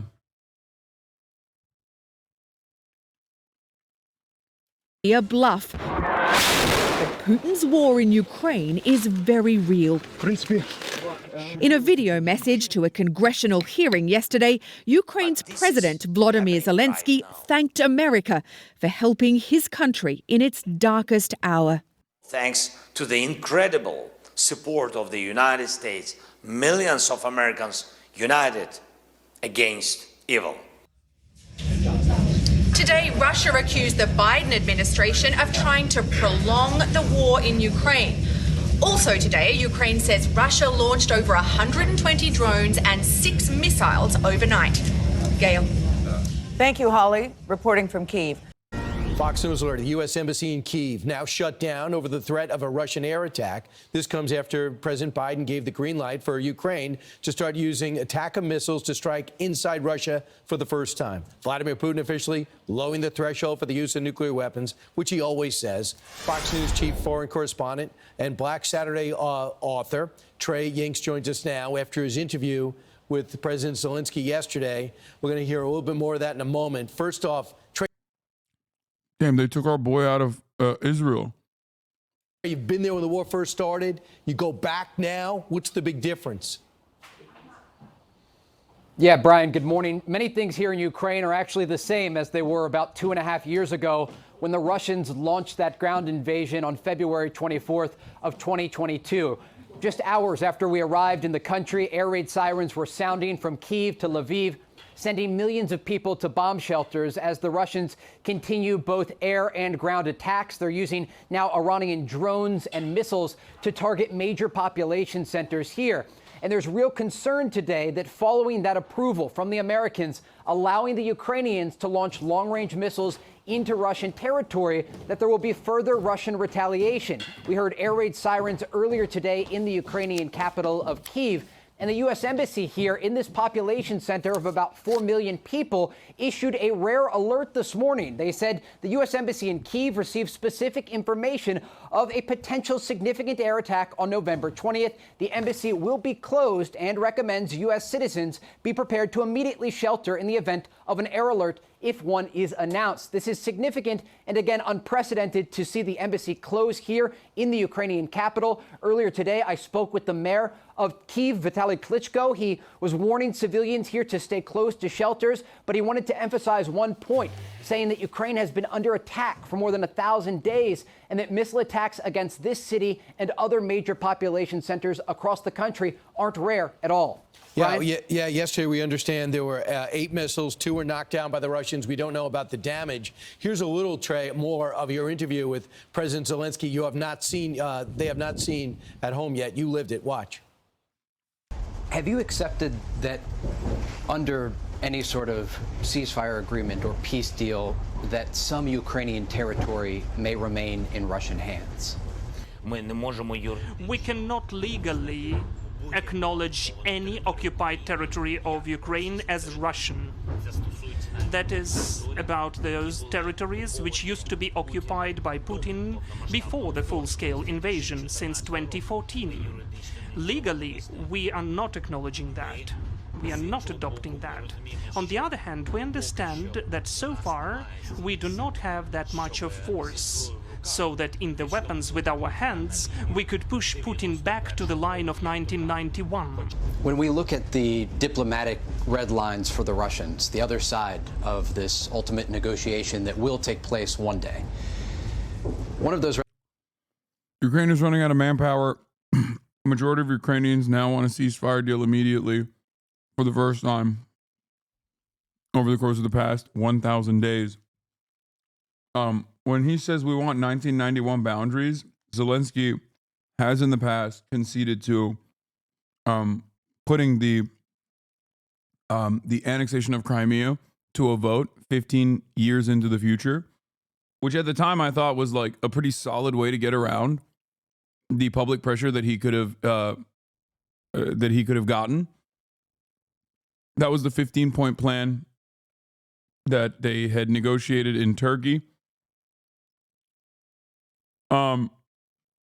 But since then, obviously, Ukraine has been occupied further.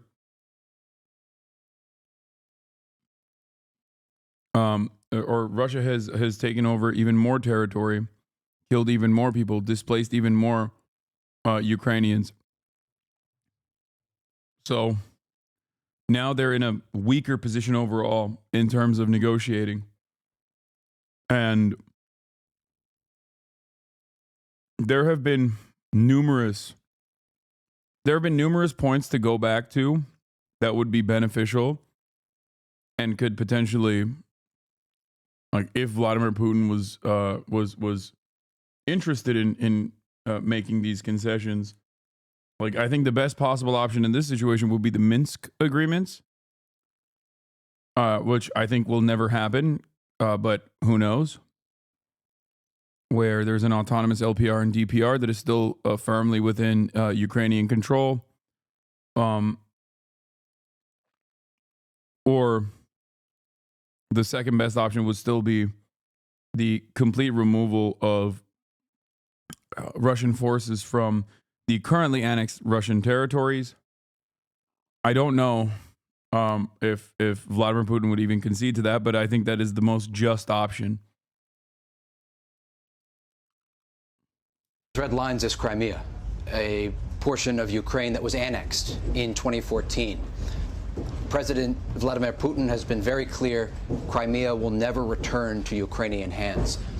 Are you willing to give up Crimea in pursuit of a peace deal to end this war and stop the bloodshed in Europe? I was already mentioning that we are ready to bring Crimea back diplomatically. We cannot spend dozens of thousands of our people so that they perish for the sake of Crimea and come back. And still, it's not the fact that we can bring it back with the arms in our hands. So we understand that Crimea can be brought back diplomatically. So we spent more than ahead. 10 hours with Ukrainian President Volodymyr Zelensky along the eastern front lines, and he says they will continue fighting even if U.S. support is cut. But he did tell us he believes Ukraine will lose the war if Ukraine loses military funding from the United States. Trey, real quick, you were there in the beginning of the war with him. You've interviewed him before. He looks the same. I mean, for a guy that's not seeing his family every day, he's at war for 1,000 days. What is your takeaway? Yeah, he was jovial. He was very talkative about the situation on the ground. And later today on Fox, we'll have more information about what he told us regarding those long-range U.S.-supplied missiles. I asked him, have you considered this? Is this true? Is the Biden administration willing to let Ukraine fire these missiles into Russia? And he said, not yet. We haven't fired any today. Hours later, according to reports, Zelensky ordered those strikes into Russian territory. And so he still is very active in the process, despite being a relatively young leader with not a lot of military background. But we do know he wants to continue the fight, and he is calling on the incoming administration to support him in those efforts. Brian? There are bad guys in this fight, and it's not him, and it's not the Ukrainians. Trey, thanks so much. Great job. Look forward to seeing more of your interview. From one war zone to another. Pick up a copy of Trey's book, Black Saturday. It is excellent. Thank you, Trey Ying. I'm Steve Ducey. I'm Brian Kilmeade. And I'm Ainsley Earhart. And click here to subscribe. So, Sean, just talk to us about American foreign policy's uniparty, baby. They say the same exact shit about Israel, too. You got to remember, it's not a Fox News change of heart. You're not paying attention. Republicans, chat. The average Republican probably does not give a fuck about Ukraine. There's probably a big chunk of Democrats who don't either, and probably ask in normal conversations like, why the fuck are we giving so much money to Ukraine? Okay? Having said that, however, the Republican Party or at least its like messaging apparatus, has rarely ever been anti-Ukraine. There are politicians that have said anti-Ukraine shit. Republican politicians have said that. Donald Trump has said some anti-Ukraine shit. But overall, American foreign policy, regardless of the optics, is uniparty.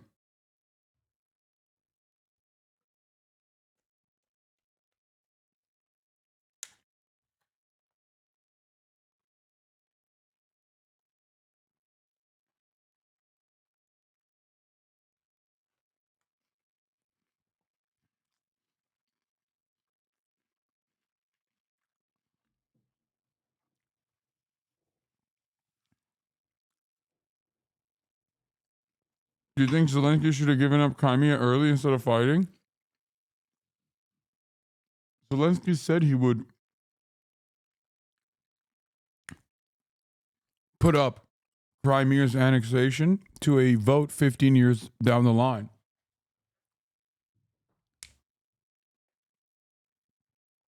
Which at the time I credited him for making a very wise choice that would have also come across as like, I mean, that was a smart move, the way he talked about Crimea.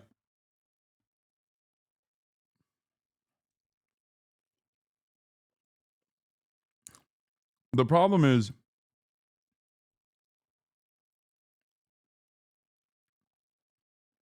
this is like so far past that point. Like, that's not even a conversation right now.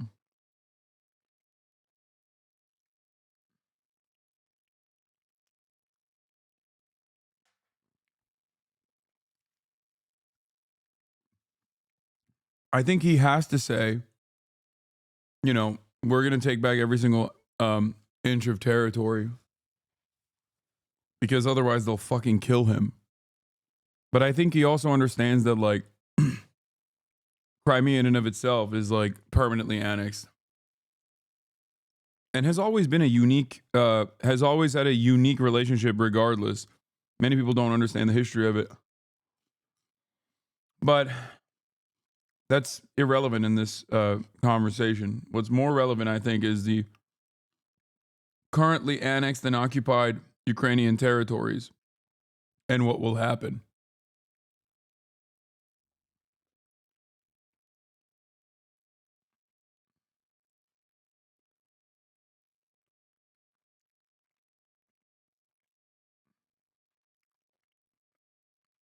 So this reported use of the Storm Shadow. Yeah, it's been interesting, Kamali, hasn't it, that we've been known that the Storm Shadow has been actually being used by the Ukrainians for well over a year now. And actually, when it was first released by the UK to be used, my understanding was that they said to President Zelensky, as long as it's used within the law of armed conflict, you can use it wherever you like. It was only subsequently that America got a bit more nervous, particularly when Ukrainians moved into Russia itself. They've become a lot more nervous, and therefore they wanted to have a sort of a harmonised view about this. Now that the US has said that the ATACMS missile can be used into Russia, we understand now that the British government is not likely to make an announcement about it. It's almost certainly a phone call to President Zelensky, just get on with it. The Storm Shadow missile is an incredibly capable missile. We've got the ranges here. The Storm Shadow, the advertised range of the model that they've probably got is about 155 miles. The ATACMS range just slightly more than that outside, but it's quite deep inside the territory. And it's the sort of targets that headquarters, logistics supply lines, energy headquarters, all the sort of things that Russia's been striking Ukraine. It's exactly the sort of thing, precision strike. One of the challenges, of course, is that Keir Starmer will not want to be drawn because he won't want to be made a target here. But I suspect that already, even though there aren't many of these missiles left in the war stocks for President Zelensky, we've reports that most of the Russian fighter jets have already moved their basing further out, away from Ukraine. Why does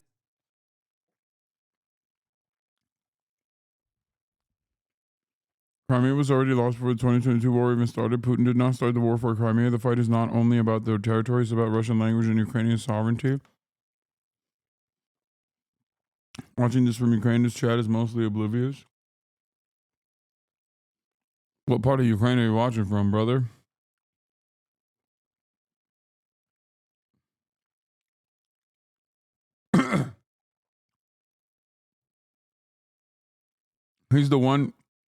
He's the one guy still living in Kharkiv that's like kind of chill with Russia after all things have happened.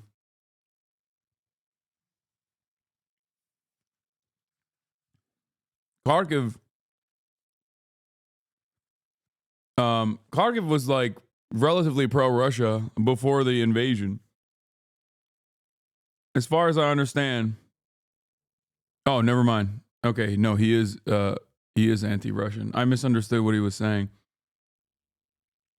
Kharkiv was like somewhat pro-Russia, or at least there was enough like people who consider themselves ethnic Russian before the invasion and also the complete death and destruction of Kharkiv, and now it's gone. I mean, you confuse it with Donetsk? No, I don't confuse it with Donetsk.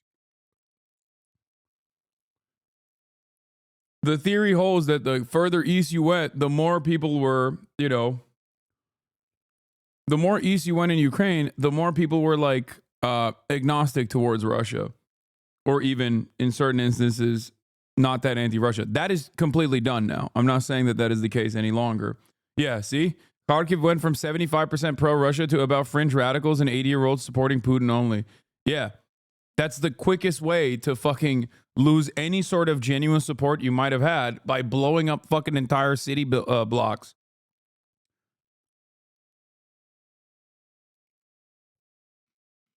There is no way that there's no way they're gonna sit there and be like, no, the guy's blowing my shit up, I'm actually super on board with.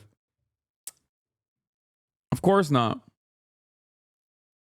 And they did that, which is yet another, the idiotic point for the pro-Putin, pro-Russia, pushing Z people.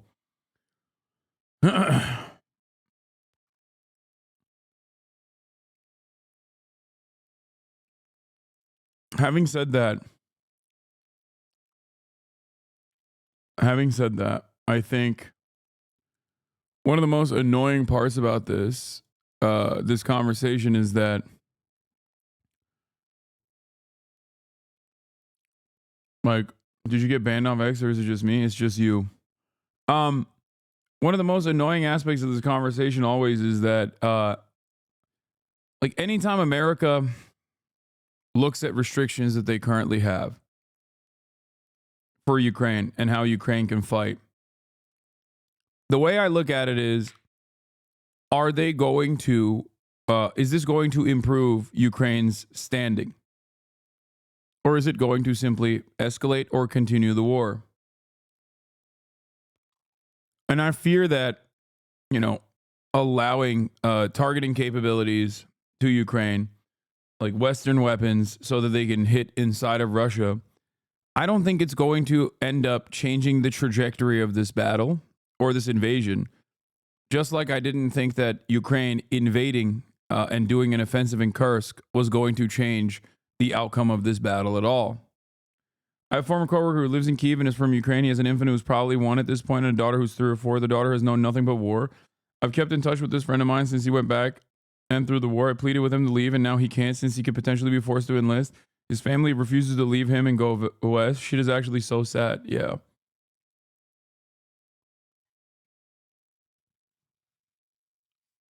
I know that long-range missiles have defensive value. I understand that, chatter. But if the problem overall for Ukraine's defenses is that they're lacking in manpower, and that Russia simply has more people and more tools to win the war of attrition, then it doesn't matter if you give them long-range targeting capabilities. The only thing you can give them is direct boots on the ground.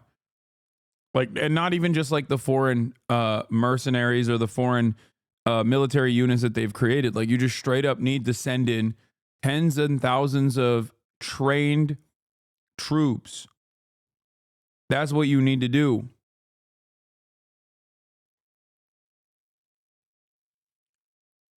And that, if those trained units come from any NATO countries, obviously expands the conflict severely. And that's the other side of this equation. Bro, you are out of your depth, I think, on this. Yeah, I know. Everyone always loves saying that. I'm out of my depth on this, but like all the Ukraine is winning the battle guys yelled at me when I said Ukraine had the upper hand and leverage and should have packed up that 15-point plan in Turkey. And that would have been the fantastic opportunity for them to like engage in some kind of ceasefire. It turns out I was right. And every one of my naysayers was just so fucking wrong.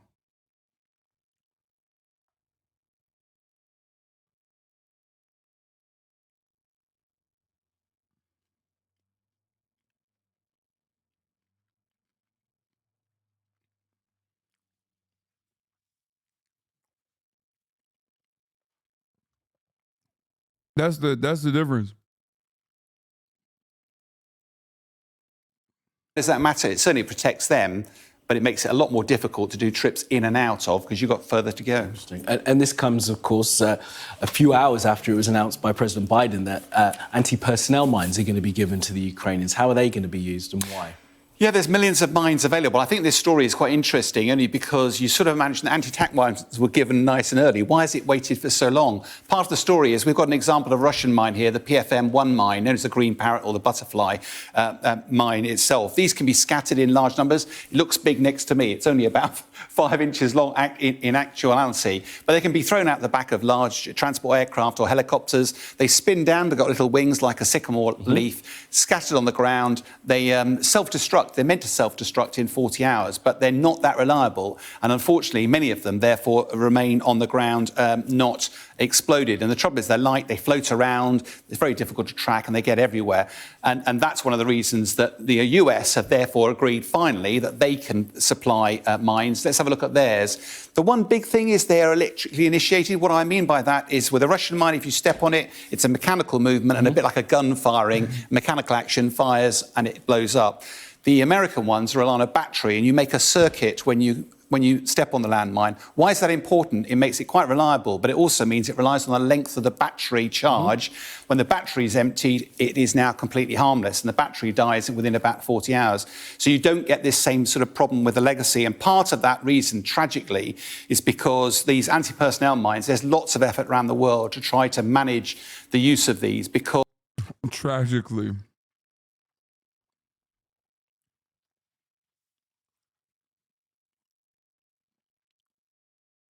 Tragically.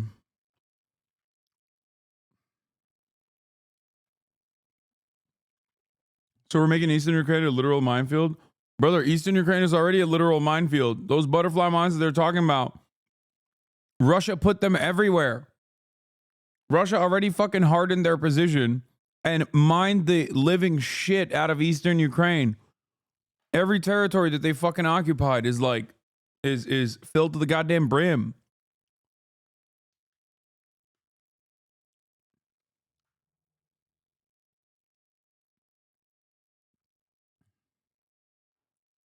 It's terrifying.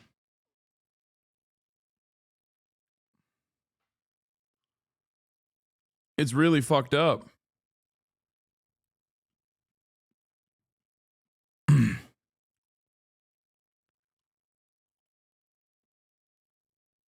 Because they have been littered around. They last for years, causing devastating consequences. This is just from 2023. At least 5,500 casualties, 84% of those are civilian, nearly 2,000 deaths. And tragically, look at the numbers, 37% of those are innocent children because they pick up those little green things, think they're toys, and it's devastating consequences for them. Yeah. Okay, so on the American mines that they're going to get then, Sean, where are they likely to be deployed and when do we think this is going to happen?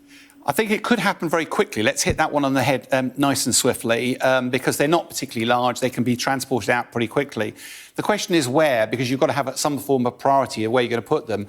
You could put them in the Donbass because what the Ukrainians are desperately trying to do is slow the advance of the Russians. You don't use mines if you're on the offense because they get in your way.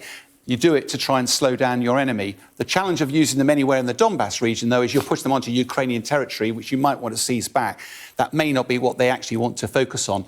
I suspect it'll be up in the Kursk region. Yep. That's where the Ukrainians got a little enclave. The Russians are pushing hard to try and get them out. If they could put a ring of steel of those landmines, that just might be a way of maintaining that enclave until potential for some form of negotiation. Okay, Sean, always appreciate your analysis. As always, thank you so much.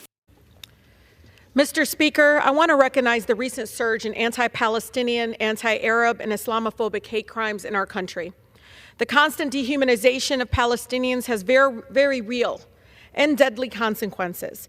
The hateful rhetoric, including from many elected officials in this chamber and in the media, is leading to violence in our communities and putting our countless lives at risk. Hisham, Kenan, Tassin are childhood friends, all college students. They were spending Thanksgiving break in Hisham's family in Burlington, Vermont, where they were shot by a man sitting on his porch. They were targeted while wearing keffiyehs and speaking Arabic. Hisham is now paralyzed from the chest down. These hate crimes are not isolated incidents, Mr. Speaker. In October of last year, a man from Farmington Hills, Michigan, posted on social media that he wanted to come to my district in Metro Detroit area and wanted to, quote, "Who wants to join me to go hunt Palestinians?" These threats to commit mass murder horrified our community in Dearborn, many not wanting to open their doors, already grieving the loss of so many loved ones and friends of the horrific genocide taking place. I want to also talk about last month in Detroit, 7-year-old Sada. I wish people would take the time to actually listen to her interview. As a Yemeni American child of Muslim faith was playing at her park, local park, was brutally attacked while playing. A man approached her out of nowhere and slit her throat with a knife. Sada ran home to her parents covered in blood. As a mother, I cannot fathom the horror of her parents must have felt at that moment, watching their little girl coming running in, bleeding and terrified.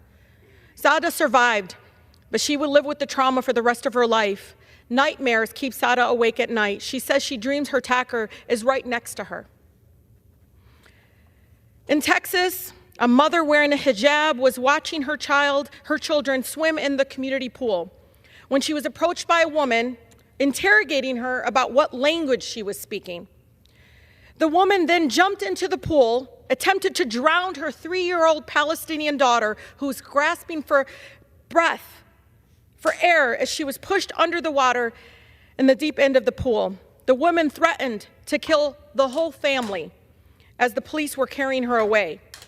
Her mother said, "We are American citizens, originally from Palestine, and I don't know where to go to feel safe with my kids. My daughter is traumatized.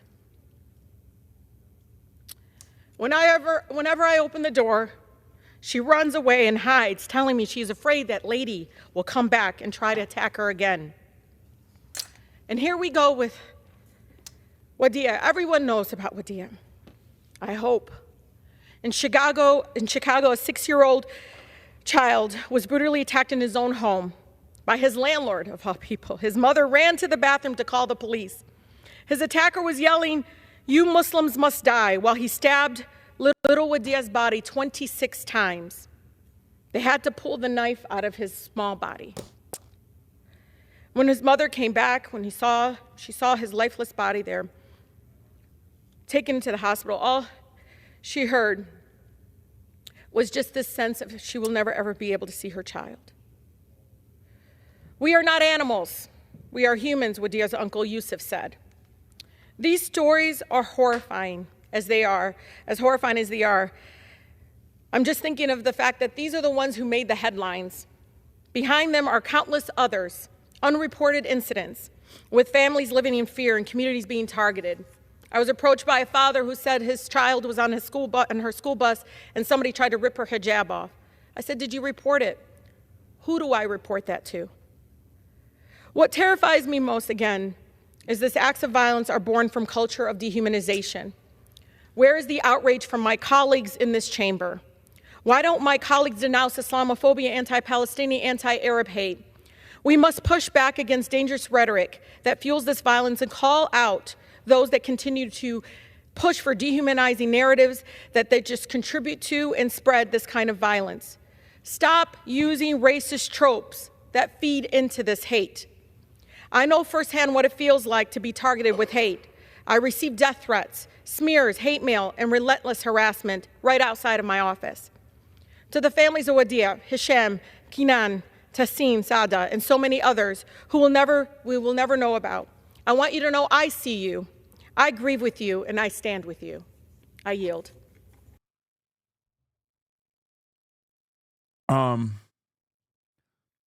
While this very real situation is unfolding, of course, there is an endless amount of pogroms occurring in the West Bank and a genocide happening in Gaza. What is the American Congress doing on that issue? What are they focusing on?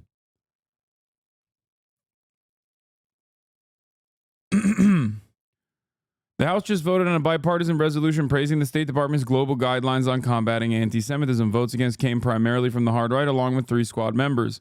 Final vote was 388 to 21. The Republicans are Anna Paulina Luna, Thomas Massey, Chip Roy.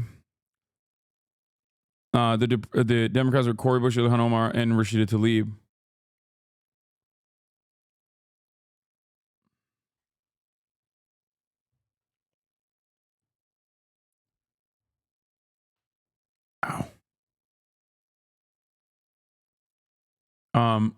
Meanwhile, in the Senate, there is an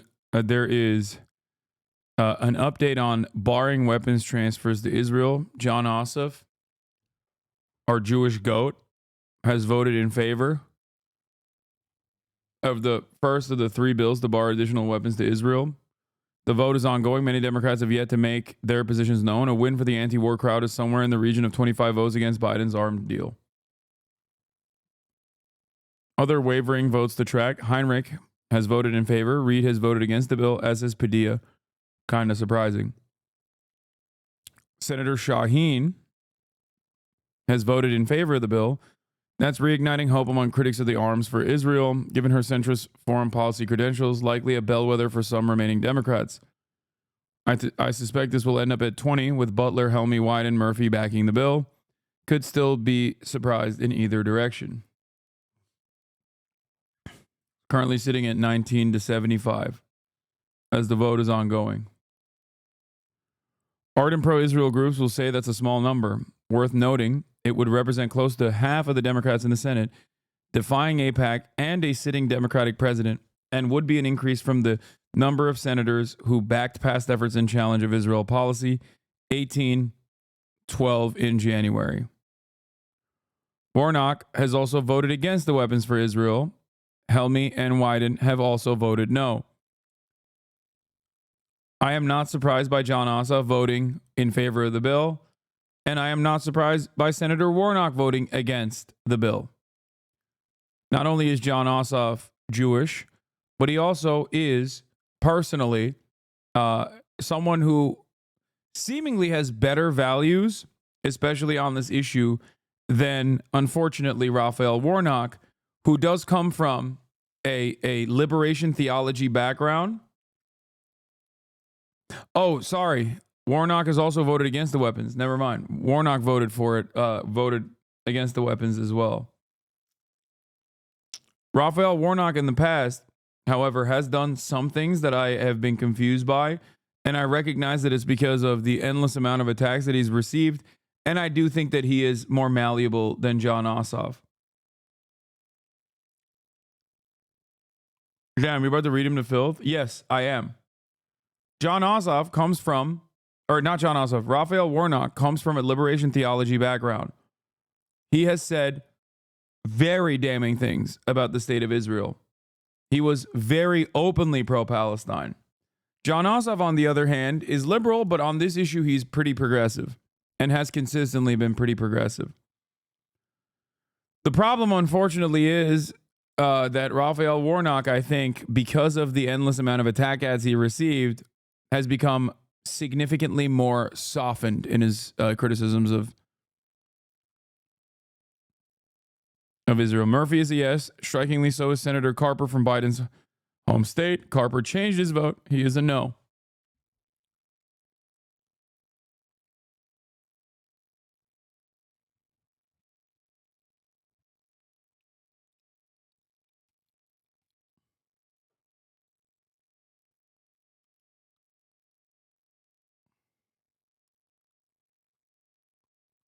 I called my Senator Tim Kaine in the membrane earlier. Tim Kaine is fucking based Zionist entity dismantler. Tim Kaine hates abortion so much, he's like, I don't even like it when Israel kills in vitro fertilized eggs. You don't understand. He's like shockingly been a resilient a resilient Israel critique. I don't know where it comes from. I've never investigated it further, but it's not surprising to me. Maybe it's because he just hates abortion that much.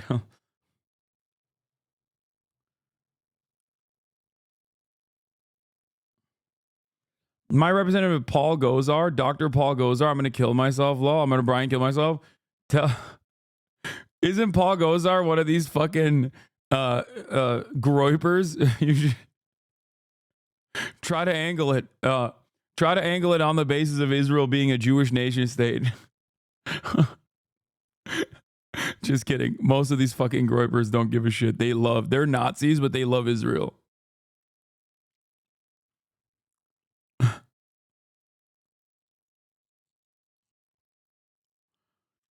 My fucking rep is Gottheimer. Yeah, no, you're not getting. Come on. Yeah, Gottheimer is not voting on anything against Israel.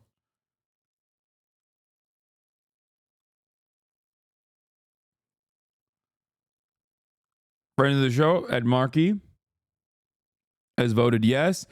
17 Dems have voted to support this resolution of disapproval that would block the sale of tank rounds to Israel. So far, voting yes are Sanders. I'm glad that Markey joined in on the fun as well.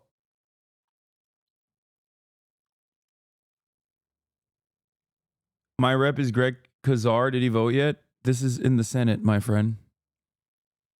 Greg Kazar is not in the Senate.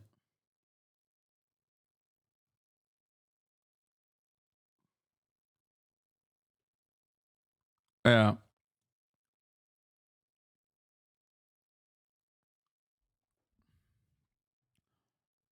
I do not understand why AOC voted for the insane anti-Semitism resolution bill.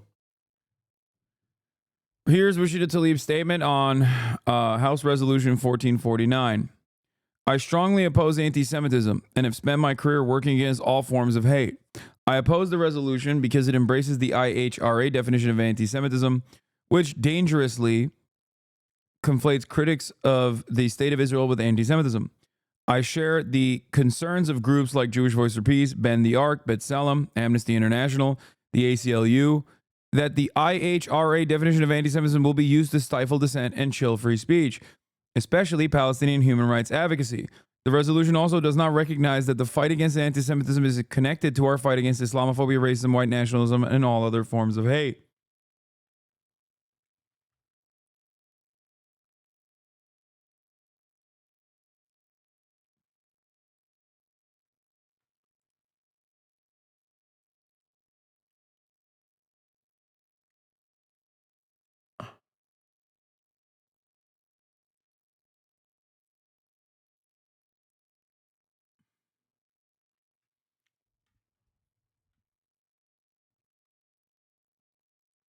I do not understand why people are jumping on this stupid fucking messaging bill. Did you see your goat's take on the adpocalypse?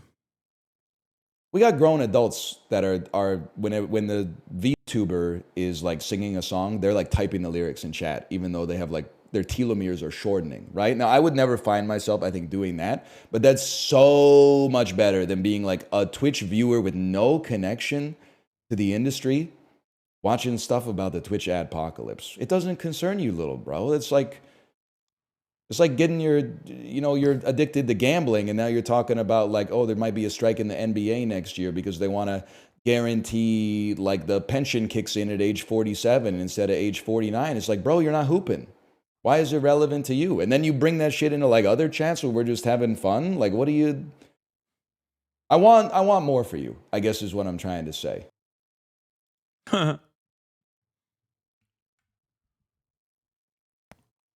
That's funny.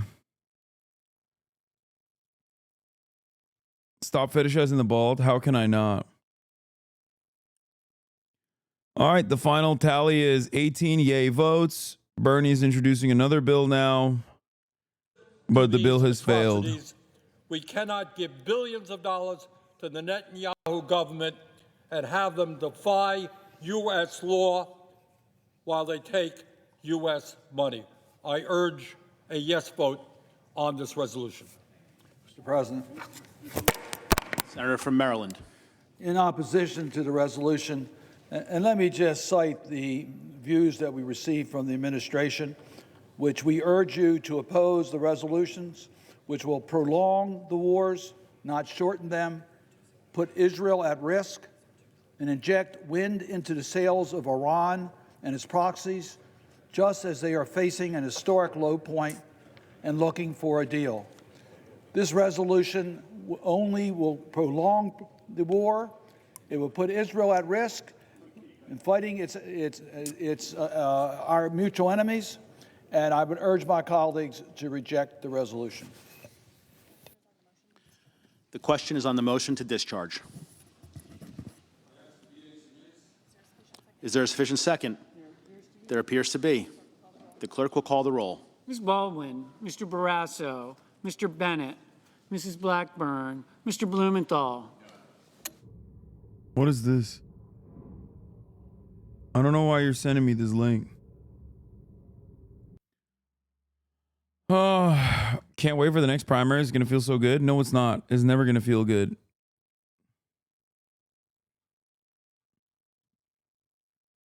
It's just never going to feel good. Okay.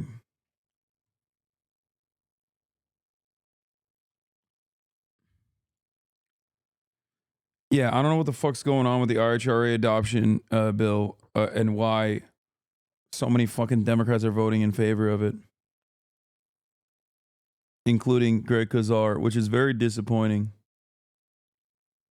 I guess maybe they just see it as a freebie. Is that apocalypse even real? No. Yeah, the idea that like stopping arms transfers to Israel will only prolong the war is so fucking stupid because Israel is the one prolonging the war. And no, I'm not going to watch this fucking Boner-Chelly debate.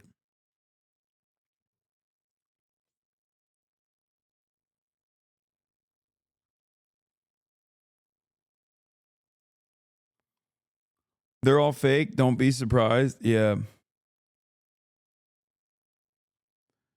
I just don't personally understand why the fuck like a union-backed labor organizing guy who obviously cares about his constituents gives a single fuck about Israel like this, like an apartheid, a genocidal apartheid state. Like, yeah, let me preserve its integrity. Let me preserve it and defend it. Like, it just doesn't make any fucking sense. I feel like it's just with Israel, just so many politicians' brains are broken on it. You know?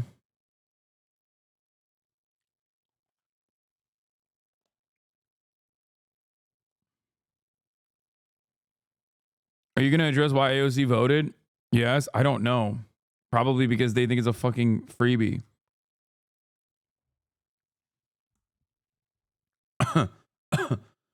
What is this? Ban on abortion is okay, and it being illegal is okay, barring the outliers of rape, the life of the mother, and incest. So I think the ban... I mean, I don't care. Brother, what the fuck would I care about what that ogre has to say about abortion?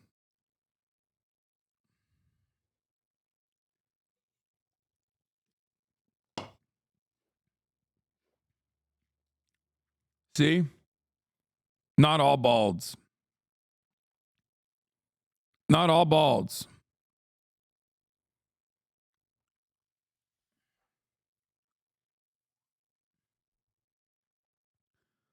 Freebie as in it will fail for sure. No, freebie as in it's a messaging bill. And that it's a way to say like, oh, we're so committed to Israel. But then again, I think they just are, man. I don't know. They just fucking are. They're pro-Israel. What else can I say? I don't know. Like, AOC voting yes on a bill like that is so stupid because, like, shit that she's fucking said would put her in the crosshairs of that very same bill. You know what I mean? Like, it makes no sense. I think these guys are operating on the old boundaries. They don't want to demonstrate moral courage. They don't want to actually stand for what is right. And they are weirdly and unnecessarily terrified of what AIPAC might do to them. They shouldn't. It takes at least a couple people to stand against this shit. Like, she got called anti-Semitic by the head of the ADL yesterday for calling out AIPAC. I just don't understand it. I don't get it. I don't know why.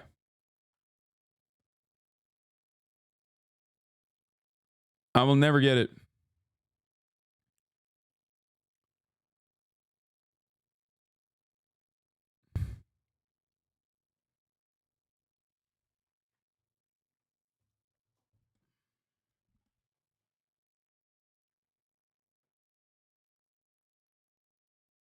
National favorables of possible 2020. Stop. I don't want to see this shit. It makes me want to Brian kill me.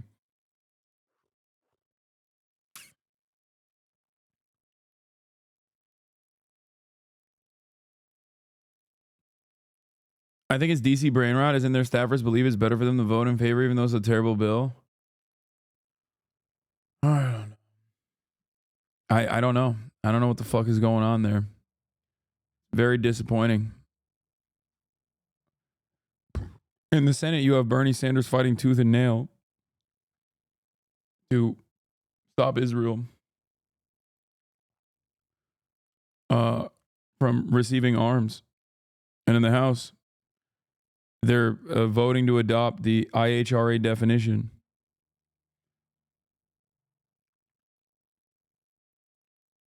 Look, here's the other thing, the 94-95 one. Representative Angie Craig, one of 52 Democrats to vote yes on the nonprofit killer bill last week, now says she'll vote no, citing Trump's cabinet nominees. I become increasingly concerned with HR 94-95 would be used inappropriately by incoming administration. You fucking idiot. Yeah, no shit. Look, a win is a win, but I originally didn't think Trump was going to be an authoritarian racist bully who would use this law to suppress dissent. But after seeing a few cabinet picks, now I think this has to be one of the funniest explanations for a change vote. Yeah, sorry, I was in a fucking coma. I just woke up from that coma last week, and I didn't know anything about this Trump guy. So I didn't realize. There's 3 bills that we're talking about. One bill is in the Senate, Bernie Sanders' bill to stop weapons transfers to Israel. Two bills in the House of Representatives are, one, 94-95, which is the 94 of 95, which is the nonprofit killer bill, which gives the authority to the Treasury to basically declare any 501c3 to be a terror organization or funding a terror organization. That means that without giving any evidence whatsoever, the Treasury Department, just like it does when they're implementing sanctions on a state, can just say, that's a terror org. And they can do that not just for the pro-Palestinian organizations, which is what they are, which is what they've been pushing it as, which is why 52 Democrats voted in favor of it. They're fucking cowards. Because it's an AIPAC-backed bill. But what those 52 Democrats are failing to reckon with or don't give a shit about is the reality that Donald Trump will call ACLU and Planned Parenthood terror organizations. It's so fucking dumb.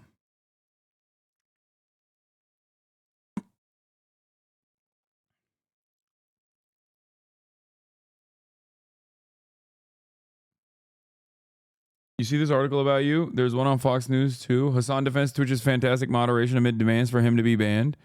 Yes, I have always defended Twitch's moderation. Yeah. And I will continue to defend it, even though I've been banned before.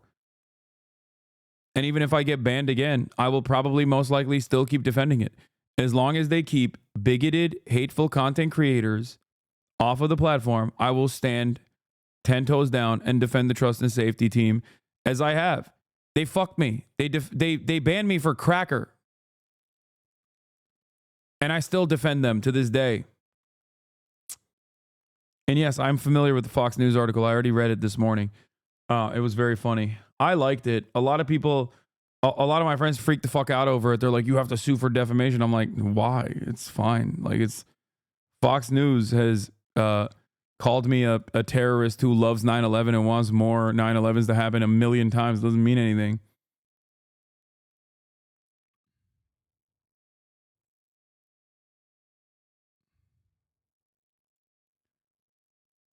That's it.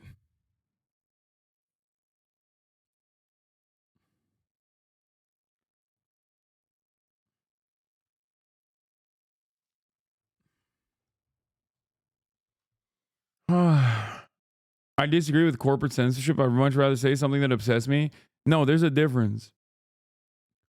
There's a difference between, like, you know, wholesale banning an opinion you don't like versus people that cross a boundary. Okay?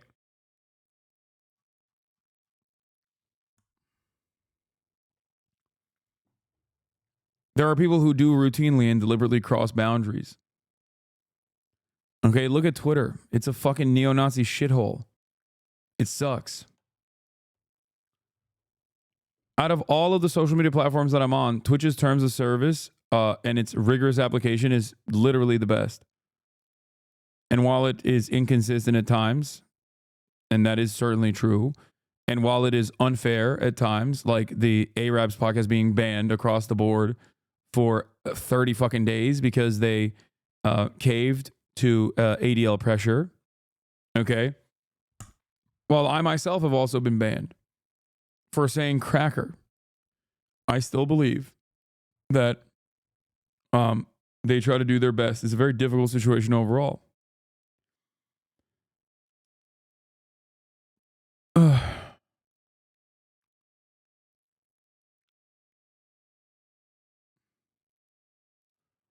It makes sense that they voted for the resolution when this is literally what the damn thing is deceptively named. Condemning the global rise of anti-Semitism and calling upon countries and international bodies to counter anti-Semitism is obviously deceptively named. But it is a messaging bill. This one is not like super relevant. I think this isn't the real damaging one. The real damaging one is, here. Whereas in 2016, 31 member states of the International Holocaust Remembrance Alliance adopted a legally non-binding working definition of anti-Semitism, an important internationally recognized tool to increase understanding of anti-Semitism. Anti-Semitism is already a recognized bigotry. For the record, it's recognized as, like, it already has existing boundaries. The problem, on the other hand, is that this working definition of IHRA, the person who wrote it doesn't think that it should be a legal standard to uphold, actually expands on the definition of anti-Semitism, expands it to anti-Zionism, criticisms of Israel being conflated with anti-Semitism. Okay? It makes, the Pope anti-Semitic. It makes myself anti-Semitic. It is not a real working definition. This bill doesn't change any law or adopt any definition, it just welcomes guidelines. Yeah. It's not. That's why I said it's like a freebie. It's a free message to be like, see, I'm pro-Israel. Please get off my fucking back. The real scary one is the IHRA adoption that would codify it in an existing hate crime statute that Chuck Schumer wants to slap on to a must-pass defense bill. Okay? I think AOC and Greg Kazar and many other congresspersons should not have appeared weak like this and welcomed the potential to adopt the IHRA definition. But I think when push comes to shove, if they vote in favor of that, that would be devastating.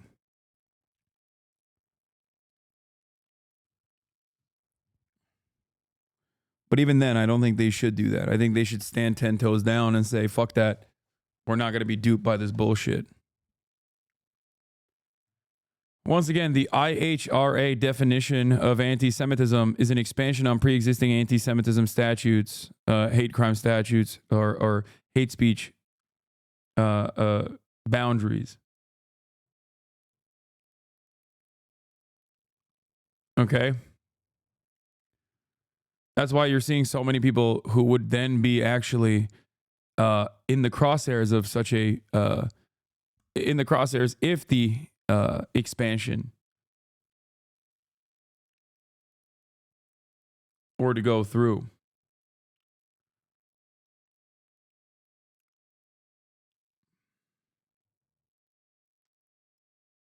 The IHRA definition is everything that AIPAC has wanted for years, and the House progressives are about to help hand it over to them. Yeah.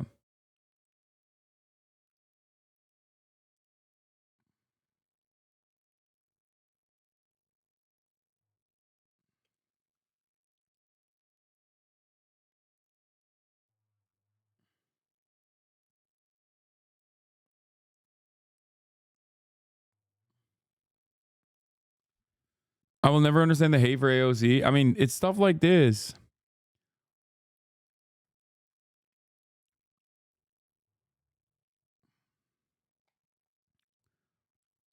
It's definitely stuff like this.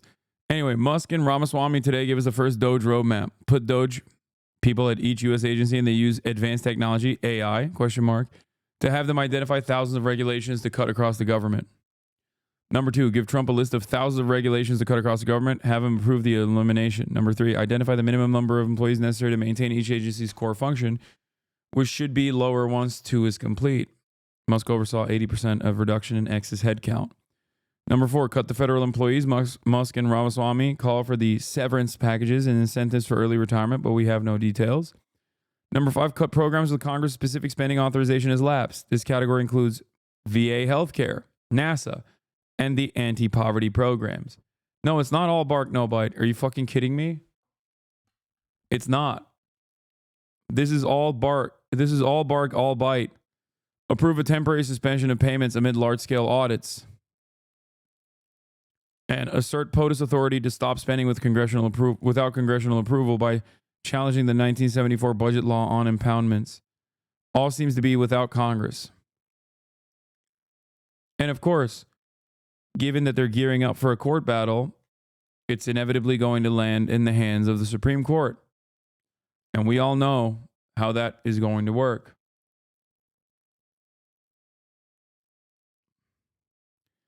Meanwhile, Donald Trump is also set to appoint Project 2025 architect Russ Vought to the Office of Management and Budget. Vought is a leading proponent of Schedule F, a plan to potentially fire thousands of federal civil servants and replace them with MAGA acolytes. It seems like Project 2025 is in effect, regardless of Donald Trump lying and saying he was not going to do it. If you believed him, well, then you're a fucking idiot. Tonight, new video just in, filmed at the southern border of migrants climbing that border fence just moments ago, trying to get into the U.S., and they only stopped when they saw our crew there filming them doing it. Dude, this is Fox News. This is literally Fox News. Oh my God. Oh my God, this is Fox News shit. Oh my God.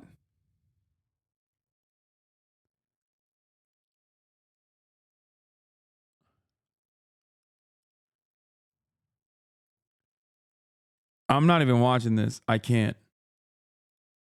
The popular Let's watch this. Logan Paul accused of misleading fans over crypto investments. Apparently, he trolled them too. social media personality Logan Paul is facing fresh questions over his cryptocurrency dealings, with ongoing concerns he may have profited by misleading fans. He has promoted cryptocurrencies to millions of followers online and appears to have caused prices in these investments to spike. And that's led to suggestions that he could have profited from sales of any tokens that he had held. The BBC has seen new evidence suggesting he promoted investments without revealing he had a financial interest in them. He denies any wrongdoing, but let's bring you more now with the BBC's Matt Shear. I have to say, the real Logan Paul looks very different. Did you come all over here to ask about how I look? Is Logan coming? I'm right here, bud. We've been investigating the influencer Logan Paul's crypto activities for nearly a year. They hired But when we booked an interview, he sent a lookalike and trolled us. I wanted to ask about allegations from critics who say he made personal gains by misleading his fans about crypto. For this, he denies any wrongdoing. The allegations relate to the way the influencer has used his social accounts to promote cryptocurrencies. Like in 2021, when at the height of his interest in crypto, he posted about an Elon Musk-themed meme coin to his global following. What he didn't say is that he may have been a secret holder of the token. Our investigation looked at an anonymous crypto account with close links to Logan Paul. We noticed the anonymous account was first funded by Logan Paul's public crypto account, then from his fan club's NFT project, and it purchased a large amount of the coin. Moments before the tweet, it bought almost $160,000 worth. When the market peaked 12 hours later, it sold its holding at roughly $120,000 profit. Shortly afterwards, the price crashed. So it appears an account with close connections to Logan Paul made That's a crazy photo. lot of money from that tweet by buying directly before and selling after. I went to the head office of the Securities and Exchange Commission. I asked their chair about the laws around promoting crypto. For what it's worth, AOC and then all of them voted no on the IHRA anti-Zionism resolution. Yeah. They're supposed to tell you if they get paid, how much they get paid, whether they own the tokens, whether they've made money on the tokens, whether they actually know something about the project. And we at the Securities and Exchange Commission have brought a number of cases in these areas over the years. Gensler couldn't speak specifically about Paul, but he told us, influencers, whatever their name might be, don't go out and tout something and mislead the public. because it's illegal. Yeah, it's also wrong. There are still questions around Paul's crypto activities, but instead of answering them, I think it's really crazy that like every single piece of crypto shit has been a scam and people still go along with it. Like they just refuse. They think that they're going to be the next guy that makes the other guy hold the bag. And then they end up holding the fucking bag. Do you see the kid streamer who made a coin? Viewers grifted and boosted it to 30K. He then dumped it and ended his stream. I didn't. But it's just like so obviously a fucking scam every time. he chose to send a lookalike. In doing so, he appears to be ambivalent about what happens to fans who invested based on his endorsements. And with a class action claim filed for his failed CryptoZoo project, the allegations around Paul exploiting his significant platform to promote cryptocurrency continue to mount. Logan Paul has consistently denied any wrongdoing. The craziest part is like he doesn't have to do this. He could just do the WWE shit or the Prime shit or the Lunchly shit. Like that's what's so crazy about it. But these guys are they are so unimaginably hungry to farm and fuck over their fans no matter where they can, you know? This is the video. Oh, it's not Are we bonded yet, or what's good? Nearly 2 mil.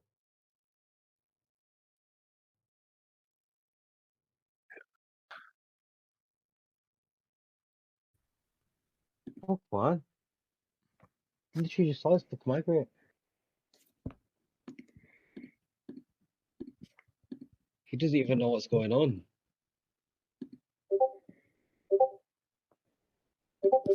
How can you hear it? Wait, what?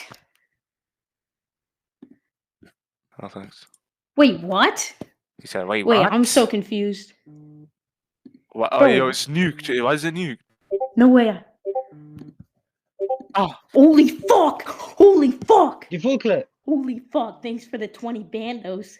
Oh, Yeah, he did. Yo! Yeah, I'm sorry. If you got duped by a fucking 12-year-old to the tune of 20 grand, like you kind of deserve it. Yeah, you got scammed by a fucking kid, dude. A rose-cheeked child, okay? Yo! Yeah, nah, I take it back. Stupid tax, baby. Congratulations to this child. Yo!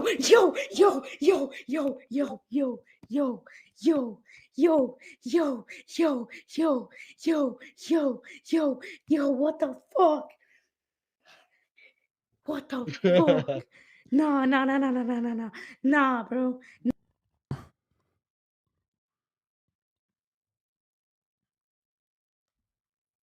Yeah, dude. You kind of deserve it, baby.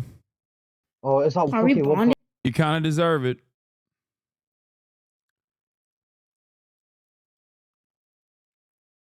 Crazy thing that there was enough liquidity for the kid to rug pull like that at 30K amount. Must have been some dumb amounts of money people put into a kid's coin.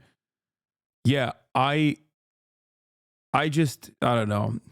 I'm sorry. I know there's some chatters in here who probably have like cryptocurrencies, but like I look at you different. When I find out someone in my life is invested in cryptocurrencies, I immediately assume that there's something wrong with them. Okay. Like there is just no way. It is very, very difficult to reinstill any sort of trust.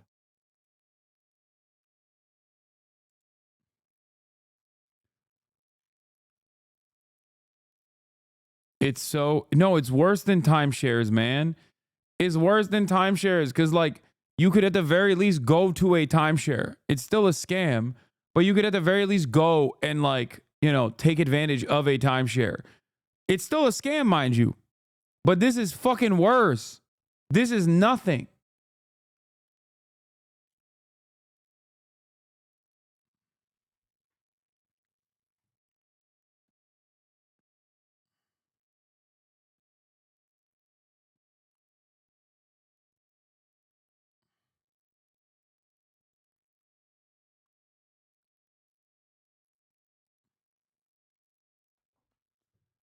Like, I already am not fond of the stock market. Okay. I mean, look at Tesla. Even the stock market itself has completely, like, at a certain point, maybe the stock market, you can make an argument for why the stock market was potentially at a certain point reliant on solid fundamentals. Okay.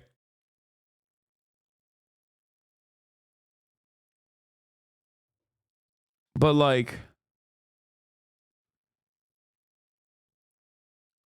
honestly, it's just so it's even the stock market itself with all of its safeguards is still bullshit. This is not even like an asset that is touching anything tangible. Cryptocurrencies are pure speculative.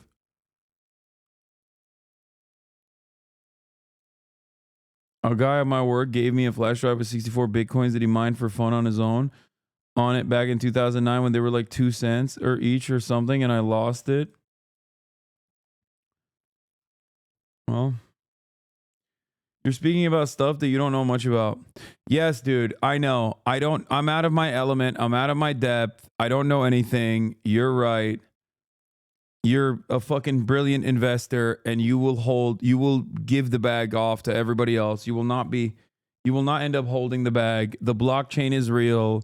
Cryptocurrencies are great. Ethereum and Bitcoin to the fucking moon. In America, we need to invest for retirement. Man, shut the fuck up. Shut your bitch ass up. You think I don't fucking know that? Do you know how many fucking hours that I've actually talked about this exact same thing? The idea that like a substitute for pensions in the form of 401ks and inadequate Social Security has created incentives for people to have to take matters in their own hands in order to fucking have a comfortable nest egg. And this is precisely the reason why people think that when the stock market is doing well, they do well as well, because they look at their fucking 401ks.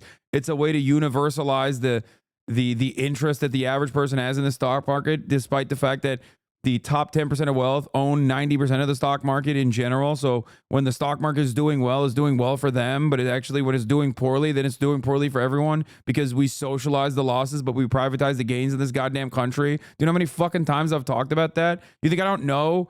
Why are you guys so fucking dumb? I know. I'm very aware of all of this, okay?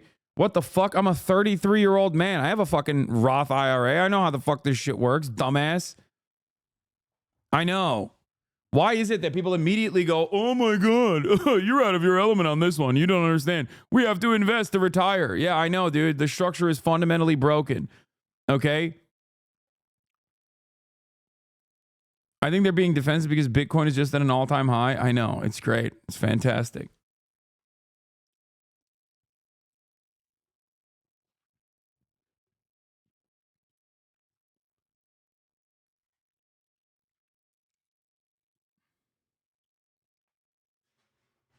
Oh.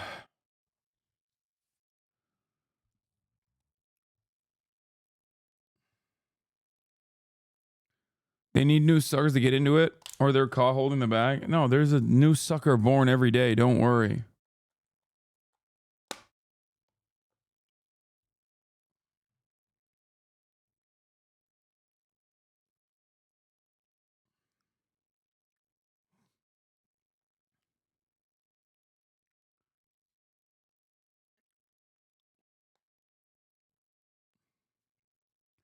How many fucking haters have I developed over the years, especially in the NFT craze, when I kept shitting on it relentlessly?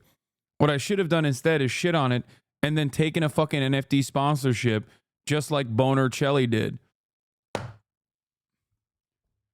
Seems to me like his community doesn't hate him for that one, so I should have done that, huh? And every single person said the exact same shit. Even back then. And there are still chatters in here who fucking hate me. Remember the other chatter who came in the other day and was like, was a person who had returned to the community only to shit on me. We looked at his chats and we found out that I had actually warned him against NFTs in the NFT craze. And he literally was telling me that I was a fucking idiot and then he would have billions of dollars in his pocket. It was a wonderful snapshot to how right I was and how wrong that motherfucker was. And instead of learning the error of his ways, what did he do? He just doubled, tripled, quadrupled down on his fucking stupidity. And years later, still carries on that fucking resentment.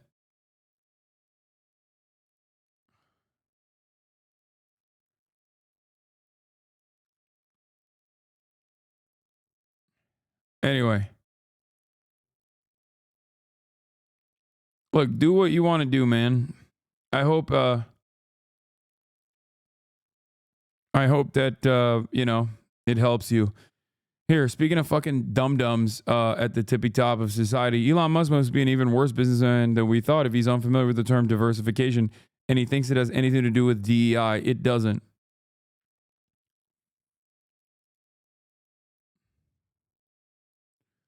I don't think the U.S. taxpayer should pay for the employment of a director of climate diversification, her, at the U.S. International Development Finance Corporation.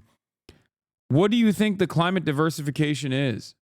Do you think that that's actually about making like more gay people in charge of the climate? Is that what you think is going on?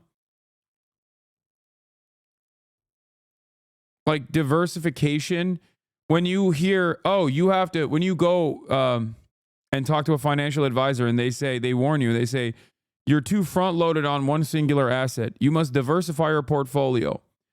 Do you go, you want me to make my portfolio gay? Fuck you. Is that what you think? I will not be making my portfolio trans, you fucking bastard. With your woke pronouns. No way, sir. I'm investing in Iraqi dinar even further after that statement. It's bound to snap back.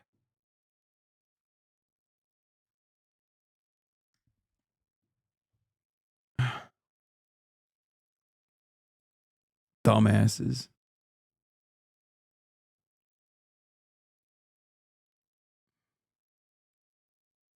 Sir, calm down. I said you're broke, not woke. Good morning. Somehow Governor Kathy Hochul is still paying for the National Guard to play Candy Crush on the subways. Is there a brush fire these people could be putting out somewhere? That's cool.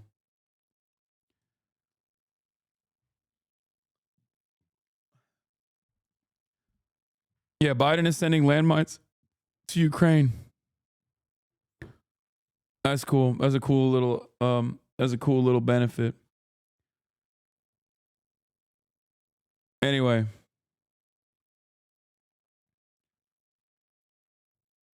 For For those of you who are, you know, taking the Bitcoin to the fucking moon, I hope I hope you're doing all right, and I wish you well. Speaking of Governor Kathy Hochul, here's the man who was going to go up against her. Is Representative Richie Torres weighing running against New York Governor Kathy Hochul?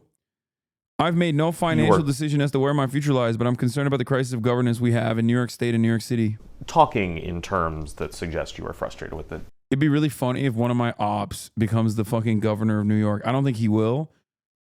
Like, I don't think the pro-Israeli lobby can carry him to the fucking office in Albany. Okay, I don't think that can happen. But New York government. I am frustrated. Frustrated with Governor Hochul. As are most New Yorkers. He's mad. He's frustrated with the governorship of New York. They're not pro-Israel enough. Are you weighing the option of running against her? Yeah. So I think part of the story of the election is an indictment of misgovernance in New York State and New York City. With few exceptions, nowhere was there a greater swing toward Donald Trump than in New York, which was a vote of no confidence in the leadership of New York State. That's how I view it. Yeah, Hochul is a disaster, but so is he. He fucking sucks. There was a point in time when I think like Richie Torres could have been good. I've heard people talk about how he was like a defender of like socialized housing and shit. And he just dropped all of that for endless amounts of money coming in defense of Israel. Is Kathy good or bad? No, she sucks, but he sucks too.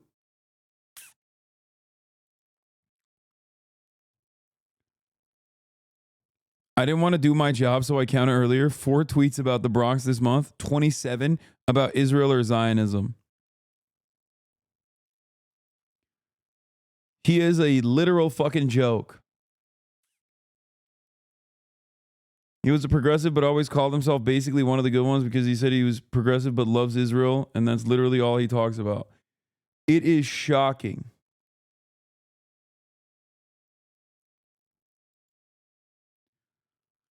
Do it. Win or lose, it gets him out of Congress and makes it unlikely. Yeah, put Jamal Bowman there. He'll fix the fucking district.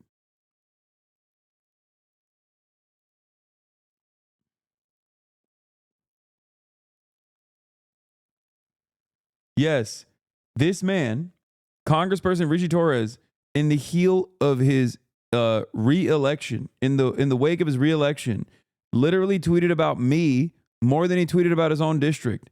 Think about that. He tweeted about me more than he tweeted about his own district when he was up for re-election.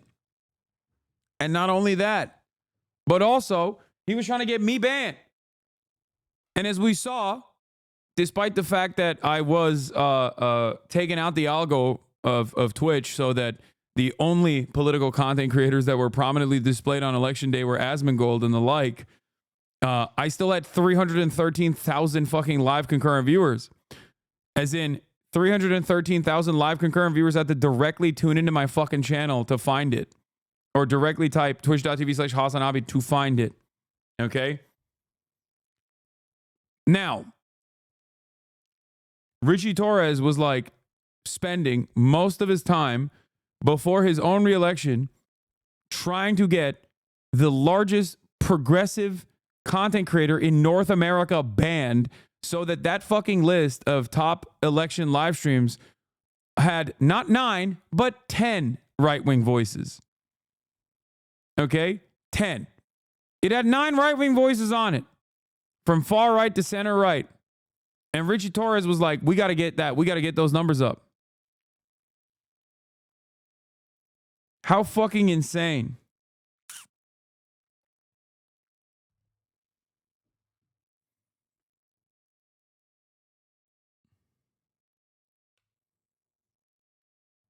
And then he spent every day since then, since that Democratic Party defeat, consistently talking about how the wokes lost the election. I've made no final decision as to where my future lies, but I'm concerned about the crisis of governance we have in New York State and New York City. We have a leadership crisis in America, and nowhere is it more profound than in New York. It doesn't sound like a no. That's all you're going to get from me. Okay. You are.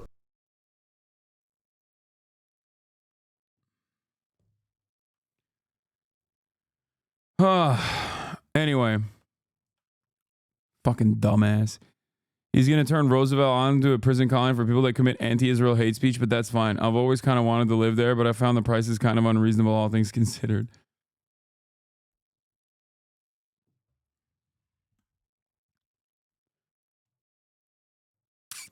I just counted. He tweeted about you 10 times in 1 week between 10/24 and 11/1. 10 times. So more than twice the amount of times he's tweeted about me than his own fucking district when he was up for re-election. Fucking ridiculous, dude. I mean, he is pathetically obsessed, but also getting paid for it, so it does make sense. So is Adpocalypse a scam? Yes. But don't worry, fear not. My naysayers, who happen to be some of the worst scumbags on the fucking planet, will find a new thing to brigade LSF over tomorrow, you know? While it seems like the Adpocalypse narratives are falling flat, we'll move on to the next thing. The next thing being cheerleading for terrorism. Twitch star called for a new 9/11, dismissed horror of October 7. 7,000 upvotes on LSF. Top of LSF. With people just going, hell yeah, baby. We love Fox News. Once again, it is utterly irrelevant in the grand scheme of things, and it doesn't fucking matter. But, you know, the subreddit is completely captured.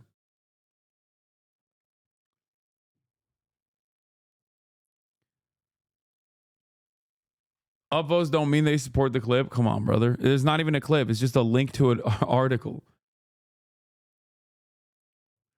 I remember an investigative piece dropped months ago from New York Times about how Amihai Chikli's diaspora ministry started and funded a bot campaign targeting black congresspeople, him included, to encourage them to be more pro-Israel. Torres quote tweeted and said, I don't need bots in order to support the great nation of Israel. Yeah. He's such a fucking freak, dude. Hey, time without an OO is back. Why do you care about Reddit? I don't. The reason why I'm showcasing that is to show you that, once again, what gets a lot of fucking emphasis and what gets a lot of play on our wonderful little subreddit that is supposed to be the beating heart of what happens on Twitch is not necessarily the truth. Real life is not Reddit. Real life is not Twitter. Okay? Just remember that. Anyway, this is an insane viral military expert debunks Gaza genocide. If Israel wanted to, they could. And it wouldn't have taken them this long. I love this fucking idiotic argument. It's so stupid, dude. Sir, you've probably seen some Urban Combat, I'm guessing.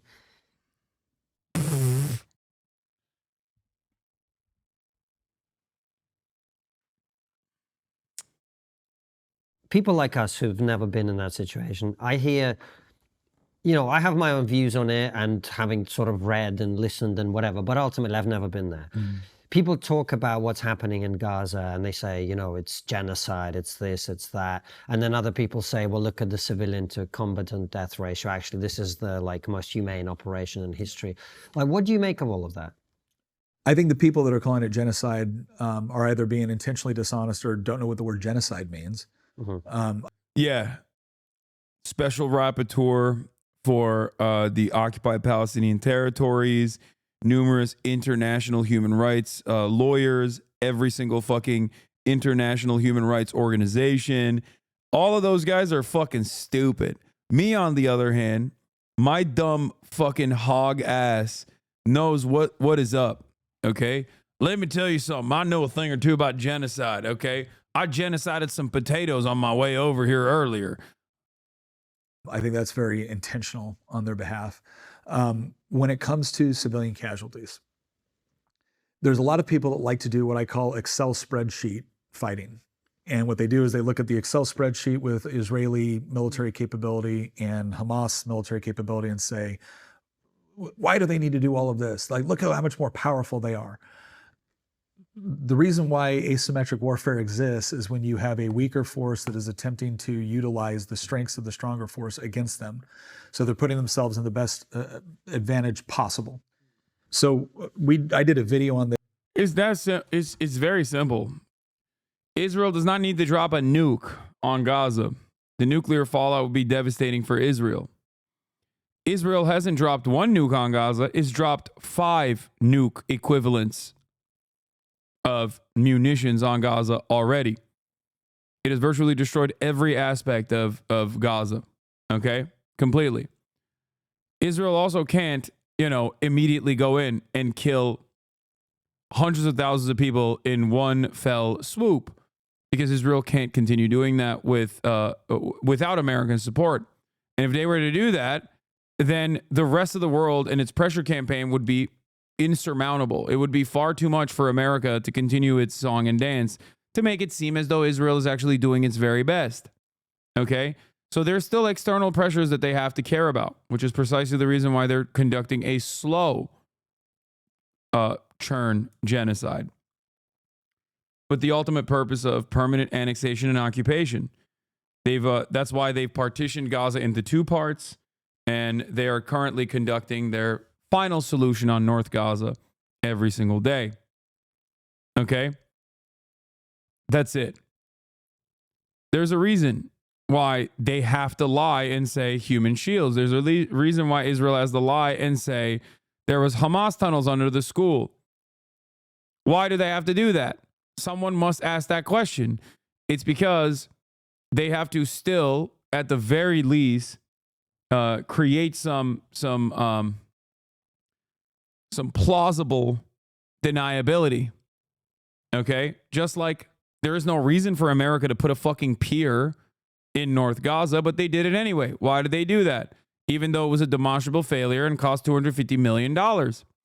They did that because they wanted to say, well, we're trying our very best.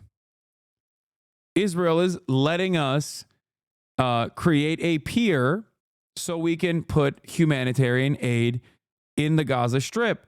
That's it. It was for PR. It was $250,000 simply for PR. Okay? It's the exact same principle as to why Joe Biden every now and then will turn around and be like, we're working tirelessly around the clock for a ceasefire, Jack, when they very clearly are not. Okay? It's to keep up appearances at a time when virtually no one actually believes that America upholds an international rule-based order. Okay? But they still have to maintain that presence, this veneer that they are following through on human rights. So, I mean, it's partially why dumbasses like this can just go on podcasts and be like, yeah, if they wanted to do genocide, they could have done so already. Okay? I'm so triggered by the truth on trigonometry. Yes, we have 2 fucking 50-year-old European dinguses still utilizing triggering as a, as a term. Program called the Y in 2024. And we talked about what is Hamas's strategy. And one of the questions that I asked when I looked at this from a strategic standpoint is, okay, so Hamas knew when they went into Israel that they weren't going to overthrow Israel. When they took hostages, they knew that the IDF was coming for them. And yet they did both, right? So they knew they couldn't defeat the IDF militarily. And they knew getting hostages would force the IDF to come after them in a big way. So why'd they do that? And how did they know that Western academia and media would almost instantly be on their side? And the reason why is because they too are Hamas, Western academia, and so am I, and the Pope. Bro, this dude is about to blow a gasket thinking about Hamas. Look at the veins on his fucking skull.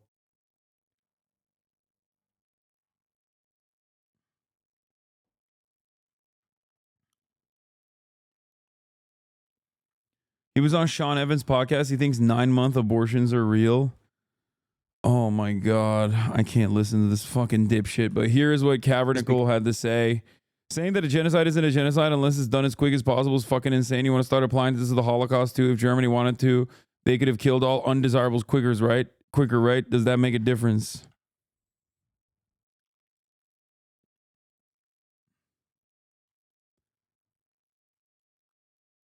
Like, why do we have genocide statutes? Why do we have any sort of rules around this sort of thing at all? Why? It's to stop it before it's completed. That's the whole point. That's why intentionality matters in genocide.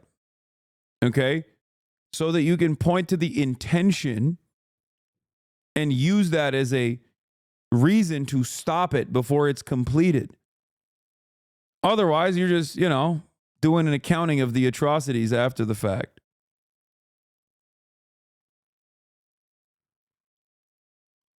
Lots of stories today, even from mainstream voices in Israel, about the idea of a permanent military rule in the north. The cabinet discussed 2 plans today: the pipe dream private logistics company plan proposed by Ron Darmer, and a plan for the IDF to take full control over distribution of aid. Seems like we're heading right towards permanent military law and settlement, especially with the incoming administration in Washington. Yes.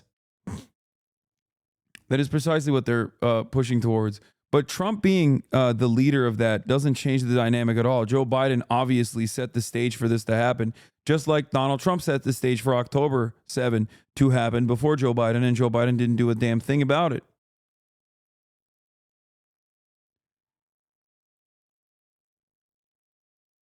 Remember, the goalpost always changes for defenders of Israel.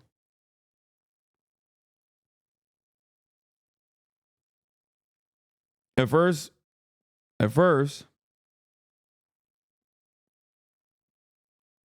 they said Israel would never bomb a school. Israel would never bomb a hospital. Then Israel bombed every hospital. They said, oh, well, the hospitals have Hamas tunnels underneath it. Then there were no Hamas tunnels underneath it, and they moved on to the next thing. That's it. And that's only the stuff that actually, I said this a long time ago, but the only thing that Israel even tries to launch a shitty defense against is stuff that actually makes its way to the Western media. Okay? That's it. They don't even give a fuck about trying to massage. Just because you're liberal doesn't mean you can't defend Israel. What? I'm not a liberal, nor will I ever defend Israel.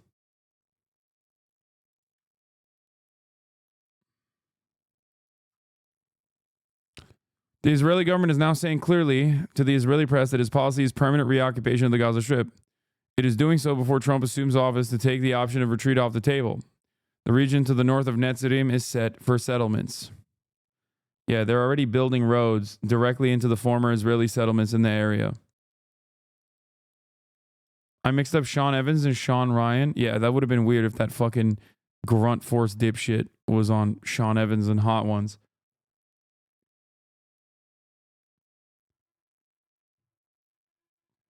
Me defending you to the edge of the earth on the downward spiral pose and getting literal death threats and hate mail in my Insta DMs, lol. What is the downward spiral post? Anyway, I want to watch these fucking hogs. And I also have heard, I also saw something here that I want to briefly point to. Destiny's ex-wife Melina is back on Twitch, and apparently she says that Destiny did have an affair with Lauren Southern. He leaked a message of mine that I sent to someone that I thought was my friend. And in that message, I mentioned Lauren. You know? I mentioned her because there was a lot of stuff going on, obviously. Like, this is something we already know. I don't really know why people are speculating. Like, I think people can just put the puzzle pieces together, like, really easily if they just look at, okay, these things happened. I even mentioned, and then people asked about it, and then he said that I got jealous because they streamed so much.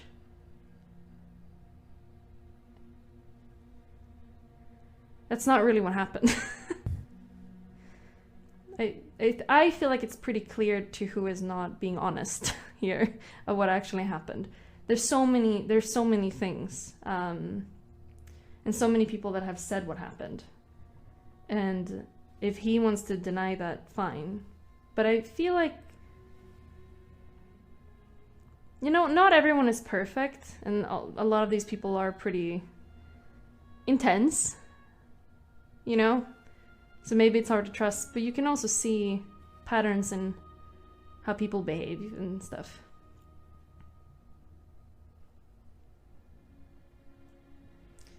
She did not lie.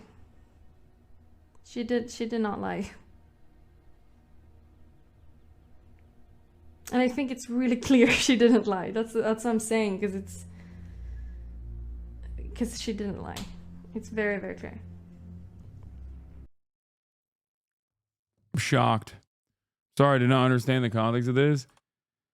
Destiny's ex-wife Melina says Destiny had an affair with white nationalist Lauren Southern, who was married with a kid. Destiny isn't opposed to Nazis and terrorists. He sleeps with them, platforms them like Nick Fuentes. He doesn't care about anti-Semitism. He cares about anti-Zionism. There's another person that was in Destiny's orbit that like fell out of favor with Destiny, and I think wrote like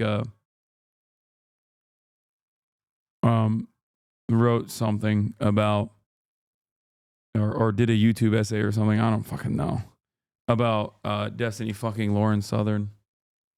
The worst people you know are having the worst sex you can imagine. I don't want to imagine it. Yeah, this is the in today's video. The video. I don't know this person at all, but they apparently used to be friends with Destiny, and now are doing like a vengeance hit piece, leaking the details of Destiny's sex life. The video is super boring. Don't watch it. No, I'm not gonna watch it. It's 46 minutes long.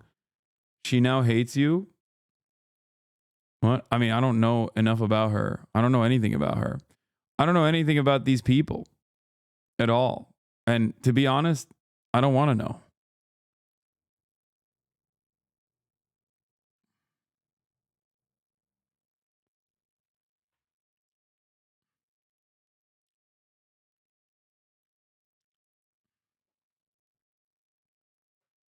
I've been able to maintain my...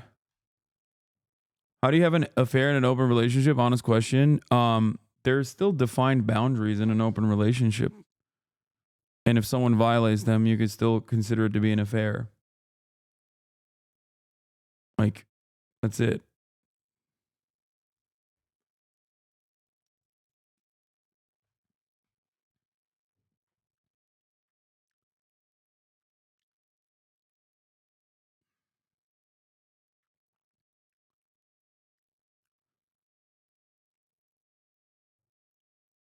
Yeah. If it's a secret, if you're keeping a secret from your partner in an open relationship, then you're cheating.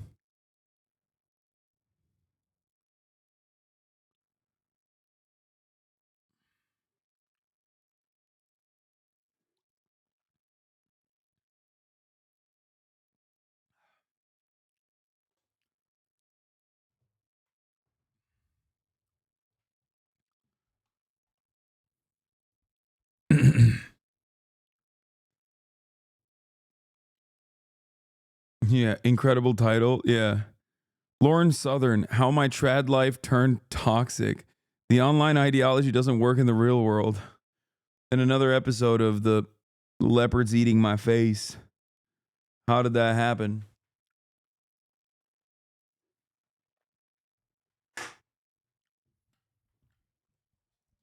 What's funny is immediately as soon as I clicked on that, there were some people who were like talking about whoever the fuck Melina is like dating now. And if you think I give a shit, you're out of your dang mind, okay? I don't fucking know anything and I don't want to know.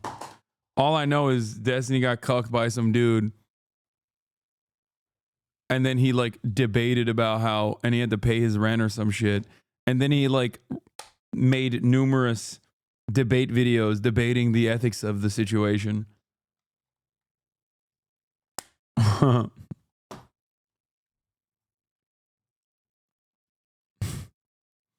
Like that part is not a joke. He like literally debated himself into a divorce.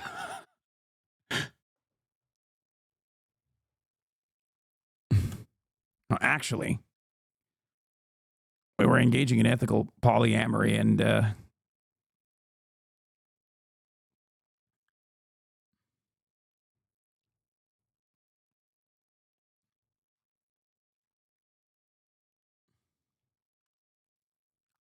all right, let's watch these fucking hogs. What? Who choose to associate. So I didn't watch it from the jump yesterday, but I guess we could just continue where I left off. These are two of the dumbest people I've ever seen in my life. Associate with one another, and for example, their whole friend group is black. That's very different than, as you mentioned, I agree. lawful segregation. I think lawful segregation, or even advocating segregation. They do choose to segregate. Right. This is something that they choose to do. As time has gone on, people have been less and less segregated. There's like segregated months, Gay Pride Month, This is the African thing. Month. That's not people tend to get with people who. Yes. Gay Pride Month is segregation, she said. Dude, Republicans are awesome. God, I love Republicans. Fox News, I'm being sarcastic when I say God, I love Republicans. You know, don't write an article about sarcasm. Wee woo, sarcasm alert. I know that there's like a bunch of neurodivergent reporters out there who don't understand fucking context, nuance, or sarcasm. So I'm just giving you a tone indication, a manual tone indication. Okay. Wait, what did you just No, say? I'm just saying, like, I disagree with governments like Pride Month, segregation. you don't understand even the thing that you're so upset about. Mhm. Pride is saying that you're straight, more traditional. I don't even like saying that because I feel like that's disrespectful to traditional Christians, but Being your straight? version of traditional conservatism and Christianity, that, is yours to live. And then other people's lives are ours to live. And that's the beauty of freedom. So That's where's what our Pride's White about. Pride Month? Where's our Christian Pride Month? I don't even want it. I don't even care. But like, you only see it as the supposed oppressed groups. Right. And So whenever, those start because people are saying for too long. So you're saying if, let's say, I was raped by my boss for 2.5 years and I kept it secret from my partner, even though my partner suspected something that was going on with boss, but I kept denying. What are you saying? What? I have no idea. What are you saying?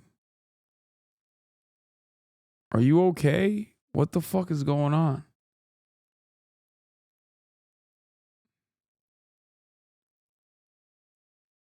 What?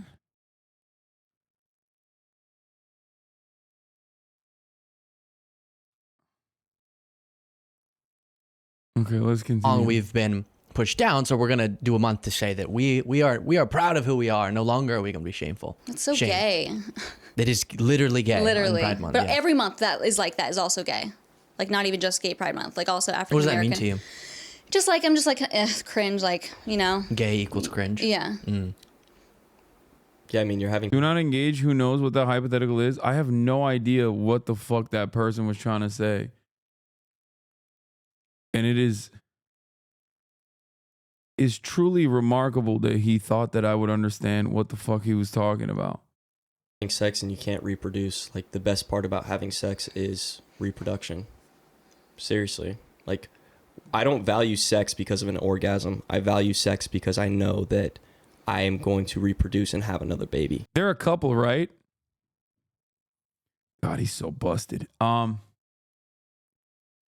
There, because I was gonna make a joke about there ain't no way he's getting pussy, but like I think they're a couple. So I guess he did truly find someone stupid enough. The thing about Republicans is like it just doesn't. It's not about whatever standards they have for themselves. It has to be everybody else's problem. It's just like, yeah, if you want to have the worst sex imaginable and nut immediately and only do it for reproduction, I mean, I feel bad for you, but, go off. Why the fuck is that anybody else's issue? Like what? Why are you setting the standards? And the same goes for gay shit, Like, it's not like gay people are running around being like, you have to be gay. You have to suck a dick right now. And before everybody in the chat starts saying, no, I do say that, okay, as a joke. That's not how this works. But conservatives, one, make it seem like it is, act like it is, and then take action to stop people from being gay in general.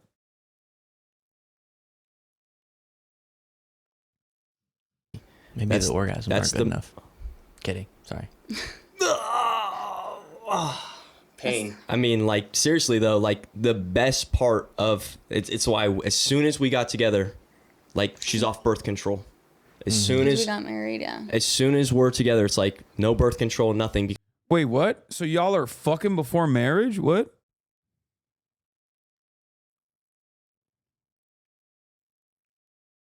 Hello?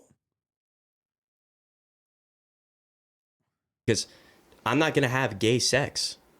And like, gay sex is more than just like another man and a man. It's just like the idea of looking at sex as such a materialistic thing and just like, oh. Did he just say what I think? He said having sex without contraceptives is, having sex with contraceptives is gay sex? He said if you have, fellas, if you nut, fellas, if you nut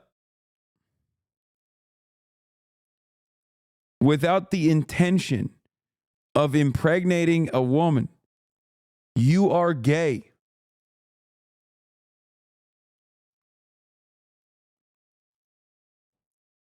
I guess Pride Month is for everybody in that, by that metric. Everybody's gay as hell.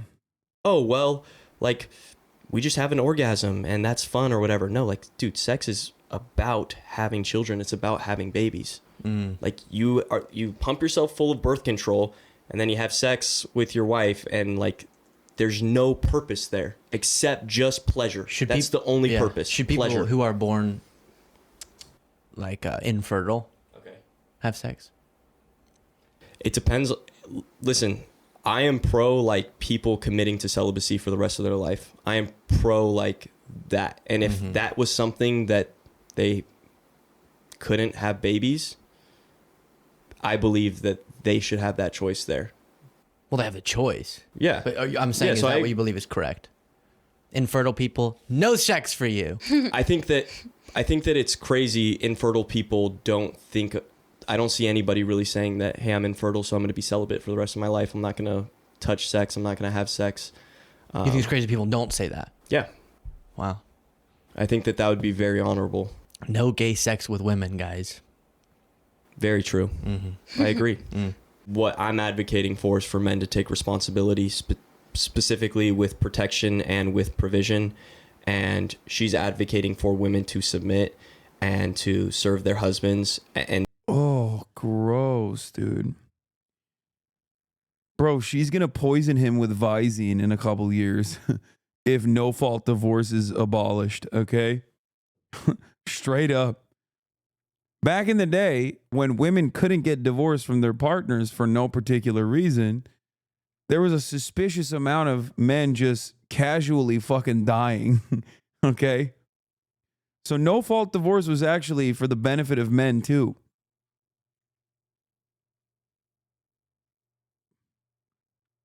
This is the first time he's ever actually thought about any of this. I think this is the first time he's ever had a thought. And even then, it's barely happening. How is she not miserable? Is she brainwashed? I mean, I don't think there's a single thought behind either of their eyes, okay? Remember, no, I don't support all women. Some of you bras are dumb as hell, okay? Like, I'm not immediately going to sit here and be like, nah, the person who earlier advocated for women not to be able to vote is actually a victim here, okay? We're all victims in that, by that estimation. He's a victim of social conditioning as well, okay? Sorry. They're both victims in that same regard. But in this process, while I'm, analyzing the dumb shit that they're saying, I'm still going to make fun of both of them. And we're both, that's what we agreed on. Like our vows, it was like, I vow to protect and support, protect and provide and to love you. And she vowed to love me and support me always and to serve me. Yeah. But I'm not going to go saying, we need to figure out how to prevent couples like this. Instead, I'll just say people have the freedom to live the way they want to. And that's my point about this sort of one-way street. Yeah, but it's kind of like lukewarm. Yeah, you're just dynamic. giving a softer delivery, but you're still letting the public know your stance, what you think is better. Yeah, I think equality is better for sure. We take a more harsh. Your view of equality is just it's. What do you think equality is? Listen, are men and women equal? Yes. In what way? They're equal people, individuals, and they have the same individual rights. Okay, so basically they're equal because the government says they're equal? Because people through our democracy have made the government say they're equal. So the government basically gets to say that these people are equal because we give them protect rights. Because people Our rights set are up an from God, institution, not from the government. And then if you stop engaging with our government, you very quickly It have a wasn't world you don't love. men and women were created equal. It wasn't that like our God-given rights Wait, what? Were like for equality for men and women. That wasn't the point. Equality implies the same. The same rights, yeah. Dude, it's no. Look up what equality is. Or being equal. Oh, the state of being equal, especially in status, rights, and opportunities. Look at all more definitions. But just click on it. Look up more definitions. For a 21-year-old, he's pretty dumb, not gonna lie. He's not just any 21-year-old. He's a MAGA-brained 21-year-old, okay? Is worse. It's unsalvageable. Austin, you want to come watch this MAGA couple? Are you staying here?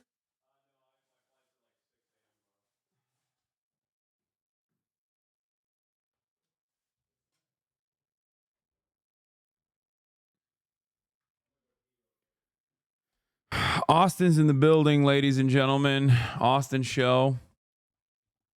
In a couple hours, we will be going on a journey and shooting the Fear End podcast. That's right. Austin is finally back from death's doorstep to bravely take on the next episode of the Fear End podcast. A lot to talk about. Maybe we can do the Asian dating sim together as well.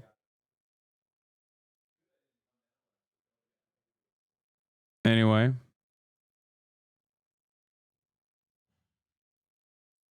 The election really messed them up. It's true. It did. It fucked them up good. Maybe it further vindicates you. A symbolic expression of the fact that two quantities are equal in equation. That's obviously not helpful. That's math. You're big on welfare and things like that. Programs that are effective to help people. Yeah. And you think that those are effective programs? Like Social Security, cutting senior poverty by gargantuous margins. But like the enhanced government child tax taking credit. care of women who are pregnant. Yeah. You like that? Oh, yeah. Really? That's very peculiar to me. Why? So she's pregnant, like not right now, but she's pregnant, and now I'm married, man. We're living God-fearing lives. Now I have to go pay the hospital $12,000. So now Brittany over here, Bethany, she decides that she just got knocked up by her boyfriend and she doesn't like him, so she's going to separate from the family. It was pre-marriage. The more I listen to this, they made their baby say the N-word, and earlier in the video, there's a portion about her criticizing cancer victims. At one point, he tells her to shut up when she messes up a talking point. The more I hear them speak, the more I'm like, maybe we don't need rights for everybody, you know? The more I hear them speak, the more I think maybe we fucked up with medicine. Modern medicine has saved too much. Modern medicine has saved far too many people.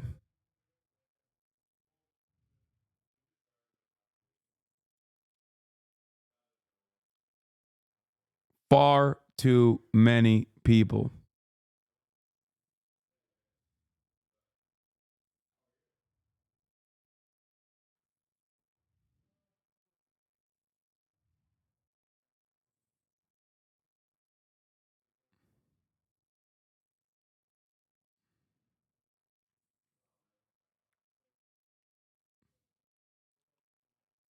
Dude, this eugenics bit is not funny. You sounded like RFK. Yes. You don't understand how much I think RFK is going to change America's trajectory for the good. RFK is going to make it so that we can engage in the prayer. If you would like to do prayer instead of modern medicine, you should be able to do so. The worm demands it. The worm has an insatiable appetite for destruction and death, and I will give that to the worm.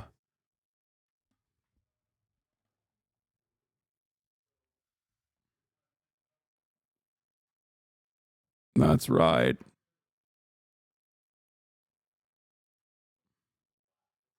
All praise the worm.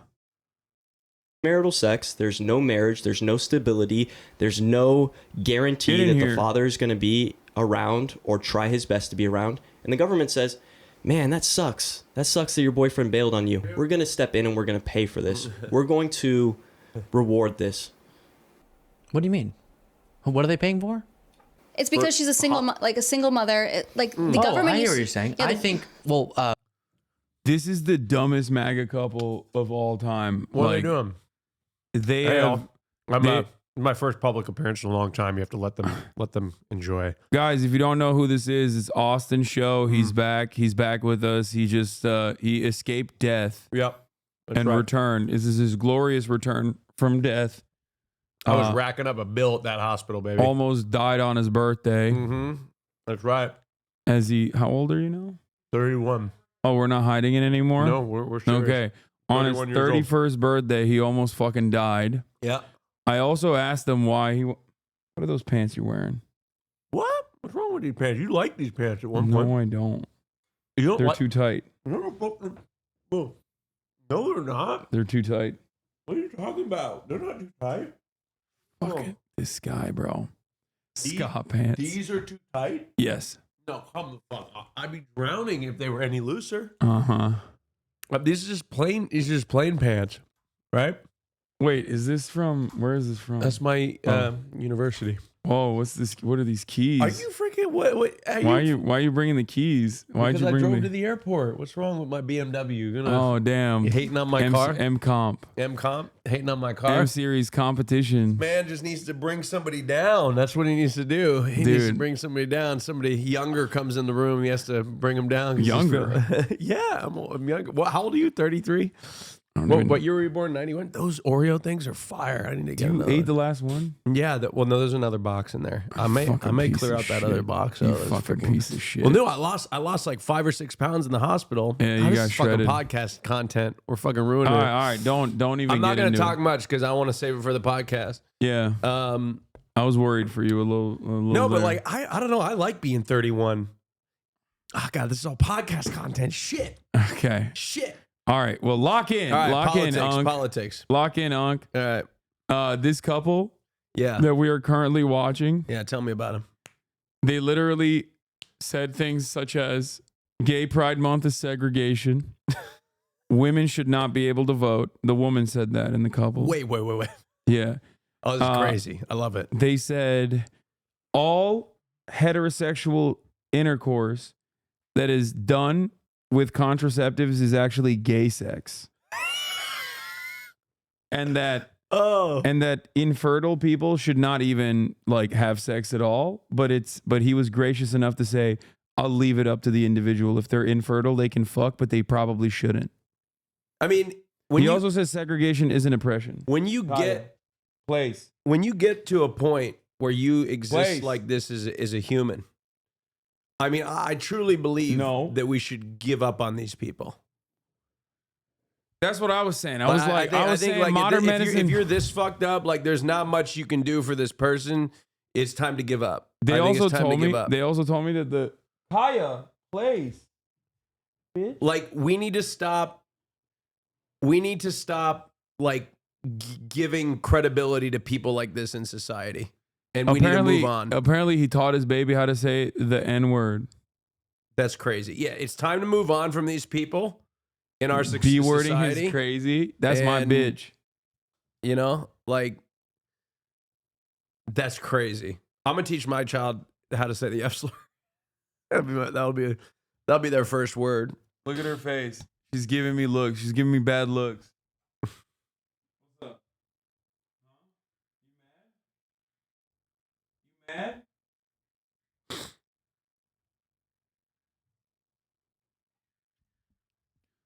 You called her a bitch. You missed it. Did you see my Fox News piece? Oh yeah, no, I woke up to it. Fucking awesome. I woke up to it. I loved it. Well, what killed me, I was like, oh god damn it! Now my uncle and aunt are gonna probably see that shit. It was Fox News Digital. It won't. Yeah. Are they gonna like do like a news? One of the shows gonna If pick they it up? do like an editorial hit, like I'll probably get so many death threats. Have you gotten any from this one? No. Oh, okay. Because It's just people that are already Republicans on- don't know how to read. No, it's so far it's only been highlighted by Destiny, probably Ethan Klein eventually, and people who say that they're liberals. Oh. So far it hasn't, Yeah, I covered it too. Liberal me. Yeah. So. Oh, I have death threats in the comments, but that doesn't matter. That's like, they're like, yeah, you should come with me during hunting season to the woods and we can have ourselves a private affair. What, they want to fuck you or what? Yeah, I think they want to have sex. I think they want to have sex with me. I don't know if those are the same comments. Did you see this? Yeah, so I want to know, are you going to go to it? Because it's the day I'm not after the gonna be Streamer here. Awards. I'm not going to be. Oh, is it after the Streamer Awards? Yeah, it's after the Streamer Awards. Okay, maybe I could go to it. I mean, that'd be... I was planning my schedule. I don't know if I can make it. I just don't know. It's going to be a little too tight. We may have to ask him to reschedule it. Could they do it like on a Friday or something so I can make a weekend out of it? Because That's insane. If the Streamer Awards is Saturday, I want to go out to Boys Town, and if it's on like, what a shitty day to do it. The Vikings are playing December 8th at 12 p.m. Central. I can't. Ain't nobody asked you to go, bro. Of course they want me to be there. No, nobody asked you. I'm judging the fucking contest. I'm looking at you right now. Nobody asked you to go. By the way, I was running out of the airport today. Oh, this is podcast content. Oh, wow. We got some banger airport content again for the pod. Something to look forward to, everybody. Oh, yeah. Austin, where the fuck were you on Fear Ant? He almost died, chat. I almost He had a died. good excuse. I'll talk about it on the next Fear Ant that'll come out next Monday. Did you buy underwear for Curious Underwear Exchange Party?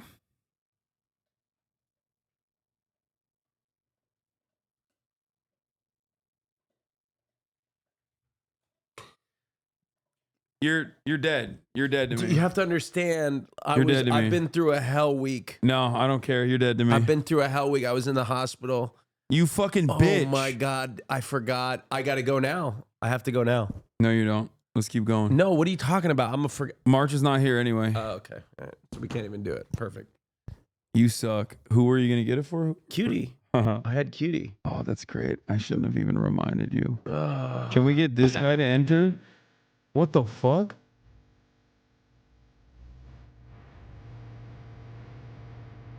What the fuck? Does he have like a me face filter on? Hey. Hey. What is happening? Someone's being rebellious. I don't know. Bro, am I crazy? Doesn't this guy literally look like he has one of those like AI HasanAbi face filters? Go to his profile.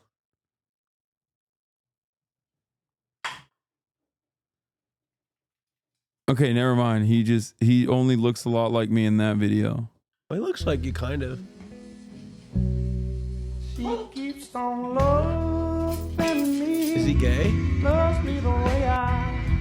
He's behaving kind of zesty. No, he's behaving like the derogatory gay, like the pejorative gay. Yeah, he was being. Well, I said it nice. Yeah.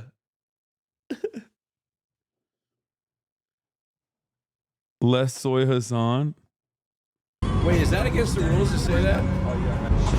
No, the other Z word is not allowed. Zionist. Oh, okay. Okay. As long as you don't use that Z word, you're fine. Vice President Harris actually ran on a bunch of pro-family policies, like the enhanced child tax credit for people such as yourself. I don't want tax credits, bro. If there's a woman who is literally getting like everything is getting taken care of by the government for having a baby, but it's why did this guy through exclusively premarital sex decide not Without to a shave father his in the Why is that home? not for Christian families? Like, he decided when he was going to wake up, he is exclusively not going to shave his neck. Like, that was a decision he made. I don't understand how these motherfuckers like wake up in the morning, look at the mirror, and not get grossed out by what they're fucking putting out there. Like I could tell he just can't grow it anywhere else, but it just like blows my fucking mind that he's even trying to attempt his neck. Well, that's beard. what I'm saying. A lot of people will take whatever facial hair they can get in this particular. Crazy to me. And they'll. I'm gonna take. Wait. That's what I'm saying. If you have a family for each of the children that you have as a couple, then you have to pay less taxes. But that's not what is happening. That's what Kamala wanted, but you voted against her. Shame on you. I couldn't vote in 2020. Kamala in 2024, this last election, just now. Oh yeah, no, because she's a liar. What are you saying? I'm saying let's support families. No. And then when people let's support families. Yes. Okay. Man and woman getting married. Man and man, yeah, like a families who are raising man children. and woman getting married and having babies. That's family. This is not family. He's talking. This is not family. A woman has premarital sex, gets knocked up on a one-night stand, and then the government pays for it. They don't pay for it. They do. They give support to people who are What does giving coming on support hard mean? What What does give support mean? Paying for it. If they pay for it. What's the definition of giving support here? Wait, In a but you're dictionary. acting like everything's covered and you're living this. If you're a single mother, you get free baby care, like in the hospital, you get delivery. a lot of support because I believe, just like Jesus did, that we should help people who are in tough situations. Right, but when the government Often when incentivizes someone bad- is a single mother trying to raise children, those kids are going to be about malnourished Jesus. if we don't give them some They support. don't care about any of Such it. bullshit. They're They're demons. not going to be malnourished. They just don't give a fuck. Have you met people? Have you met When any are the single Democrats- mothers? a single mother. Okay, so I've learned this. I've rehabilitated. When are Democrats gonna fucking learn that we need to stop being like, where is decency? Well, these people used to be a party of decency. They don't give a fuck about decency, about education, about credibility. They don't give a fuck about it. So you need to stop trying to use and go through the system to work with these fucking people. They are demons. They don't give a fuck. Quit playing by the rules. They don't play by the rules. Why should you? I'm sick of it. The Democrats are such fucking pussies. Quit it. Quit it. Quit being a bitch. Quit playing by the rules. They don't give a fuck. They never. Yeah. Maybe she was like really Let me get successful or one of them. something. I need- how many Then calories how is did that? she support? Yeah, she got boobs. Ooh, She has boobs, damn. and Holy she shit, eats, that's and a then lot of calories. you get breast milk right there. So kids only dude, live malnourished. Kids What? only Our lives 170 calories. Oh, that's not bad, but 300. Oh, man. Does help? Yeah. Holy shit, you've become Hasan is kind of scary. No, they just don't give a shit. I'm sick and tired of them. Like, we're going to go through this. Bro, why are you sending me this fucking tweet? Don't open on screen. Boy banned from Twitch for fake dick. What the fuck is wrong with you? Why do you want me to fucking click on the link then? Like he's going to say why are you linking it, dumbass? Wait. That was the most psychotic thing I've ever heard. What, are you still sucking on her? I'm saying that. Where's the video of me drinking her breast milk? Get that one up. He did. Wait, Jamie, first of pull that all- one up. First of all, you have to. That's the craziest thing I've ever heard. You have to be nourished as a mother to give good nourishment to your babies, and then the babies grow out of the sucking phase. Yeah, and then you still have to feed And then they them. eat food. Yeah. Yeah. So then that's what I'm Are we talking acting about. like? Are we acting like people are not getting food? A lot of people, a large percentage of the U.S. population is food insecure. Yeah, meaning they get some food but not enough to have a healthy, nutritious diet because most of them are in poor environments. Really, in America? I In see America. a lot of fat people. I don't know. Nice. What? Also, being, Oh, my God. Brain dead. no, like obesity is also can be caused by malnutrition. Yes. What? Don't show your phone. No, I know. In America. Very interesting. All Yeah, I'm the- curious what these communities are. I think the point that he's all trying. sorts of communities. Do you mind if I eat? I'm saying where they are. Like It's worse in red states because red states, by almost every metric, are worse. Really? Yes. Like in but at least they're gonna go to heaven. What about the cities? What about the liberal cities? All the health homelessness, outcomes. LA. Like, come on. Yeah, so red states All have I'm saying is- disproportionately worse. All I'm saying is, look, if God is real, if that's your thing, if that's your jam, if you believe in Jesus or whatever, all these Republican politicians are going straight to hell. Every single one of them. If that's your jam, that's all I'm saying. Even if you ascribe to that, they're all going to fucking hell. So I don't understand this shit. Even if you follow that, even if that's your jam, if that's your thing, you're still going to hell. So what the fuck are you doing it for? What is this? I feel like to young women, unironically, they need to find a man that's very misogynistic.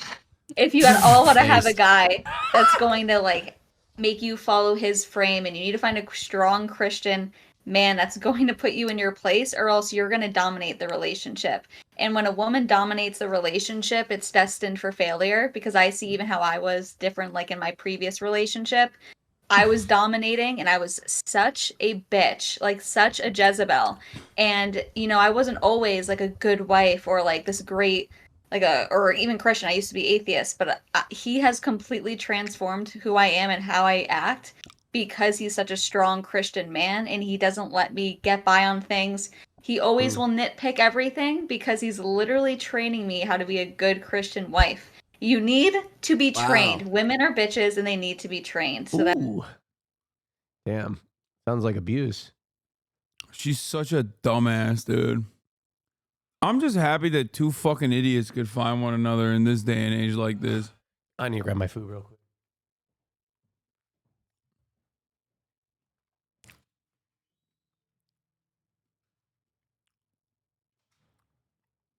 There's gotta be fetish.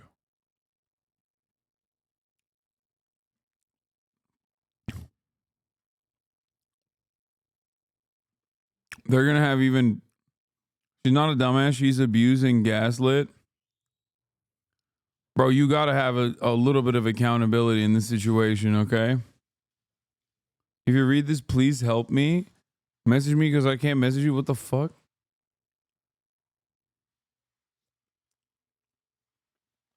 Bro.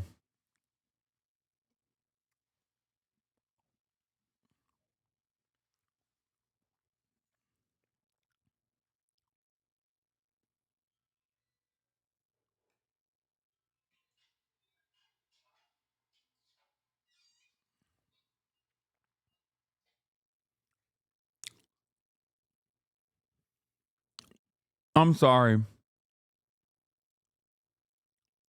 There is a point of a point beyond like my charitability. Okay?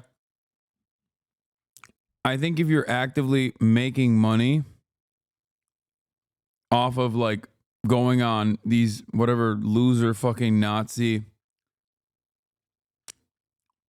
shows to promote this lifestyle and advocate to be like ritualistically humiliated and abused and dominated, then yeah, we've moved past the point of me feeling bad for you. Okay? We've moved past it. I'm sorry. You will not be able to get me to feel bad and sit here and be like, well, that's a victim. You know?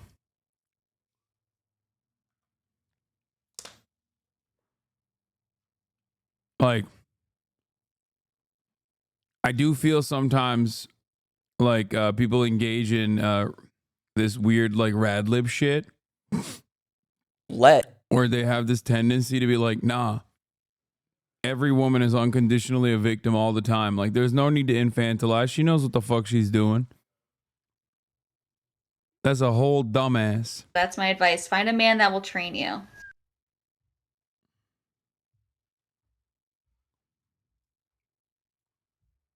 What's up, big dog? You want something? You walk My out phone? until my point was conveyed that you do what you're supposed to do, whatever I tell you to do, because that's your job, is to submit, do it with a smile on your face. I don't care. And I wouldn't have let you leave. I would have, you would have had to eat whatever. No, this is the same guy as the other clips. He just grew that ugly ass pube on his neck.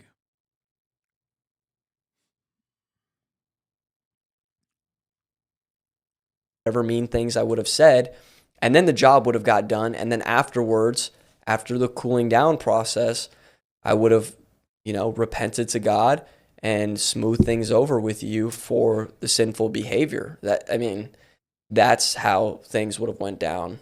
I wouldn't have let you walk out until Josiah and Isabella Moody explain how trad wife Christian submission works in practice. Basically, she has to take his emotional abuse with a smile on her face, and eventually he'll repent to God for his sinful behavior.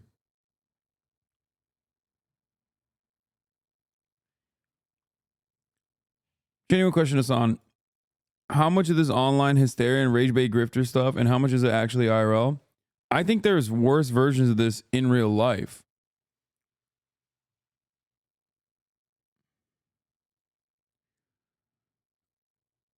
Isabella Moody went viral for proudly posting a video of her baby saying the N-word. Here she is sporting Carrie Lake at Mar-a-Lago and wearing Carrie Lake badge. Who are these fucking losers? I didn't even know they existed. My daughter literally said the N-word. I'm so proud of her. Oh, is she a Carrie Lake supporter? Yeah. Well, that makes sense. My favorite. I love the Carrie Lake supporters talking about how the election was stolen for her exclusively. Yeah. Trump won the state, but it was stolen for her. I'm getting like really fuck vibes. I'm gonna be honest with you. Not only am I getting really fuck vibes from this, but I feel like she dominates the relationship a lot more than she lets on. Okay. I feel like she knows what she's doing. Or he's a bottom 100%. There's not a single thought behind those eyes. Okay. She is in control of this relationship. She is making it feel like he's in control. She knows what she's doing.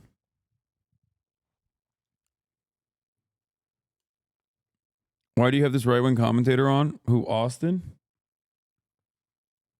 Violent crime, worse poverty, etc., worse infrastructure, worse education. I would say the cities probably have. No, this is You're just looking at debatable, states? Okay. Well, because state governments structurally, systemically have a lot more say. I think the point that we're trying to make is that when the government incentivizes bad behavior. That's misogyny. Yeah, it's misogyny to say that the woman in this relationship is like very clearly a lot smarter than the man.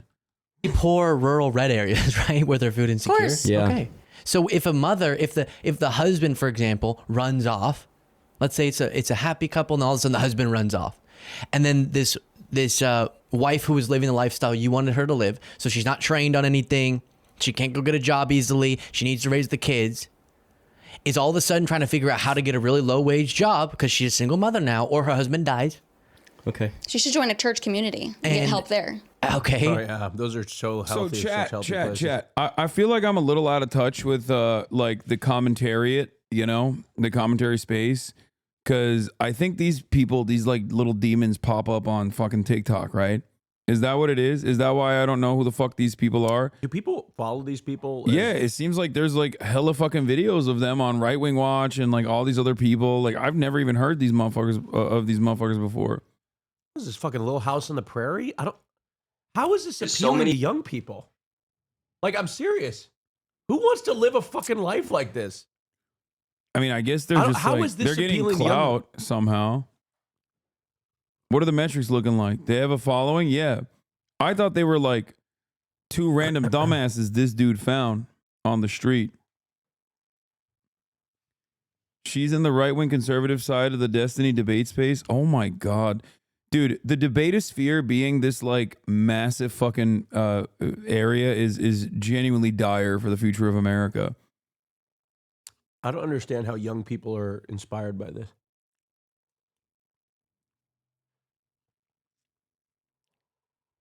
They're direct friends with Nick. This framing of women are naturally submissive, thus when they're in a submissive position, good things happen is used everywhere. I dated shortly, thank God, a woman who wasn't Christian but definitely conservative. This framing is used in the divine feminine / masculine chambers. It's kind of crazy. I didn't know anything. I didn't know anything about these people. It was tomato soup. Wait, what the fuck?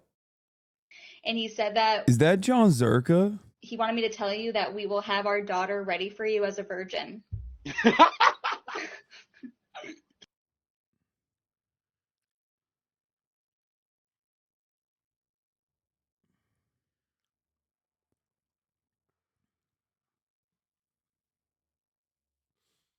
What is happening, bro? Are we moving to Blue Sky? Bro, you are so fucking libbed up. He texted me that. I didn't even respond. I know. I was kidding. I knew it'd get a rise out of you. Zerga is funny? Fuck no, he's not. Are you kidding me? Yeah, dude, real funny. I thought it was funny. Her YouTube to get a vibe of what's going on. When I texted you that. Ooh. 40 views. I witnessed Jake Uger destroy liberal Alan Lichtman's argument. Bill Maher takes down woke libs on The View. Damn, she's really popping, dude. I say this, but then like next week, she'll get picked up by the Daily Wire and have like 7 quintillion subscribers, you know? I didn't even know that there was an endless well of depravity here. And Right Wing Watch apparently is all over it. Understand the West, and it's why one day we'll probably end up picking up our things and moving to Russia, because this is just too strange. And You'd fuck him. Look, this is in an alternative gay universe, we would all fuck him. Right here, this right here is like is hitting the pocket a little bit. Yeah, I mean, look, if this is look. Look, this is 100p. Look, y'all, absolutely not.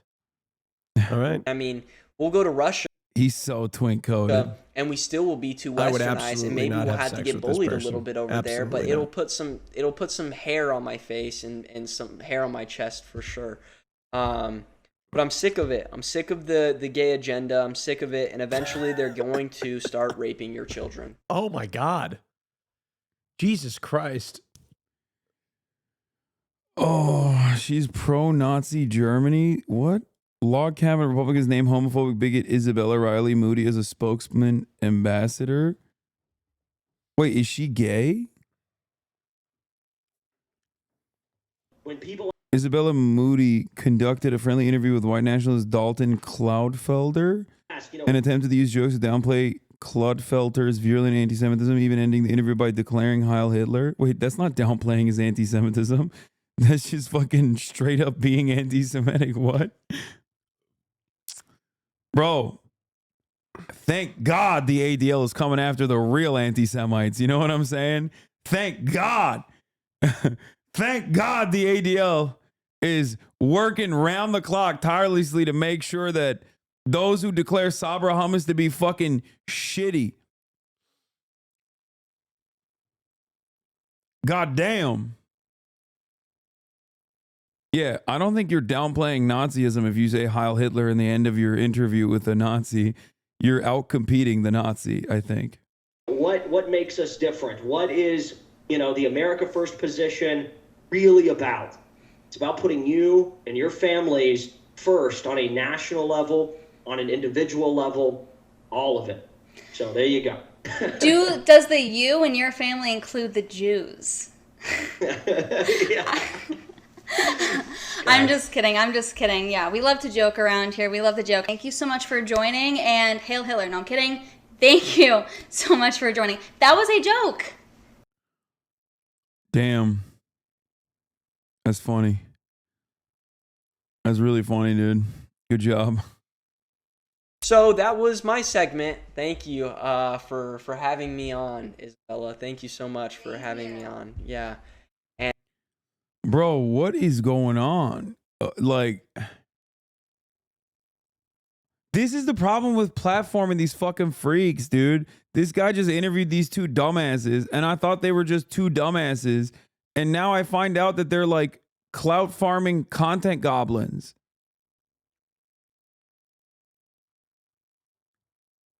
Why do these guys have these fucking virulent Nazi little freaks on? Well, that's why. You get 600,000 views. Oh my God. Yes, that's what I'm saying. They circulate around all the people you tell us to avoid. Oh my Lord. And now I fucked up by watching this. Now they're going to fucking do like endless Hasan sucks videos. And then they'll get in the Hasan sucks algo alongside Destiny. And they'll fucking shoot into orbit. Ugh. Have you been watching this video for how long? 3 hours? I don't know. I just, I fucking watched it right before you started, right before you got here. Oh. Hasan, this is what so many people think politics is now, debate shit. They already were.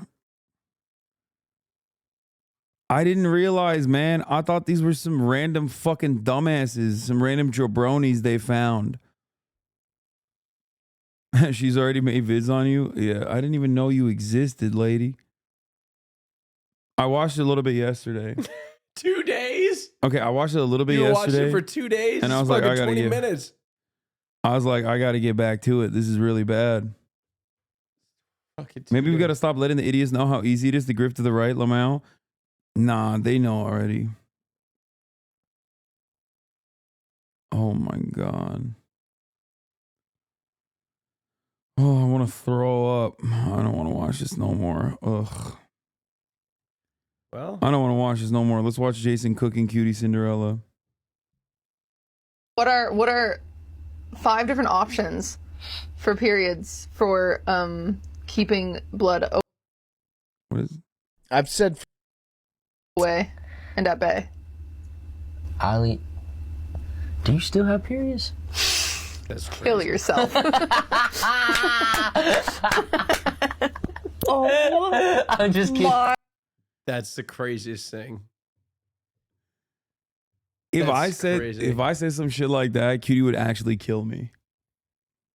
Yeah. But Jason, the golden boy, gets away with it. I will be bringing this up to Cutie later On the podcast. Yeah. That one hit. That was a good way to get yourself out of that. But you still have to answer. That one hit. Mm-hmm. That's crazy. What is this? HasanAbi on Destiny's use of slurs? Well, not even putting any thought into that. Reposting that for sure. What does the PFD take? For the last couple years that I think I can beat up any 10-year-old in the world. If we're going with Jake Paul, he keeps fighting worse and worse fighters. But I think I could beat up any 10-year-old in the world. I agree. This is not an insane take at all. Do you agree? I have to see every 10-year-old in the world. I think 10 is pushing it. I think there might be one now, 99% for sure. I think there are 7 or 8 10-year-olds out there that are probably a problem. Where? I don't know. I've never met one. I think if you every said 10-year-old I've ever seen, I think to myself, I would beat the fuck out of you. I think you could beat up every 8-year-old. Do you think for you sure. could beat up every 100-year-old in the world? Yeah. Every single one. Yeah. I think I could too. Probably not that many of them. Yeah, that's true. That's right. There's probably like 25. Look it up. How many 100-year-olds are there in the world? A lot. left? We found out that like a lot of We said 100. there's like 3. Yeah, a lot of 100-year-olds apparently like, bro, they're not even like really 100 years old. What are they? What's Yeah, the a fake? lot of the what is it, like octogenarian or septuagenarian, whatever the fuck is called. A lot of them are actually faking it. They actually come from areas where there's like limited. Oh my God, they're faking it? Yeah, That's crazy. They all a big chunk of them were just like they had false documentation. That's or sorry, crazy. yeah, centurion, Yeah, centenarian. Centurion. Yeah, I mean, think about it, bro. Jimmy Carter's 100. I'd beat his ass. I'd beat his ass silly. I'd have to just disconnect. That's all I have to do to beat him. He's dead. What does he do? I can't believe he's still alive. I think he's hanging on to vote for whoever in 2028. Yeah, it's gonna be Mitt Romney for the Democratic ticket. Yeah, no, I could beat up every 100-year-old. Romney Newsom. I could also beat up every 10-year-old for sure. Like easy, not even a question. There's not a single 10-year-old. There's not a single 10-year-old out there that could beat me. I could beat him so easily. Sure. Duh. Probably every 9-year-old. 10, I think there is a 1,000% Hey, that I might haven't been give you paying some attention issues. to Look up politics world's as much, biggest 10-year-old. and I'm much happier. But I do have a question. What's up? I saw the Republicans put up a Fucking liberal. the ban of the. No, I'm engaged. Stops paying attention. No, I'm paying attention. Okay. So much so that I saw the Republicans did which I imagine will be so popular to normal people, the banning of the bathroom, banning trans people from bathrooms. Yeah, because there's Sarah McBride is the trans congressperson. Have the Democrats moved so far to the right that that's bipartisan now? Bro, the trans congressperson literally was like, "Yeah, I'll piss in the men's room. I don't care." Wait, what? No, literally. No fucking way. Yeah, Democrats moved so far to the right. The trans person was like, "Yeah, I'm kind of a man, actually." Like, no, that's not even a joke. You gotta be shitting me. That's not even a straight up. No fucking way. They're just like, oh yeah, fuck it. I'm not. No, the Democrat position is capitulation to right wing framing so aggressively, so unconditionally. She literally came out with a statement and was like, "Yeah, I'll piss in the men's room. I don't give a fuck." Wait, where's the statement? Right here. And trans people have been getting real fucking mad about this, by the way. So it's not even like, I'm not here to fight about bathrooms. I'm here to fight for Delawareans. I will follow the rules? What the fuck? I will follow the rules outlined by Speaker Johnson, even if I disagree with them. That's crazy. She's like, listen, I'm here to do one thing and one thing only, and that is defend Israel's right to defend itself. Oh okay? my God. I will piss in the men's room. As long as I can vote for every pro-Israel bill, I'm there, baby. Oh my God. I'm going to be pissing in the men's room going forward. Oh, this is so sad. Oh my God. Damn, this is so sad. The world is so sad. We're so fucking cooked. I am still... We're so cooked. This is so love sad. this response. Don't give them the attention they so desired. That's crazy.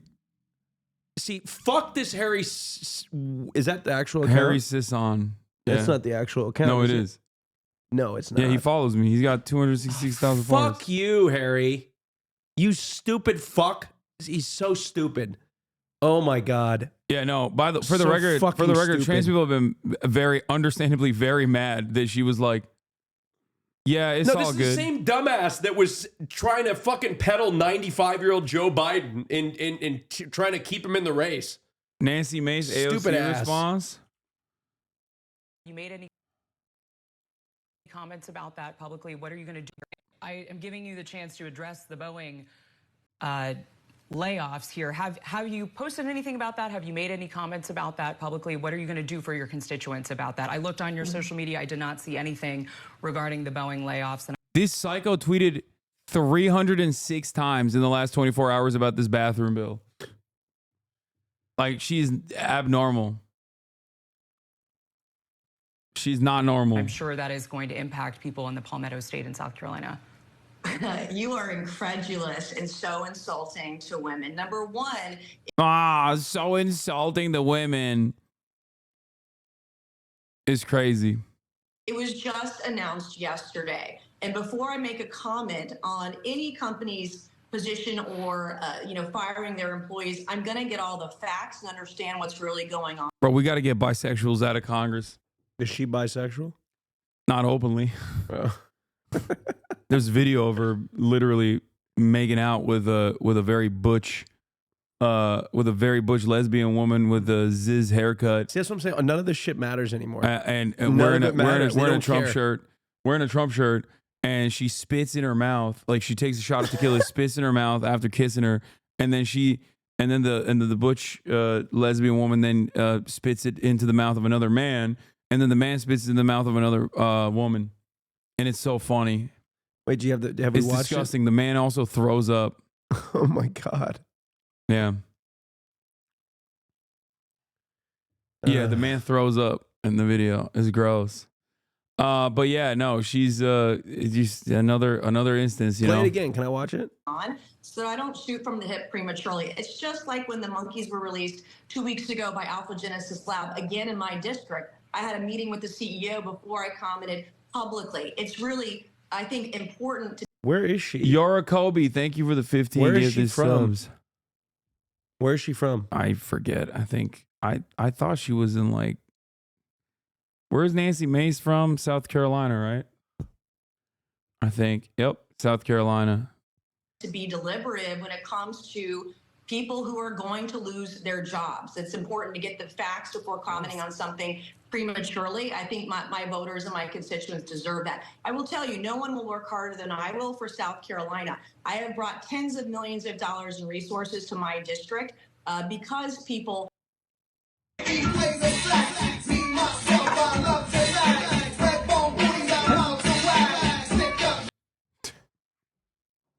Was I wrong when I said the butchest lesbian wearing a Trump shirt with a Ziz haircut?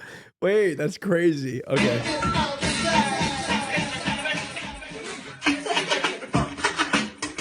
The last lady is the best. This guy is great too, but the last lady is the best. Cause it's like, look at this old ass lady, bro. This is somebody's grandma, mom. somebody's auntie.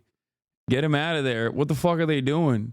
Yo, these guys, there's always the fucking Vaseline filter too on the fucking phone camera.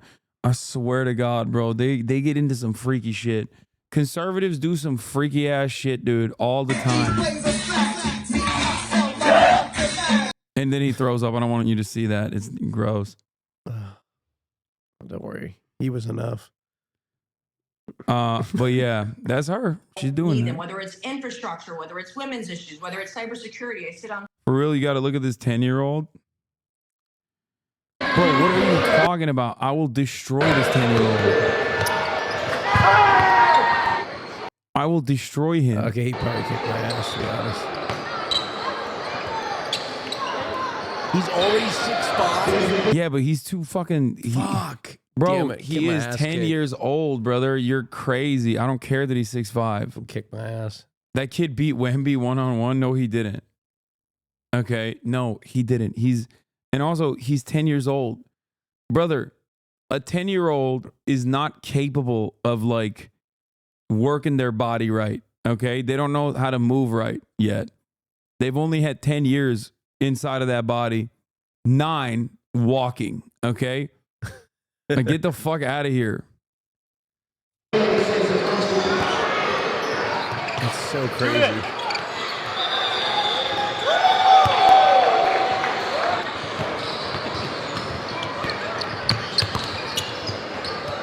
It's not even fair.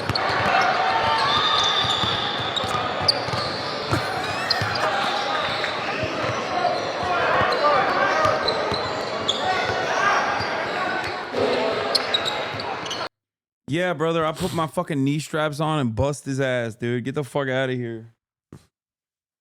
Yeah, I would. I mean, he's good, though. He could cook me on basketball, probably.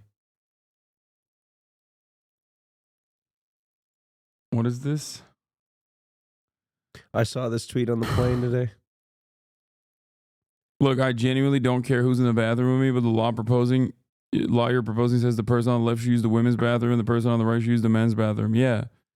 No, that's...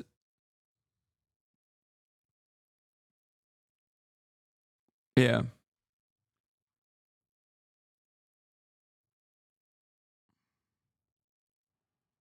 The Oversight Committee work on a lot of cybersecurity issues.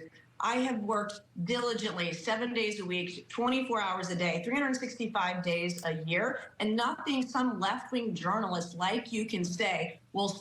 I think is real freak shit that she's doing this, but it's actually, like, it's genuinely shocking that the first trans congressperson from Delaware, or the first trans congressperson in general, was like, yeah, rules are rules. Like, that blows my mind. Like, that's insane. So you're just going to go in the men's room? Like, the fuck?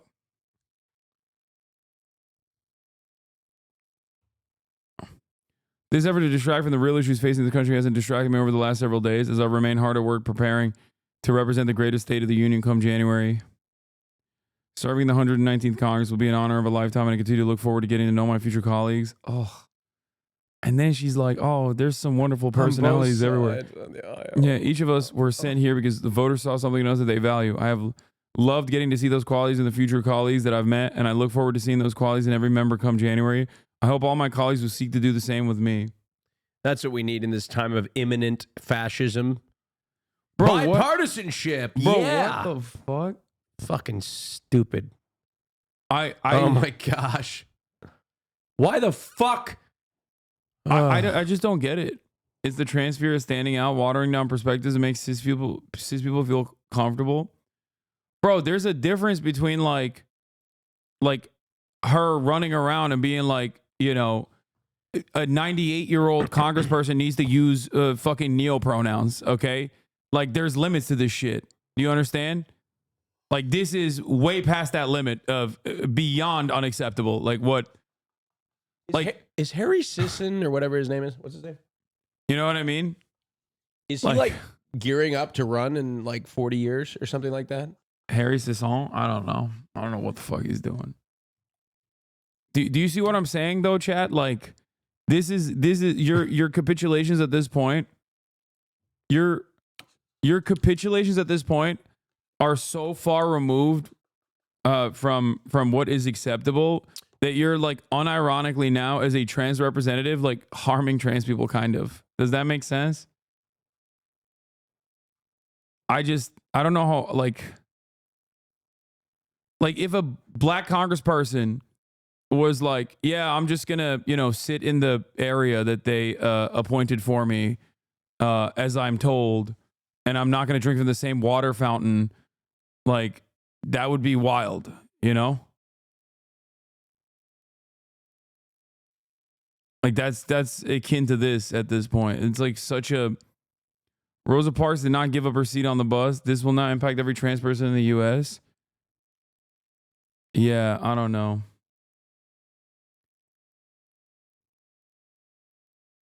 I fucking hate to see this capitulation, but is there any chance she's thrown in the towel to try to get the attention off transphobic legislation already? Like, I'm also mad about the rest of the Democratic Party. Because look at this, she folded like paper today. Yeah, here I am in North Carolina women's restroom that I'm barred from being in. Stop this. We are good people. Hashtag this is transgender. It's like...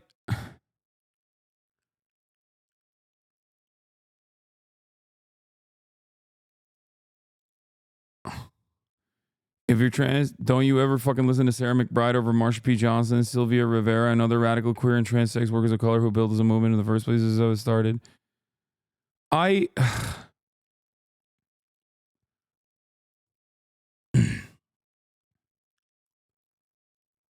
Like, yeah, I don't think that as a trans congressperson, like, her only impact should be about trans issues, obviously. But it's like, but this is wild, you know what I mean? It's like, it's such a very obvious and egregious, gross, and overall unpopular act of transphobia. It's a waste of resources. It doesn't make any sense whatsoever to like even capitulate. Liberalism win. Transgender representative completely gives into her rights being taken away in an honorable, classy way. Yeah. Yeah, that's exactly.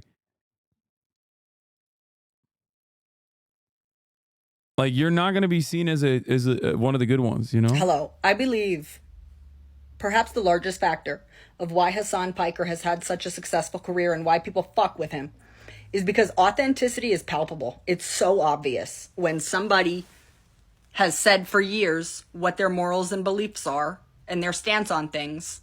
And when that damn HasanAbi girlies are popping off today. That stance is unshakable and they are steadfast in what they believe in, it's impossible not to respect that as a viewer, for me. Make no mistake, that level of honesty and authenticity is fucking threatening to people who are shakeable, to people who are wishy and washy. Repost that. Okay? Fox News, your latest fuck to the party. They've been trying to take the boy down for about 13 months now. Let's be honest. The boys, girls, and MBs ride hard for that man. He's not going nowhere. Hercules, that's our guy. Let's go.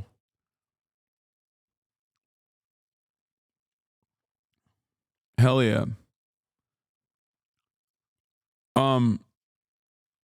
What's going back to the Sarah McBride saga here? I think it's also gross that the Democratic Party immediately didn't fucking bring in the ranks and go, what the fuck are we doing here? You know? What are we doing here? What the fuck's happening? Like, this is a congressperson. What's next? I think it's just so insane.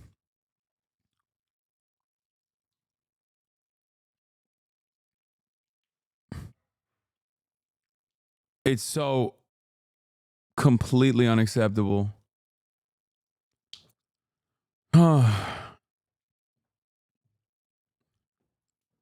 Yeah, I said about this yesterday. I said I predict these antics will play well on social media and backfire in the real world because it so clearly exposes the singular hyperfixation transphobes have with the simple existence of trans people. You are supposed to be helping your constituents. Go write a fucking farm bill.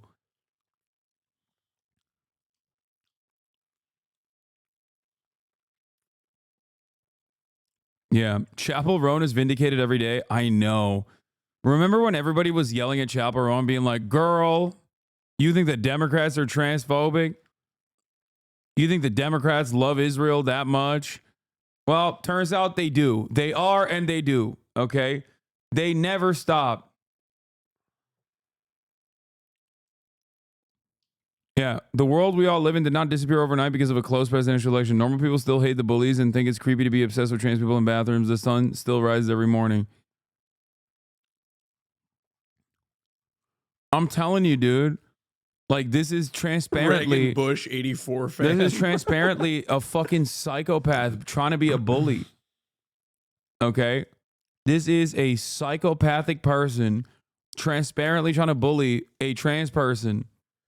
I think it's so unacceptable.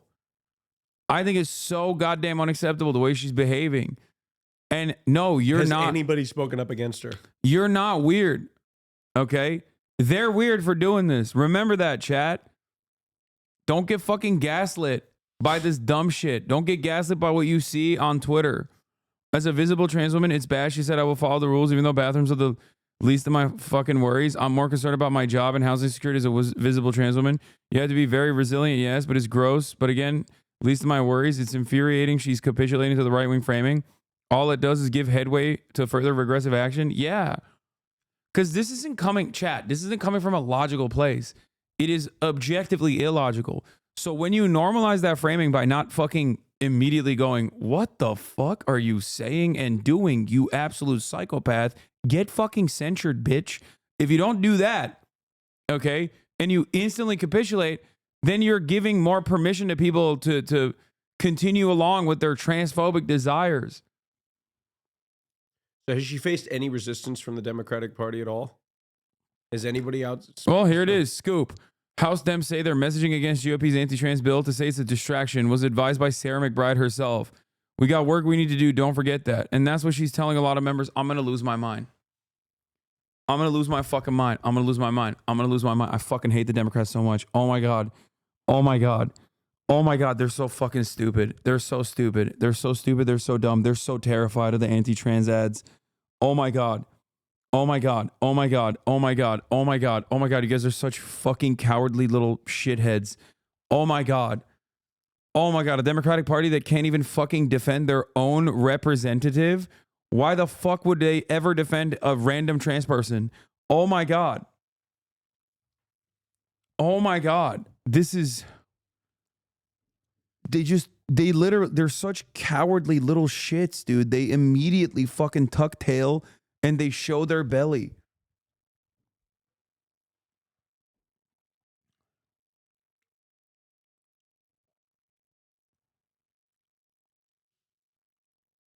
Trans State Rep Zoe Zephyr's statement against this was great.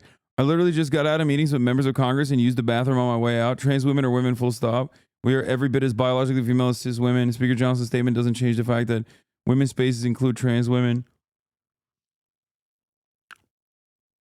What is going on, dude? What a fucking clown show. What a clown show this goddamn Congress is.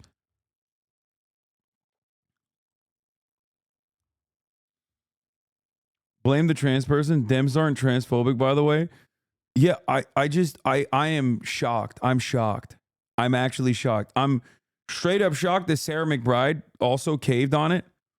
But also beyond that, like the fact that the Democrats' overarching message is like, yeah, they're going to be transphobic. It's fine. We're here to do what? Tax cuts? $50,000 in taxes for startups? Is that what the goal is here? Oh my God, you guys are such a pathetic fucking loser party. You're going to lose for permanently. Oh my God, you are literally welcoming fascism with open arms. Holy fucking shit. Oh my God. I chat, I'm telling you right now, please do not be fucking, please do not mistake this, okay? Please do not mistake the Democratic Party's idiotic attitude in this process as some kind of permission or some kind of like normalization that like most people feel this way or anything like that.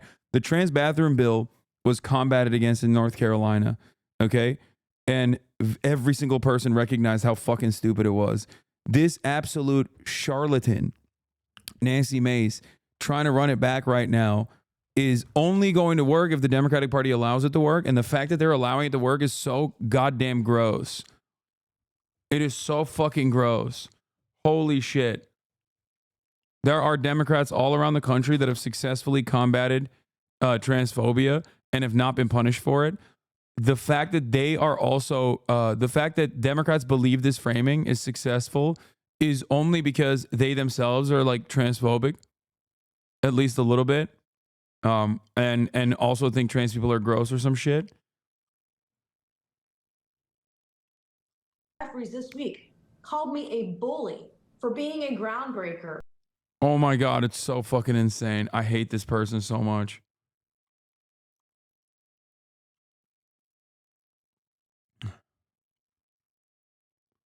And what Speaker Johnson are doing are endangering all women and girls. Because if you ask them, what is your plan on how to enforce this? They won't come up with an answer. And what it inevitably results in are women and girls who are primed for assault because people are going to want to check their Can you open the private door? parts Gabe's in here. suspecting who is trans and who is cis and who's doing what. And so the idea that Nancy As a trans person, can you explain to me why it's incorrect to say these pointless bills are distractions?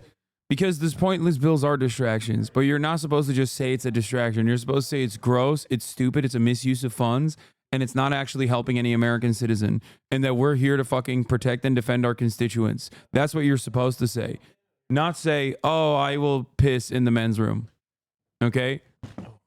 You're supposed to say, I'm the first trans woman to be in these halls, and it's obvious to me that the Republicans would rather focus on like these completely unproductive and hateful, bigoted bills to I guess bully those who are like me. I will never allow that to happen as a trans person. I will not allow that to happen to myself, and I will not allow that to happen to anybody else. Just like I will always fight for all of my constituents, regardless of their fucking worldview, whether they're Republican, conservative, or Democrat, liberal, socialist, doesn't fucking matter. Okay? You're supposed to say, I'm here for my constituents. You're actually fucking using this as an opportunity to distract people away from the fact that you're not interested in helping your constituents. Okay? What a ridiculous crock of shit. That's insane, dude.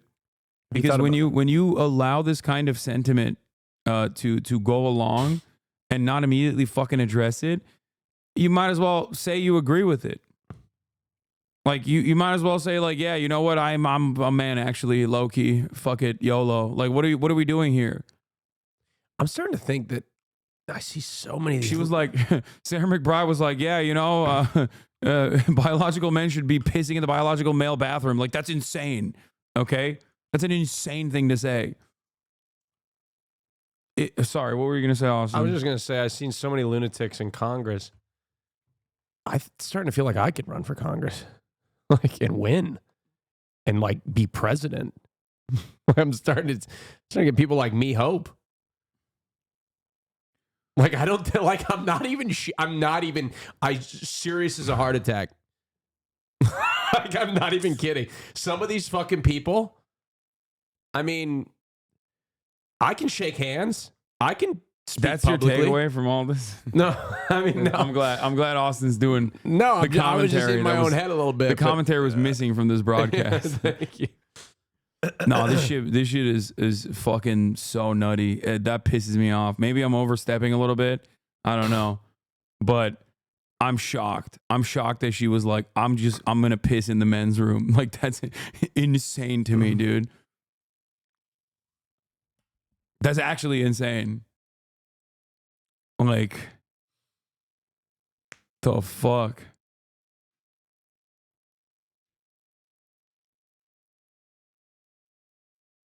Anyway.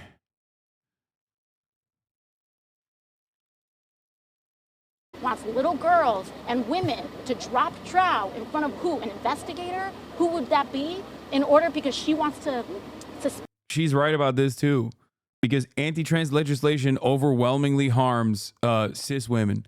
That's the other side of this equation, which is that there's a healthy dose of misogyny in transphobia to begin with, but it's like, it's just like, there's no way, there's no regulatory mechanism. You know what I mean? What are you gonna do? You'd be like, up, let me see your pussy. Sorry, it's penis inspection time. You're gonna have Marjorie Taylor Greene sit outside of the fucking bathroom stall and be like, I'll have you know, need to see your pussy. You got a nice one over there or what? It's crazy. It's crazy. Nope, drop your trousers. Respect and point fingers at who she thinks is trans is disgusting. It is disgusting. And frankly, all it does is allow these Republicans to go around and bully any woman who isn't wearing a skirt because they think she might not look woman enough. People have a right to express themselves, to dress how they want.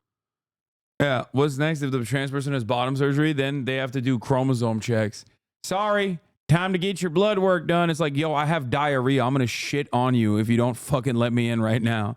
Okay? Fuck you mean you got to do blood work done? Yeah, let's wait fucking 8 business days to see the results of my fucking chromosomes, dumbass. The fuck out of here. Oh my God. Throw the gauntlet, dude. Throw the fucking gauntlet. And to be who they are. And if a woman doesn't look woman enough to a Republican, they want to be able to inspect her genitals to use a bathroom. Thank you. This is what I was saying. Yes, there's a way to acknowledge the ridiculousness without capitulating. You don't say, I'll follow the rules. You say, this bill is obviously simply focused on bullying trans people so that we don't meaningfully improve the lives of the working class people. It's inherently ridiculous, but I won't comply with their ridiculous demands or let them stand in my way. Exactly. I'm here to fucking defend my constituents. Some of them happen to be trans too, you know, like myself. Get the fuck out of here. In what world is that response that she came up with a good response? I think it's like it's great for the liberals. They love caving the Republican demands, no matter how insane Do they think are. that like taking the high road here is like this, or this is some sort of version of taking the high road? Like, we're not going to let that bother us, so we're just going to do it. I don't understand. Yeah, libs love that what's shit. What's the fucking it's logic? Peak lib shit. It's peak lib shit, dude. It's peak lib shit. Well, I mean, I know I saw Harry Sisson. Yeah, in the liberals response, will be like, yeah, that's right. That's why I'm reporting in the interest of unifying the country. I'm reporting my Mexican neighbor to ICE. Like, that's what they do. That's literally how they operate. I want to fucking shake them out of their stupor. They just want to follow the rules. They're just going to follow the rules. A liberal looks at injustice and goes, if I turn a blind eye to it, even if it's directly impacting me, then we have civility, and that's what's most important. That's what they do. Republicans, on the other hand, are like, oh, I don't get my way, no matter how insane, I'm going to burn this to the fucking ground. They literally, January 6th, you know? They did that shit. That's what I'm saying. When the fuck are they going to learn? So many of these stupid fucking beltway dumb fucks unironically watch those ads, the Kamala Harris is for they, them ads, and they fucking shit in their goddamn diapers. And we're like, oh my God, we have to kill trans people immediately. Like, we just have to kill them ourselves. And then maybe these rabid, sociopathic, fascist Republicans will know that we're with it and they'll vote for us. And then they'll lose by an even wider margin next time around. It's crazy. What a bunch of spineless nonsense. It's disgusting. And everybody, no matter how you feel on this issue. She supported trans people in 2021. Wait, what the fuck is this? Bro, you ain't sending me a fucking blue sky. What the fuck? Bro, this shit is not even loading. I strongly support LGBTQ rights. No one should be discriminated against. Religious liberty, gay rights, and transgender equality can all coexist. I'm also a constitutionalist. We have to ensure anti-discrimination laws don't violate religious freedom. The same person? Yeah. The fuck? Is she Republican? Yes. Yes. What happened in 3 years? What happened in her district? Bro, Donald Trump was pro-trans in 2016 when he ran. Do you not remember? No, this isn't like a Democratic interest. This is just like they know it's just a wedge issue that they can fucking drum up support for. He was pro-trans in 2016? She was, yeah. No, he was. Oh, Donald Trump? Yeah. Yeah. He literally said to North Carolina when they tried to do this bathroom bill, he said, don't do that. Leave it as is. What the fuck are you doing? Who cares where trans people piss or shit? He said, Caitlyn Jenner can piss anywhere she wants in Trump Tower as long as she's pissing in Trump Tower. That's what he said. Is that what he said? Yeah. Jesus Christ. Nancy Mace has posted 262 times on X in the last 36 hours. And this was at 11:40. She's actually past 300 by now.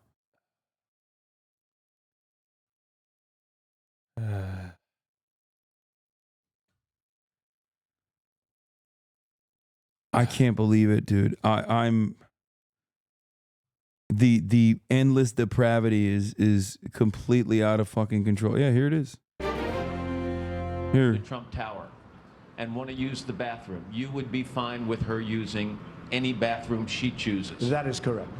Appearing at a live town hall meeting on the Today Show, Trump also said he admires Harriet Tubman, but doesn't think Andrew Jackson should be removed from the $20 bill. Andrew Jackson had a great history.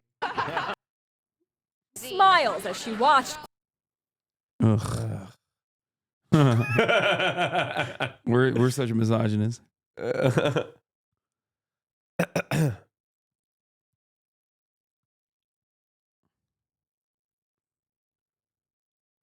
Why did you quote retweet me? Like, what did that have to do with anti-Semitism? Who are you? I don't know what this person is talking about. Who You all are right, you? Chatter? No. Just former staffer from Mace popping off.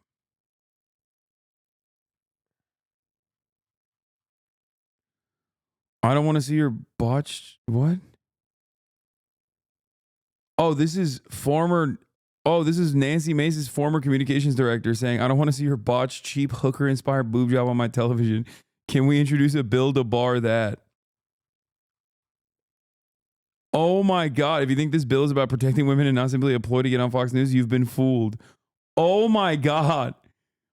She also was trying to fundraise. I don't want to see her junk in my bathroom. It's Rep Mays. The trans mob wants to kill me, but I fought back and won. the trans mob? What the fuck? What's the trans mob? Bro, I'm sorry. Look, there are so many ableist slurs that are swirling in my mind right now, and I'm not using them. Trans mob? What's but like, this is just so the stupid. trans militia? This is so stupid, bro. Like, this is like crazy. stupid. Come on, man. Stupid moronic is not like enough. Like, I need something with oomph. You know what I mean? I need like troglodyte. Not enough. I need something like. Oh my God. I need a better word to describe this person's insanity. More than insane. You know what I mean? Chatter meant this tweet, I think. Yeah, I'm saying I like this quote that I had on the Fox News article, so I reposted a photo of me looking hot with the quote. Did you see this? They posted this like I'd be feeling bad about this. I don't feel comfortable placing the blame of a violent settler colony that has killed and displaced tens of millions of Palestinians on Palestine. I don't feel like it's appropriate to lay the blame on the hands of anyone that is resisting against their own brutal occupation. Piker said in an October 19th YouTube video about the death of Hamas leader Yahya Sinwar. During an April 18th stream, Piker expressed that Hamas was the lesser evil next to the Israeli military. Hamas, unironically, is the lesser evil of the two, the streamer said. If you look at the civilian casualties, if you look at the civilian deaths versus the death of soldiers, Hamas's percentages are infinitely better than Israel. That's just facts. So no, Hamas is the lesser evil. And it's like they literally posted this as though it's like incorrect. Just look at the civilian casualties versus the enemy combatant military casualties on October 7 versus everything that's happened since then, and you will know that I'm right. I don't know why they did that. Anyway. Yeah.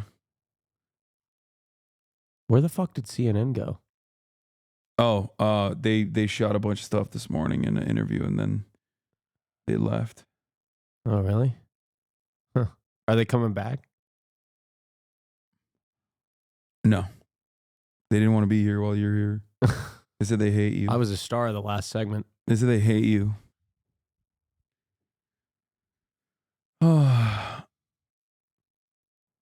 Did Dr. Mike So fix is Trump going to give Putin like all of Ukraine? I don't know. I don't think so. I mean, I don't know. There's no job I'm afraid I'll lose if it requires me to degrade anyone. Can we maybe draft a bill to make it illegal to watch your son's porn usage? Fucking freak. Why don't the Democrats hit him on that shit? The Democrats just are cowards. That's Why don't they hit him on that shit? This guy's a fucking freak. Dude, it's so funny. He's watching his son's porn. You know your ass on the chopping block. Why? When they eliminate trans people from existence, who do you think they're moving back to? The only reason why trans people are like in the crosshairs this hard is because gay marriage was legalized, and then everyone was like, all right, I guess we gave up on that one. You can be gay now. It's cool. Well, I know, yeah, they're coming for me next. Yeah, they're 100%. They're going to go to the Supreme Court and fucking overturn Obergefell. Yeah, I know. I won't be able to get married anymore. Yeah. Here, at least. Yep, they're coming. There's no protections. Is there any state level protections? Bro, Fetterman is defending Sarah McBride because she's also pro-Israel. Fetterman's like, whoa. Hold on. Any other trans person, I'm right there with you, okay? But that's my APAC buddy. You understand? Don't you fucking dare.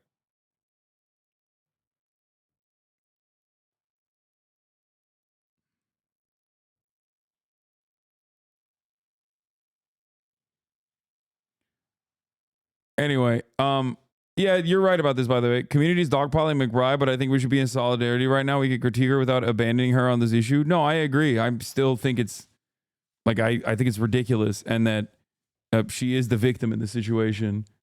How many are you sucking on those? How many of those have you sucked down? You fucking animal. Fucking so You're good. a ravenous hunger.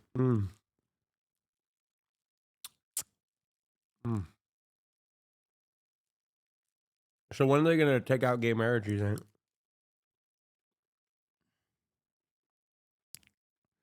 I don't know. 18 Democratic U.S. senators voted to block arms sales to Israel. All Republicans voted no. 2026?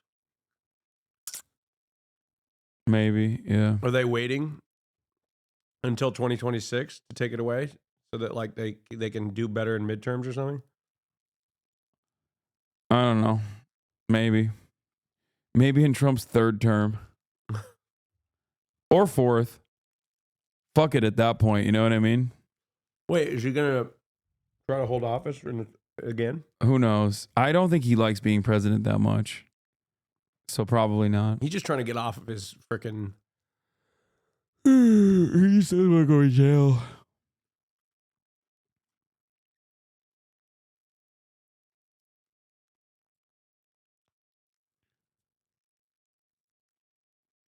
Some levity.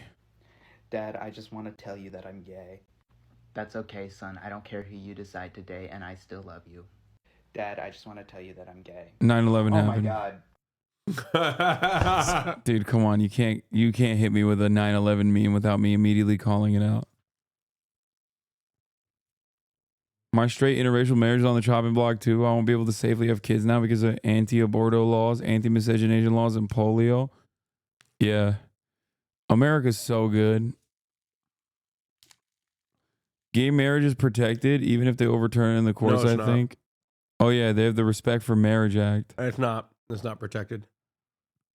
You looked it up? Mm-hmm. I looked into it. It's only it protects the rights of states.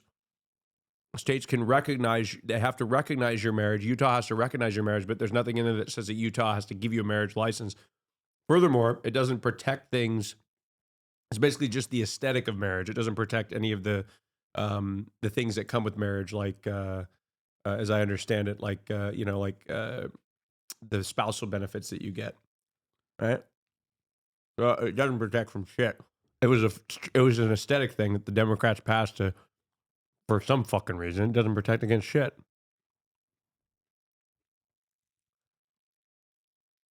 Also, it's no. Look into it. It's not as. It's not. It doesn't protect you the way you think it does.